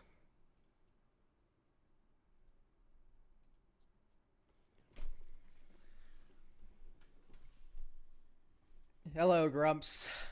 It's Stang. I've not seen Stang, I think, ever on stream. Maybe once. Look at it. Get this sad mode out of here. So, let's read the blurb. The plan goes as follows. Unga Bunga Gruul Smash, but with mad auras and equipment. I like that Stang makes Voltron pieces that would otherwise be terrible kind of great. No restrictions. It's a Voltron deck, right? So when it works, but sometimes the engine sputters out before anyone plays any interaction. Can we put Wild Seer in this deck?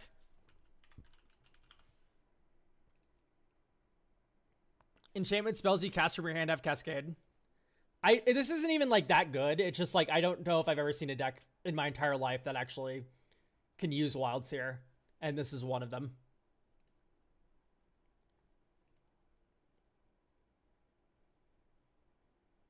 I don't like Chishiro in a Voltron deck.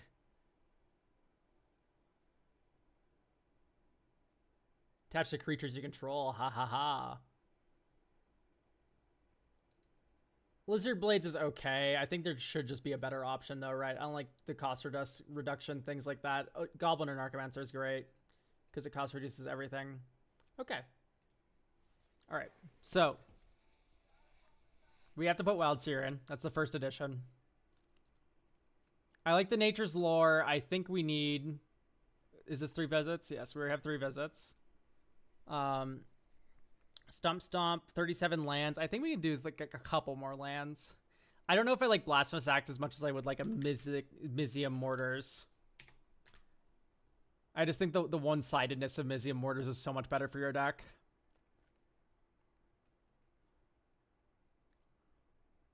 Show builds Trickery, Beast Within, Deflecting SWAT. I can buy that the rest of this is the truth. Ugh, One Ring's so boring.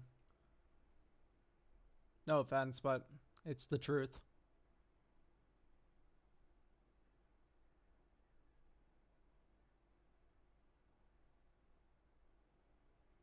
Sure. Okay, first, okay, we have a Tully's Favor.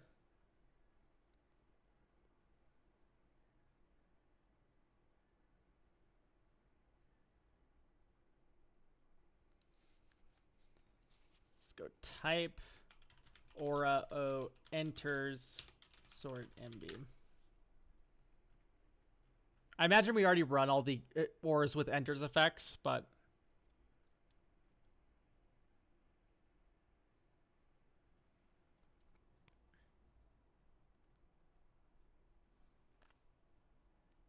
Enchant fights up to 1 creature. Can't be blocked by more than 1. That seems like a perfect mixture of abilities.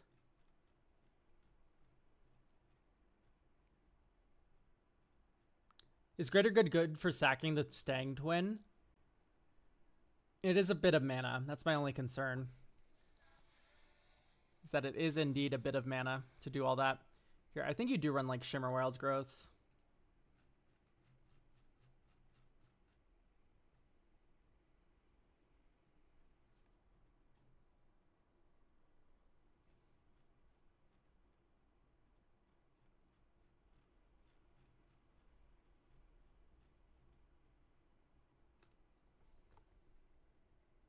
I see. This doesn't work with Stang if it's your main phase. Bummer. Colossification. Oh, can we add it? So funny.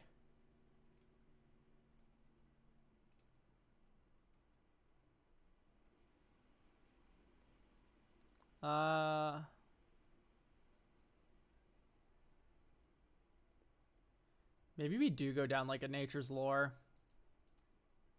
Because we have Shimmer Wild's growth now, which just has more synergy. Lure, I don't know if I like the idea of Lure. This song rocks. I know. My friend Jared showed it to me. Get Balrog recover his land.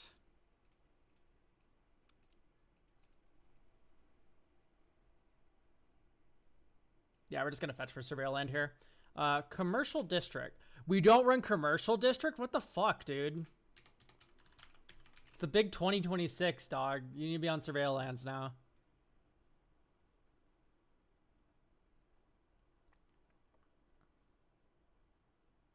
Gain X life and draw X cards. Another modified creature control dies. Okay, we don't need to go wide.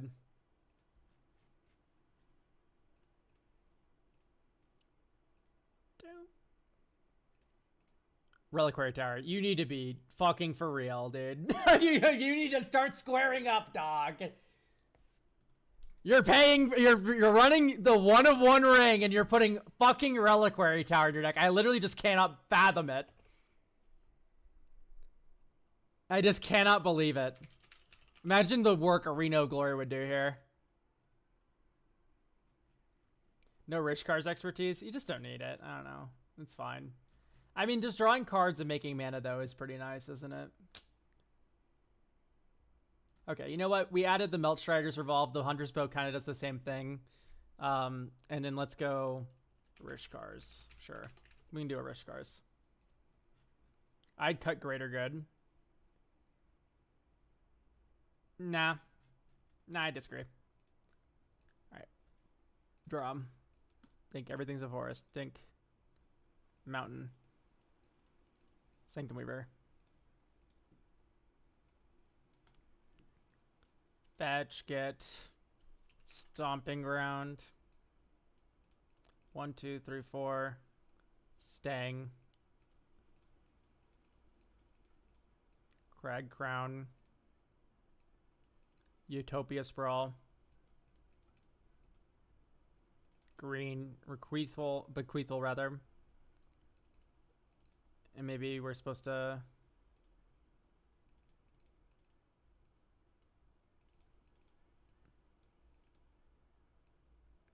Greater Good. Attack with Stang. Stang with Bequeathal. Enters tapping and attacking. You sack it. You draw 5 cards. And then discard 3.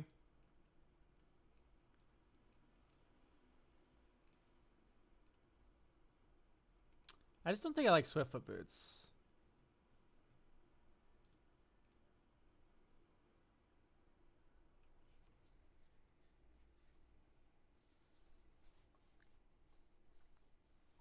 Yeah, Super State's legendary.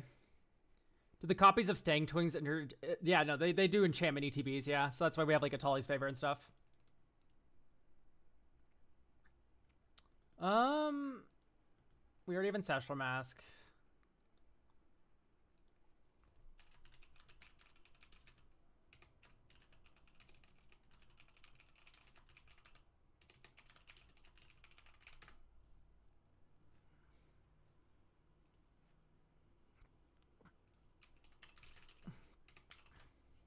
So hear me out, guys. The Sound of Drums. Enchanted creature is goaded. If enchanted creature would deal combat damage to a permanent or player, it does double that damage instead.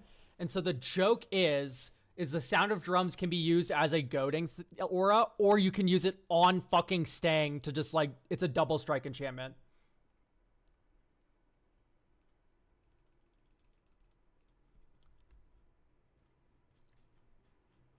Is Detective's Phoenix not secure too? No, you're right. Detective's Phoenix should be in. And then we add Generous Ent Oliphant to help pay for that to collect evidence cost. So we probably go down mountain. If it was up to me, down fucking 1 ring, but like I ain't gonna pretend to know what your play group like.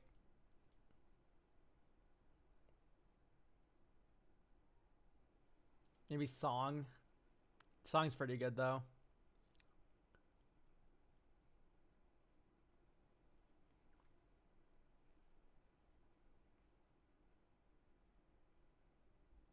Honestly, let's do like... I'd like a Malevolent Rumble in here. We're mostly permanents, so this digs deeper for a permanent, and then when used on turn 2, lets us cheat out Stang.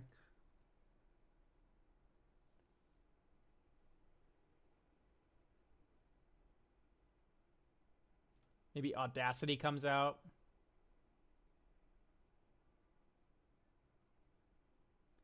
Please know, my love, I treasure all the time I spent with you. Okay, maybe Colossification's too cute. That's so sad. I thought for sure we could do it. There's multiple Enchantress in the deck. Please throw the One Ring. But the One Ring also gives you pro stuff. Gives you protection. Like, legitimately, One Ring's the strongest card in Commander. But they can't ban it because Post Malone spent $2 million on this one, and that'd be bad optics. Maybe Life's Legacy goes.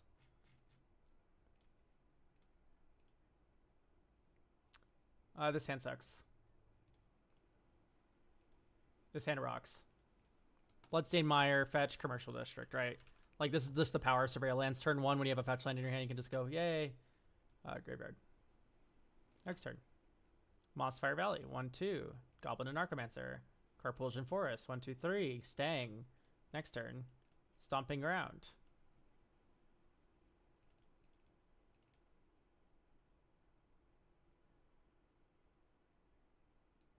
I'll have this fight target creature you control. I'll attack you with it. I'll make a copy. I'll have it fight your creature. I'll cast Helm of the Gods. Next turn. Dink, dink. Okay, Ordeal of Nylea should probably go. But let's go Test and Training. Draw a card. Oh, actually, that only costs 1, lol. That's how Goblin and Archomancer works. Green. Ordeal of Nylea. Attack, make a token copy, we draw a card, it fights your thing. It's also huge. Great. Beast within your thing. Yeah, I don't think I like Ordeal.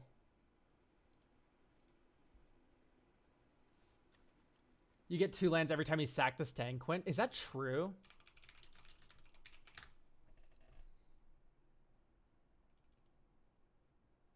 You sacrifice all the auras on it, or you just sacrifice the Stang Twin? Okay. No, this doesn't work. Oh, no, sacrifice all tokens. Okay, yeah. This works, this works. Okay, that's funny. Sure, we can keep it. Do we have Keen Sense or Snake Umbra? I don't think we need either. We just have all these auras that already ETB and draw a card, which is the same exact thing with Stang. I guess, like, if they go through...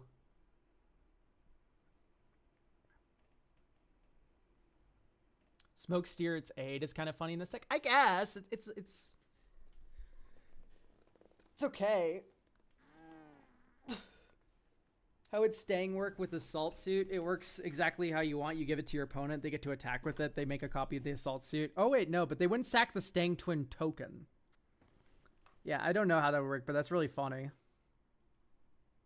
You would sack Assault Suit, yes, but I don't think you would sack the Stang Twin. I think they would keep that one forever. Genji Gloves. I just think it's too expensive for a deck that really actually just doesn't need it. You know what I mean? Let's run Stump Stomp, actually.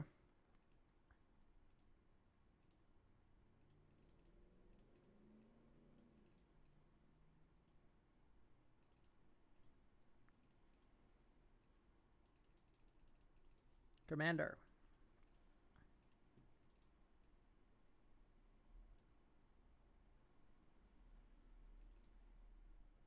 Argothian, 1-2. Rune of Might, draw 2 cards. Scalding Tarn. Commercial District. Surveil 1. Top. Attack with Stang. Draw this card.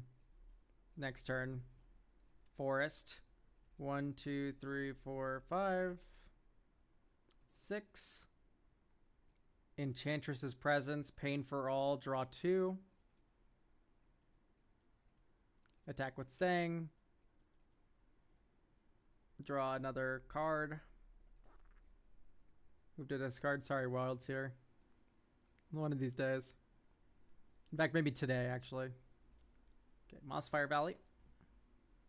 1, 2, 3, 4, 5. Wild's here. Maybe you do Bear Umbra.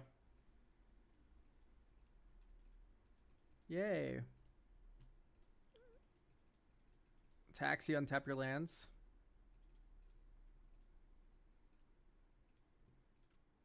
One, two, three, four, 5. Wild Seer.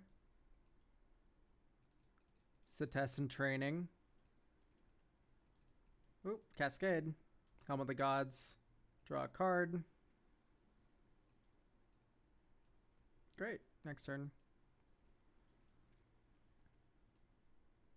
I think the final inclusion you probably need is just a Guardian Augmenter. Guardian Augmenter is this big, stupid 3-mana idiot. Right. 3-mana flash. You flash this in at the end step, turn 3, and then you get to play Stang, and then now your Stang has fucking hexproof and no one can touch it. It like seems pretty good. And the correct cut is Wild Seer, but it's really funny.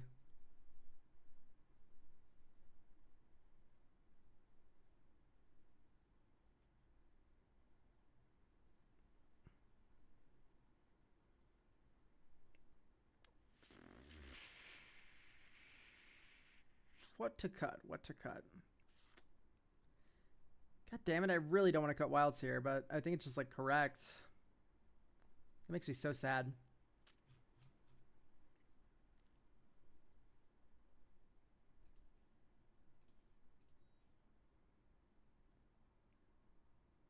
I can't keep this. I can keep this, though.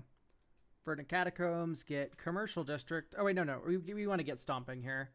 Because we do have a Birds of Paradise that we can cast. Next turn. Beseiju, 1, 2. Malevolent Rumble, 1, 2, 3, 4. Let's get our Strong back. And we can get Wooded Foothills, maybe. Yeah, I think I like that more, just because we do have Storm Herald. We get an Eldrazi spawn.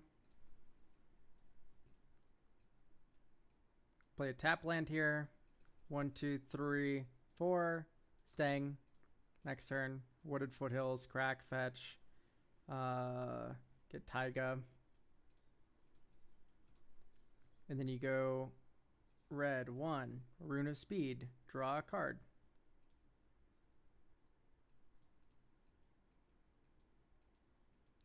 One, two, 3. Atali's Favor. Cascade. Or Discover, rather. Discover 3?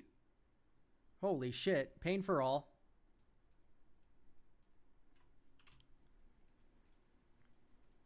Attack. Make copy of Stang. Get a copy of Pain for all. Atali's Favor. Rune of Speed. So we will Cascade first. Detect his Phoenix.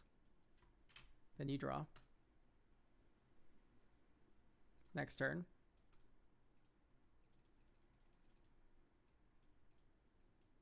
Ancestral Mask. And I guess we Kenrith's. Oh no, we Argothian first. Draw a card. Okay, move to combat. 1, 2, 3, 4, 5. So +10/+10 does 10 damage to any target, or even more because Rune of Speed gives a power bonus. We Cascade. Bridgeworks Battle, we get to fight something. It has Trample. Dope. Explode. We also drew a card. This is feeling pretty good.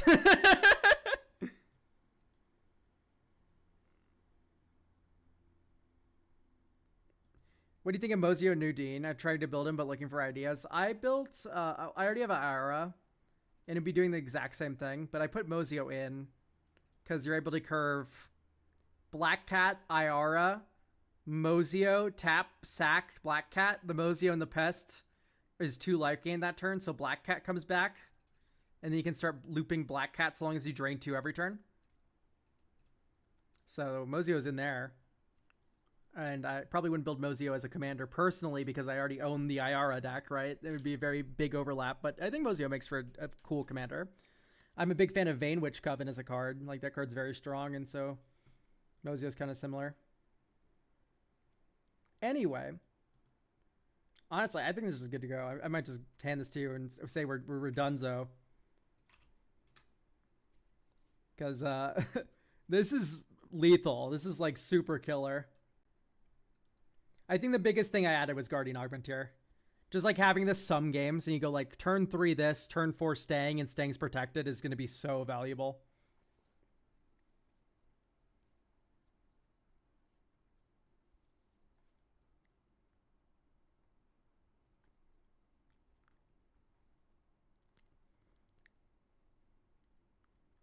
Maybe you want to run a Delighted Halfling. Makes your One Ring uncounterable, makes your staying uncounterable. Is Buster Sword legendary? Nope. There's so many Buster Swords in the world. They're just so common. How's Strixhaven been for your Carmella deck? So good that I haven't picked up all the cards I need for her yet. So I have not done the upgrades yet, but I do plan on doing them. Anyway, thank you so much for getting a deck review. Grump. Very funny deck. Definitely very powerful.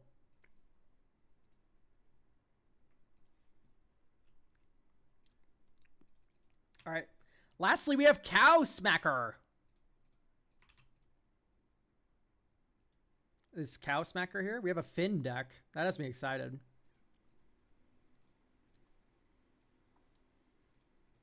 All right, Cow Smacker's here. Cow Smacker, is that the same deck? Because I can just import it directly from Architect. I don't need you to be doing all this for me. Peace and love. Okay, so it's Finn the Fangbearer, which is an idiot that puts poison counters on opponents when you hit them with Death Touchers. We do not have a lot of Death Touchers, so I'm curious how this goes. The goal is to tutor or draw Hornet Queen. It's a Hornet deck.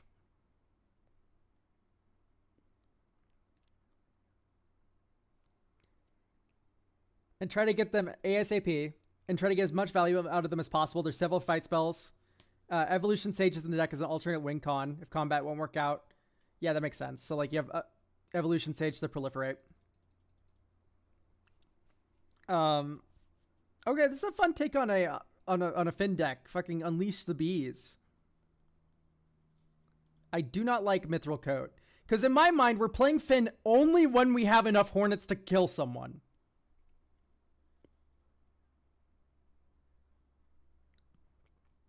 I don't even know if I like Concordant Crossroads.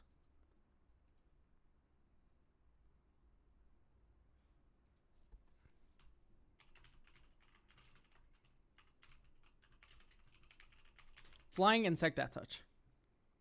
Okay, there's only 2. He wants to make Nest indestructible. I know why the card's in the deck, Spoon. I know. I know what he wants, and it's a bad way of doing it. Not a big fan of asceticism. It's kind of just expensive. Magus. Magus is the Candelabra. We run Gaia's Cradle.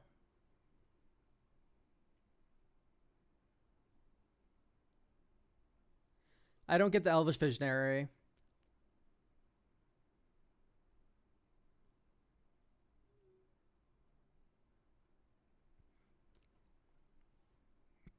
I'm just not really piecing together why this is good.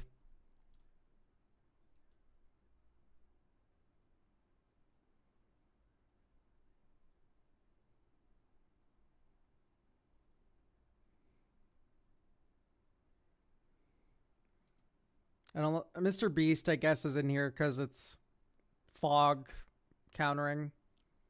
Okay, I see. You have Teamer Sabretooth, pick up Magus, and then haste with the Concordant Crossroads. There's just so many better ways to be doing this. We're going to run Circle of Dreams Druid.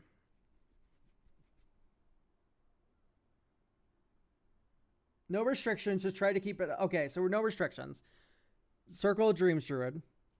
And then we're also gonna run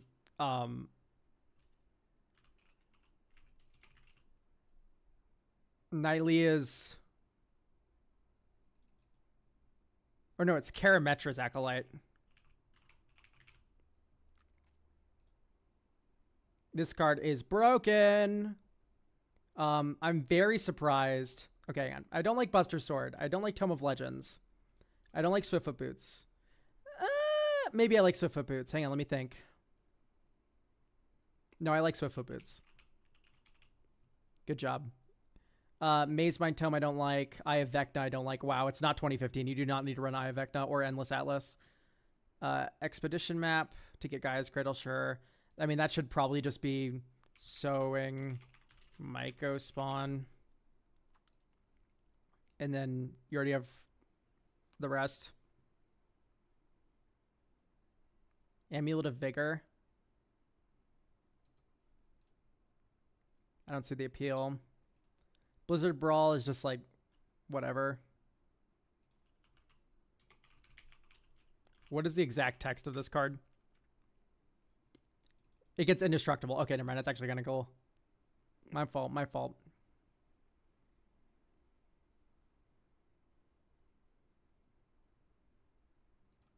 I don't like Finale. I think Finale is going to detract from what this deck is doing.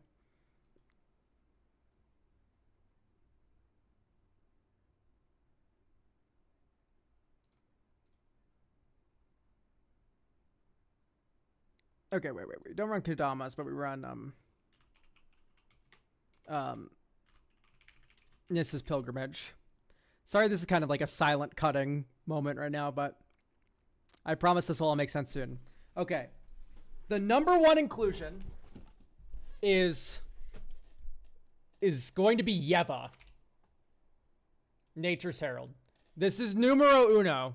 The GOAT. Right?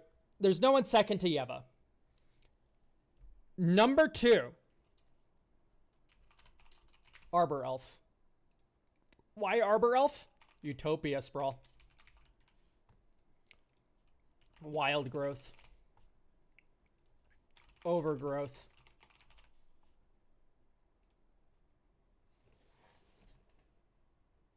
Tons of mana. These are some of the most efficient mana spells in the game, and Arbor Elf doubles them. Hilarious. Okay.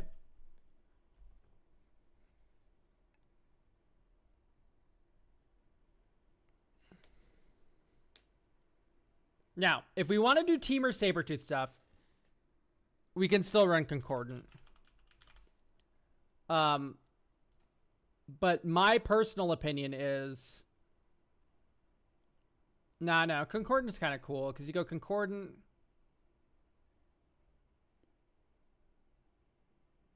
And then it would just work with Arbor Elf. You don't have to do Magus of the Candelabra.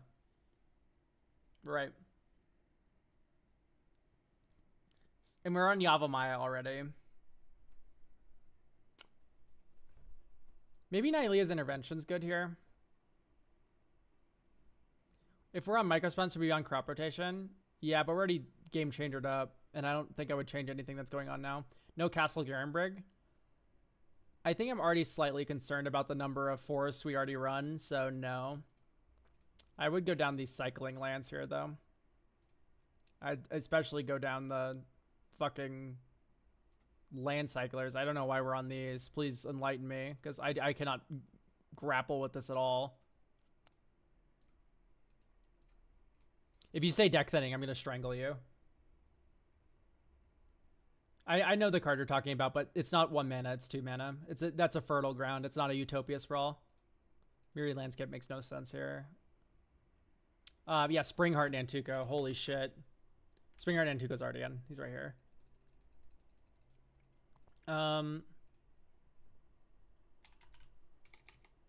Second Harvest.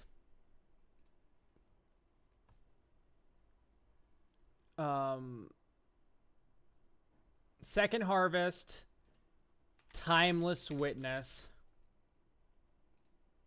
Fanatic of This is the combo I talk about a lot, but I really like it for this deck that already runs a combo. Second Harvest doubles all your tokens. That works with the Wasps. Fanatic of Ronus is a mana dork that taps for 4. And then Timeless Witness is a token that gets you back something from your graveyard. So with Second Harvest, you tap this for 4. You then make a token copy of everything, including your Timeless Witness, that gets you Second Harvest back to your hand. You now have a new Fanatic of Ronus that has haste from Lightning Greaves or Concordant Crossroads. And you tap it for 4. You now have 2 extra Fanatic of Ronus's and 2 Timeless Witnesses. And you just keep doing that loop. Yeah, there's Noxious Newt. Yeah, it's right there. Now's your chance to add Shigeki and grapple with the past. I hate that you're right.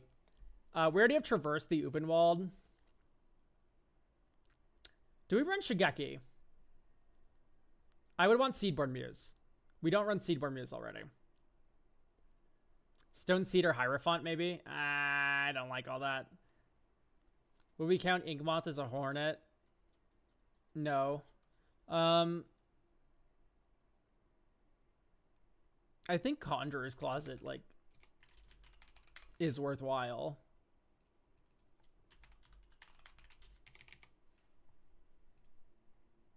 Just like, it's a flicker spell. Sure, why not? It's kind of funny with Hornet Queen.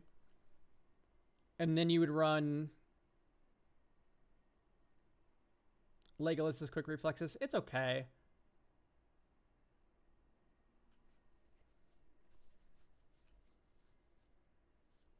Doubling Season? No. Harmonize? You're blind.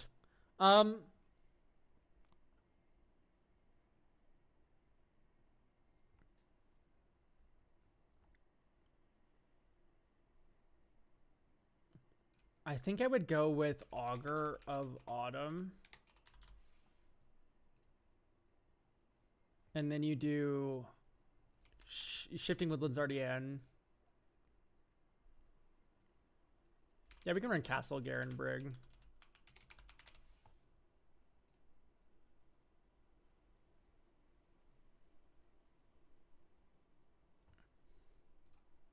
Honestly, I just think we need more lands.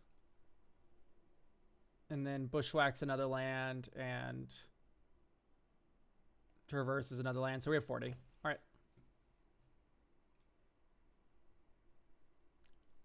Would I keep this?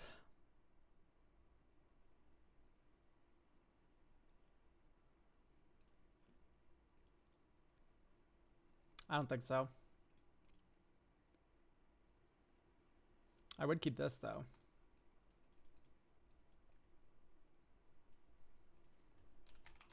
It's going to blow you guys away what I'm going to grab.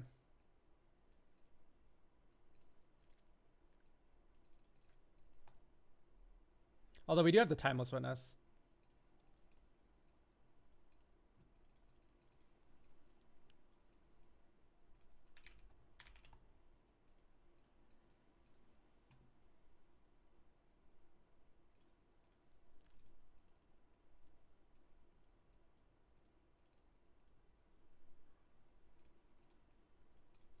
So you go 3 mana, 3 mana, and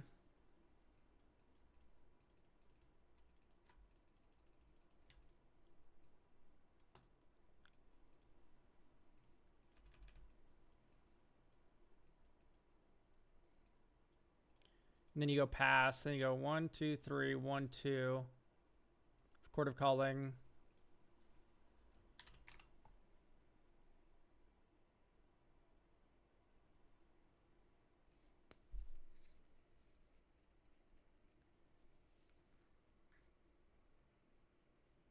This Nightshade Dryad.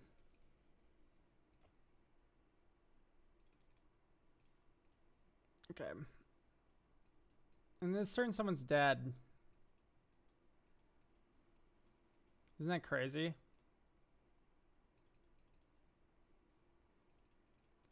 One, two, three. 1. 1, 2, 3. 1. 1, 2, 3. Like, why were we on Overgrowth before, legitimately? We have so many untappers. 1, 2, 3, 4. I'm sowing Myco spawn.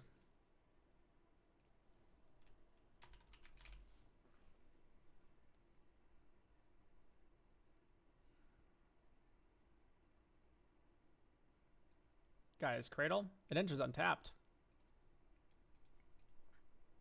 1, 2, Sylvan Library. 1 green, Finn the Fangbearer.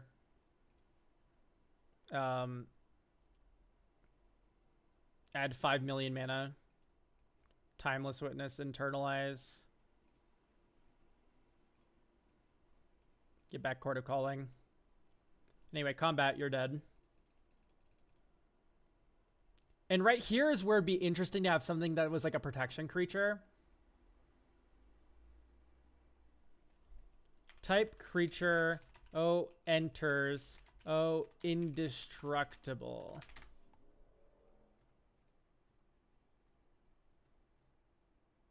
Choose insect. And then if someone tries to remove a bug, you go like, get fucked.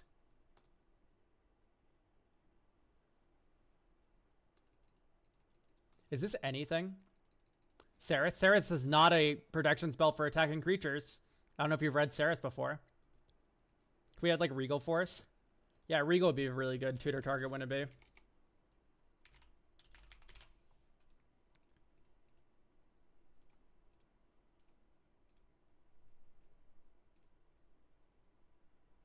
Regal Force is a really nice tutor target. I just don't know if I like Uncage the Menagerie. What are we getting? Up to X different creature card with different names that each have converted mana cost X. So you'd get like Hornet Nest, Formidable Speaker, Evolution Sage for 5. I don't know, it just feels like a lot. Shared Summons is also kind of like a lot, I think. Dolmen Gate was in here for a while. No, Dolmen Gate doesn't do anything. What? Dolmen doesn't stop a Doomblade from killing your thing. And then they have 8 poison counters and they crack back kill you. There's a tutor with Harmonize if you want another tutor. Nature's Rhythm. I guess. That's not what I'm looking for, though. I'm looking for a protection spell. Creatures you control have.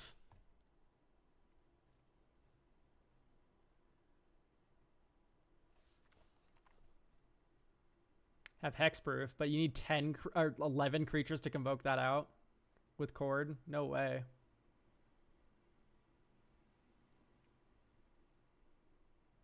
Heroic Intervention. I'm looking for something I can Court of Calling. I can't Court of Calling for Heroic Intervention.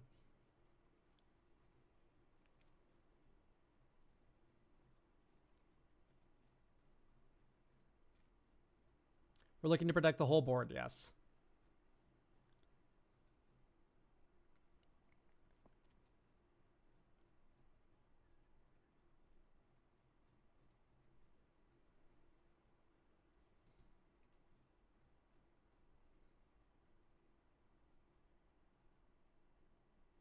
Because I think this deck actually has like a very good idea going for it.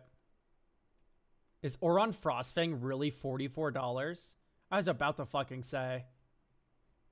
Archetype of Endurance, I think it's too expensive. You have to tap 11 creatures to Cord for that to be in play. That's just not realistic.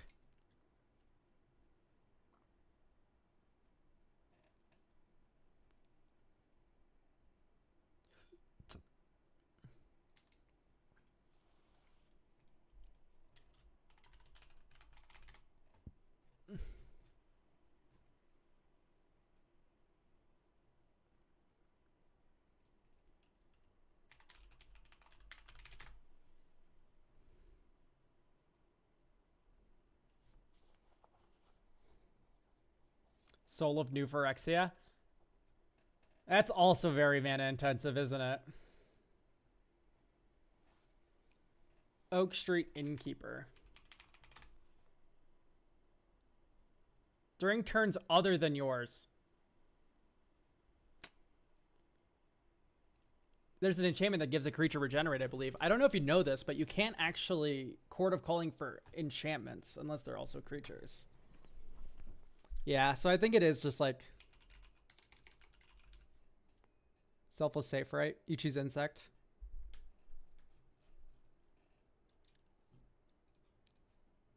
Draw. Forest. Next turn. Noxious Newt. Yavimaya Hollow. Get Gaia's Cradle.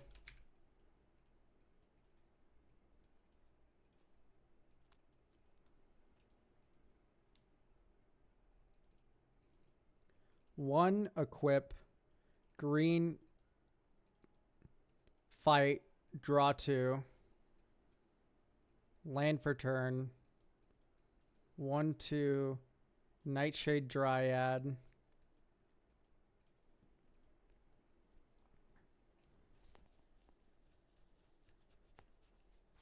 Pass. Maybe cycle Benefactor's Draft. Next turn. Okay, here you go. Green Concordant Crossroads. 1, 2, 3, 4. Karametra's Acolyte.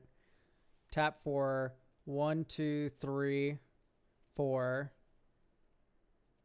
Teamer Sabertooth. Tap for 4.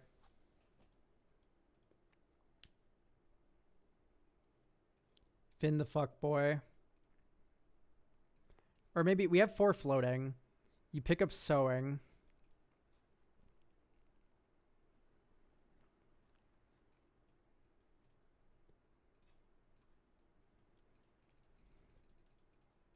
Sowing.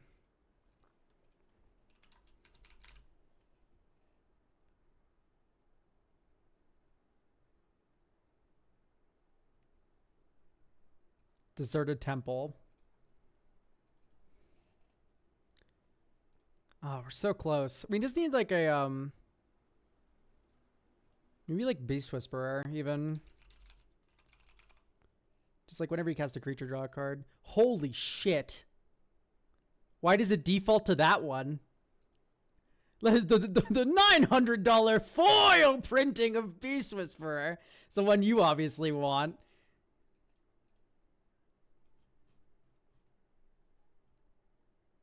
What do we run these snow covers for? This Blizzard Brawl.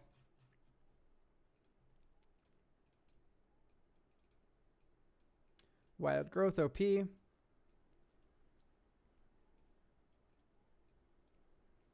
Let's just drop War Room. Forest, 1, 2, 3. War Room draw. Next turn. Snow-covered forest. There's Hornet Nest. You do green 1, get Uvinvald Tracker.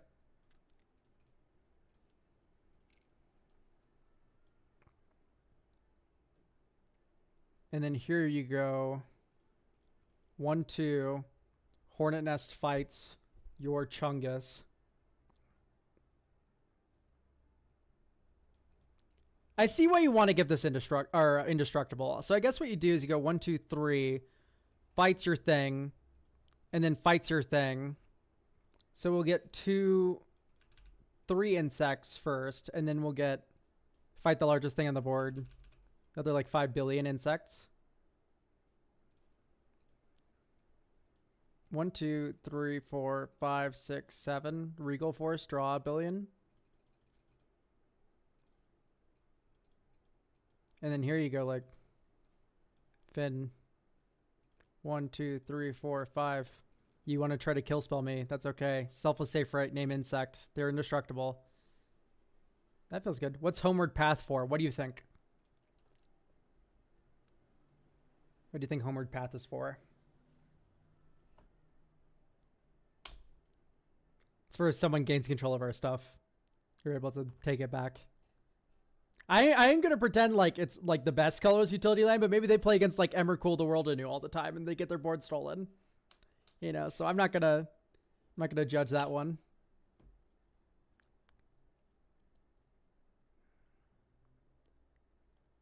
I think Feral Appetite's a bit much. If you have 5 flying insects with Death Touch, Finn wins.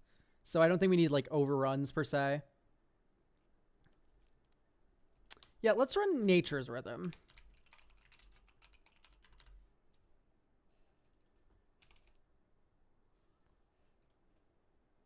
Melt Strider Eulogist.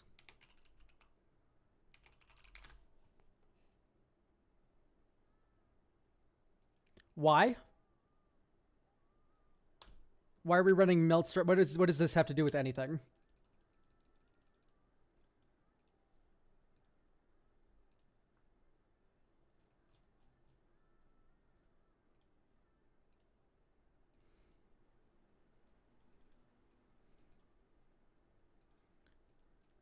Triumph of the Hordes? No, that's going to detract for what cool shit this deck does.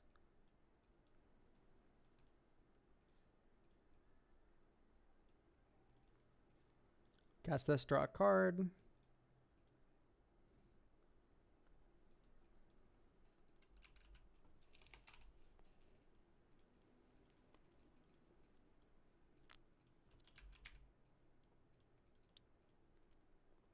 So close. Next turn we have to pay 4 or else we lose. Believe it or not, I don't want to lose, so we're going to pay 4.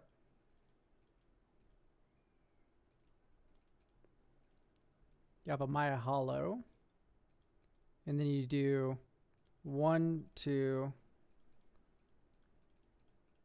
I guess you go green, 1, 2, 3, Seraph. Deserted Temple. Tap for 4 green. 1, 2, 3. 1, 2, 3. 4, 5. Court of Calling.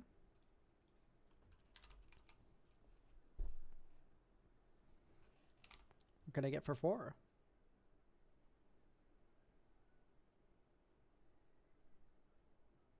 Teamer Sabertooth seems really good. Then next turn before we draw. Green, Worldly Tutor. Bugs. The bug. Woodland Beller be good? If you added Fierce Empath. You would need Fierce Empath.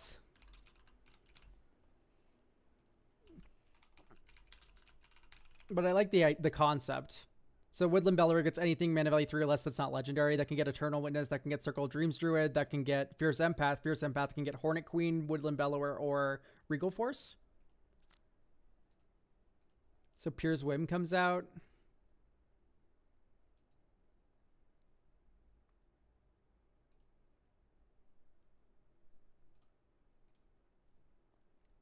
I don't think I like Harrow now that I think about it more. Can I be honest? I don't know if I like most of the fight spells you're running. I think there's a couple of clunkers in here that we can maybe cut. Maybe. It's like Prize Fight. But Prize Fight makes a treasure. And what I find interesting about a treasure is you can go infinite with that and Second Harvest.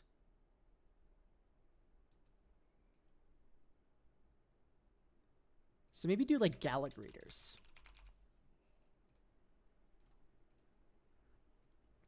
Is that nuts? Because, like, imagine this hand. Right, where we replace this. We need Concordant. But, like, imagine the world where you have, like, Timeless Witness, Formidable Speaker,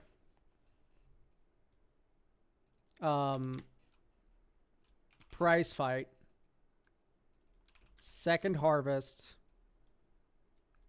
Forest. And like these are all independently like just kind of good cards. But then you go like, okay, here's Colony Territory. Here's Commander. My Death Touch Commander will fight your thing. I'll make a treasure token.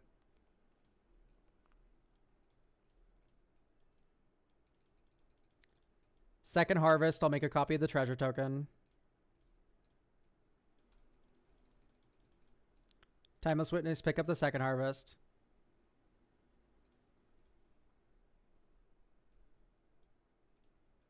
Maybe you run a sack outlet land so you can Sylvan Scrying for it. Is that crazy? I don't think so. Attack, this dies. Second Harvest, 2 treasure tokens. 1, 2, 3, 4, 5, 6. Man, if only we had another land. I think I like the idea of running a Lazotep Quarry. Lazotep Quarry, oh, it also makes tokens. You're so right. So imagine in this world where we're running Lazatep Quarry, and you go Sylvan Scrying. It's turn 6. You get Lazatep Quarry. Okay, we're going to pretend this snow-covered forest is Lazatep Quarry. And then you play it for turn pass. And then you go 1, 2, 3, 4, 5, 6, tap sack, because you need to pay 2 extra in addition to the mana cost. Token of Timeless Witness. Timeless Witness trigger, get second harvest. You now untap for turn 7. Or that was turn 7, I guess, right? Yeah, I'm a fool. 1, 2, 3, 4. Second harvest, you make 2 treasure tokens. Token copy of Timeless Witness, get this back. Or I guess you get Sylvan Scrying back. You Sylvan Scrying for Gaia's Cradle. Now this all falls apart. So maybe, is it just not good? Or did I just like get the wrong hand?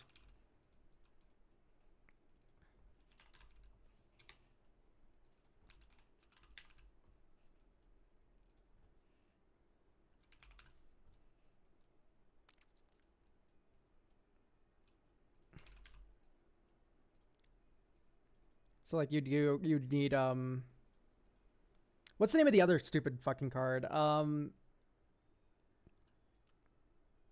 like prize fight or something random. So here you would go. Or you know what's even better? It's the Fanatic of Ronus I was talking about earlier. I just like all these cards independently. Arbor Elf next turn. Snow Covered Forest. Fanatic of Ronus. Next turn, Sylvan Scrying for Gaia's Cradle. Primal Might here, have this die. Next turn, 1, 2, 3, 4. Fanatic of Ronus is eternalized now. 1, 2, 3. Or this is 4, 5, 6, 7. Or we only need 4. Timeless Witness. Pick up Sylvan Scrying. Sylvan Scrying. Isolate Temple. 1, 2, 3. 1, 2, 3. We have 6 mana floating. You Formidable Speaker for Hornet Queen.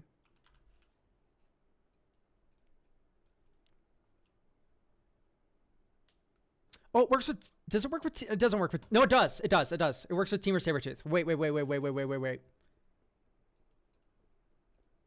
And then... Evolution Sage. Okay, so you win this turn. And the reason is... 1, 2, 3, 4, 5... So we have 5. 9 mana. And then you go... Untap. 5 more.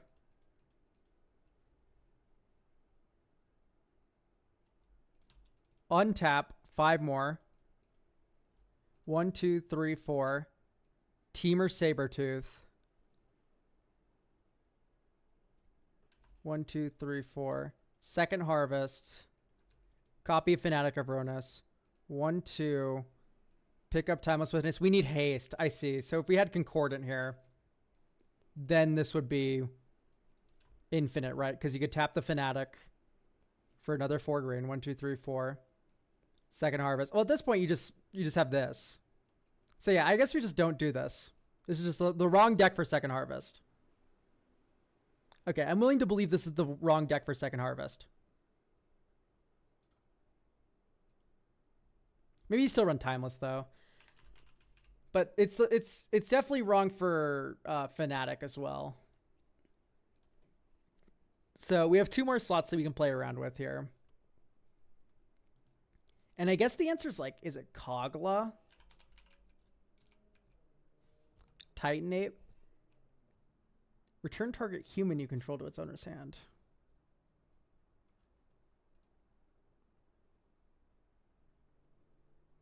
Everything's elf. Except for Karametra's Acolyte. This one would work. You go infinite with Karametra's Acolyte and Kogla. Timeless Witness is human. True, and so is Eternal Witness. Okay. This has legs. So yeah, Kogla's pretty cool. And then in addition to Cogley, maybe you run like Nessian. What's the 3 mana value, idiot? MV equals 3/0 untap type human. Hyrax Tower Scout. When this creature enters, untap target creature. So, like, now you have Kogla's a second critter, Teamer Sabertooth. Ness, or Hyrax. And then Circle of Dreams Druid. And then, like, let's say you have, like, Beast Whisperer. Right. It says this is 1, 2, 3, 4, 5, 6, 7, 8, 9 Devotion to Green. This is not the correct creature. It is Karametra's Acolyte. So, surprise. 1, 2, 3, 4, 5, 6, 7. Return this human. Cast this human. Draw a card because it's a creature. This untaps this. And this is now a loop-de-doop. And then this is just like a removal spell, right? The only shitty part of this is Hyrax Tower Scout. But even then, if you just have Karametra's Acolyte and you go like, I don't know. This untapping like your big dorks just as like a ritual is probably just okay, right? It might be better than Benefactor's Draft. Benefactor's Draft out for this that has combo potential. I think I like that a little more. Does Elvish Harbinger ever go in this deck? Yes, because we have Fierce Empath. So what we do is we run Elvish Harbinger, which can get Fierce Empath, which can then get Hornet Queen, and it can also get, because we have so many more creatures now, Eladamri, Corvectol, which can help cheat big mana value things into play. And maybe we run that over Prize Fight. I like Prize Fight less now that we're not on that first combo line that I ended up not liking. So, like, this is pretty okay.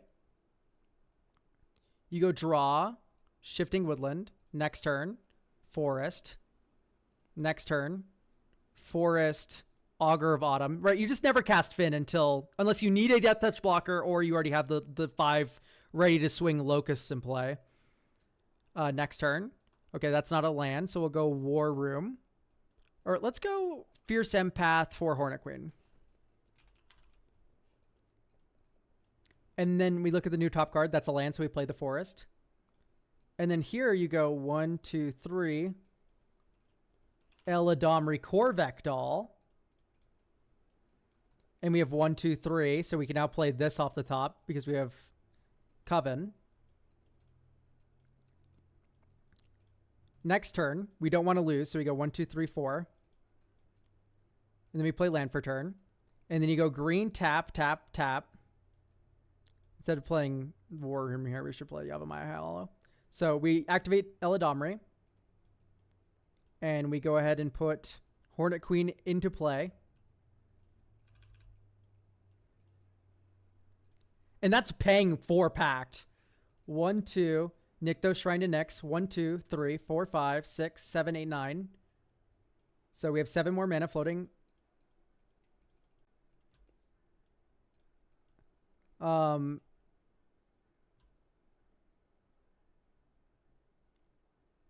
Great. I think we just green, tap, tap, tap. Regal Force. 1, 2, 3, 4, 5, 6, 7, 8, 9, 10, 11, 12. Draw 12 cards. 1, 2, 3, 4, 5, 6, 7, 8, 9, 10, 11, 12. 1, 2, 1.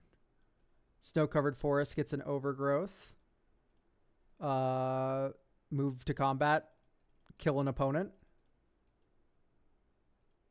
Do you think Evendu is good enough to back up Gaia's Cradle? I don't think we have enough large power creatures to do all that. I don't think that card Evendu does anything, you know?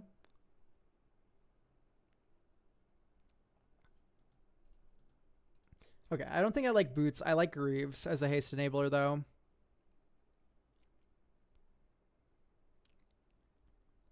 So maybe just the final cream of the crop is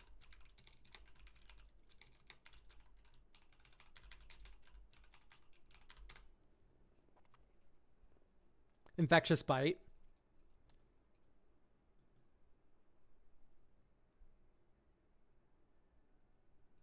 Target creature, it's a fight spell. Oh, but it's a bite. I still like it. Growing rate's too slow. No, growing rates is good. We can run growing. I think I believe in that. Maybe even over Sylvan Library, because this cantrips when you cast it.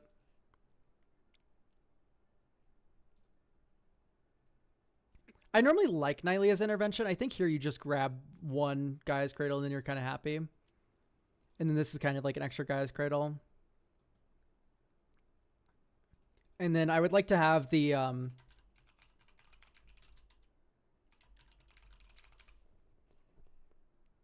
a natural restoration, right? This proliferates and returns a graveyard thing from your graveyard to your hand. And most of the things you care about are permanents, like a Hornet Queen. So I think I like this. Like, imagine the turn where you have Hornet Queen. You've untapped with Hornet Queen.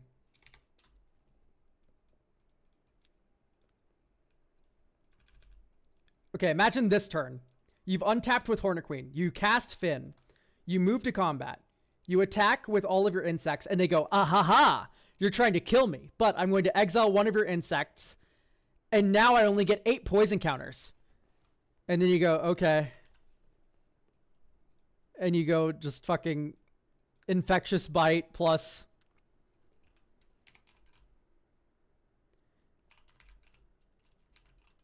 like Unnatural Restoration. Oh, okay. Cool. You die. Anyway. You would Infectious Bite, that works too, yeah. And maybe we just do like a Karn's Bastion.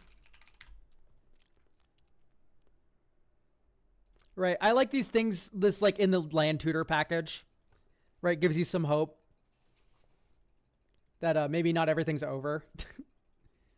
Even when you have someone at 8 poison counters. Like if you can stall for another 2 turns, you win. If you're able to, like, even then you have land untappers, don't you? With the stupid...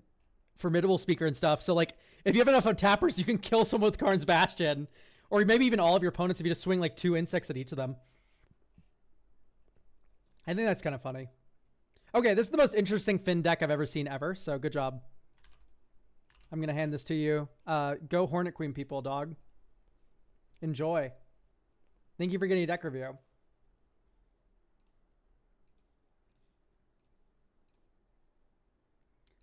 All right, that does it. A little bit of an extra long stream today. Normally it's slightly shorter than this.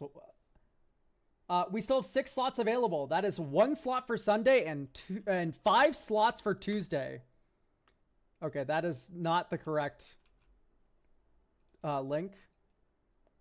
Why does commissions have a billion question marks after it? Weird. Okay, there we go. That is the correct link for everyone on Twitch and YouTube. So, thank you all for stopping by, especially YouTube.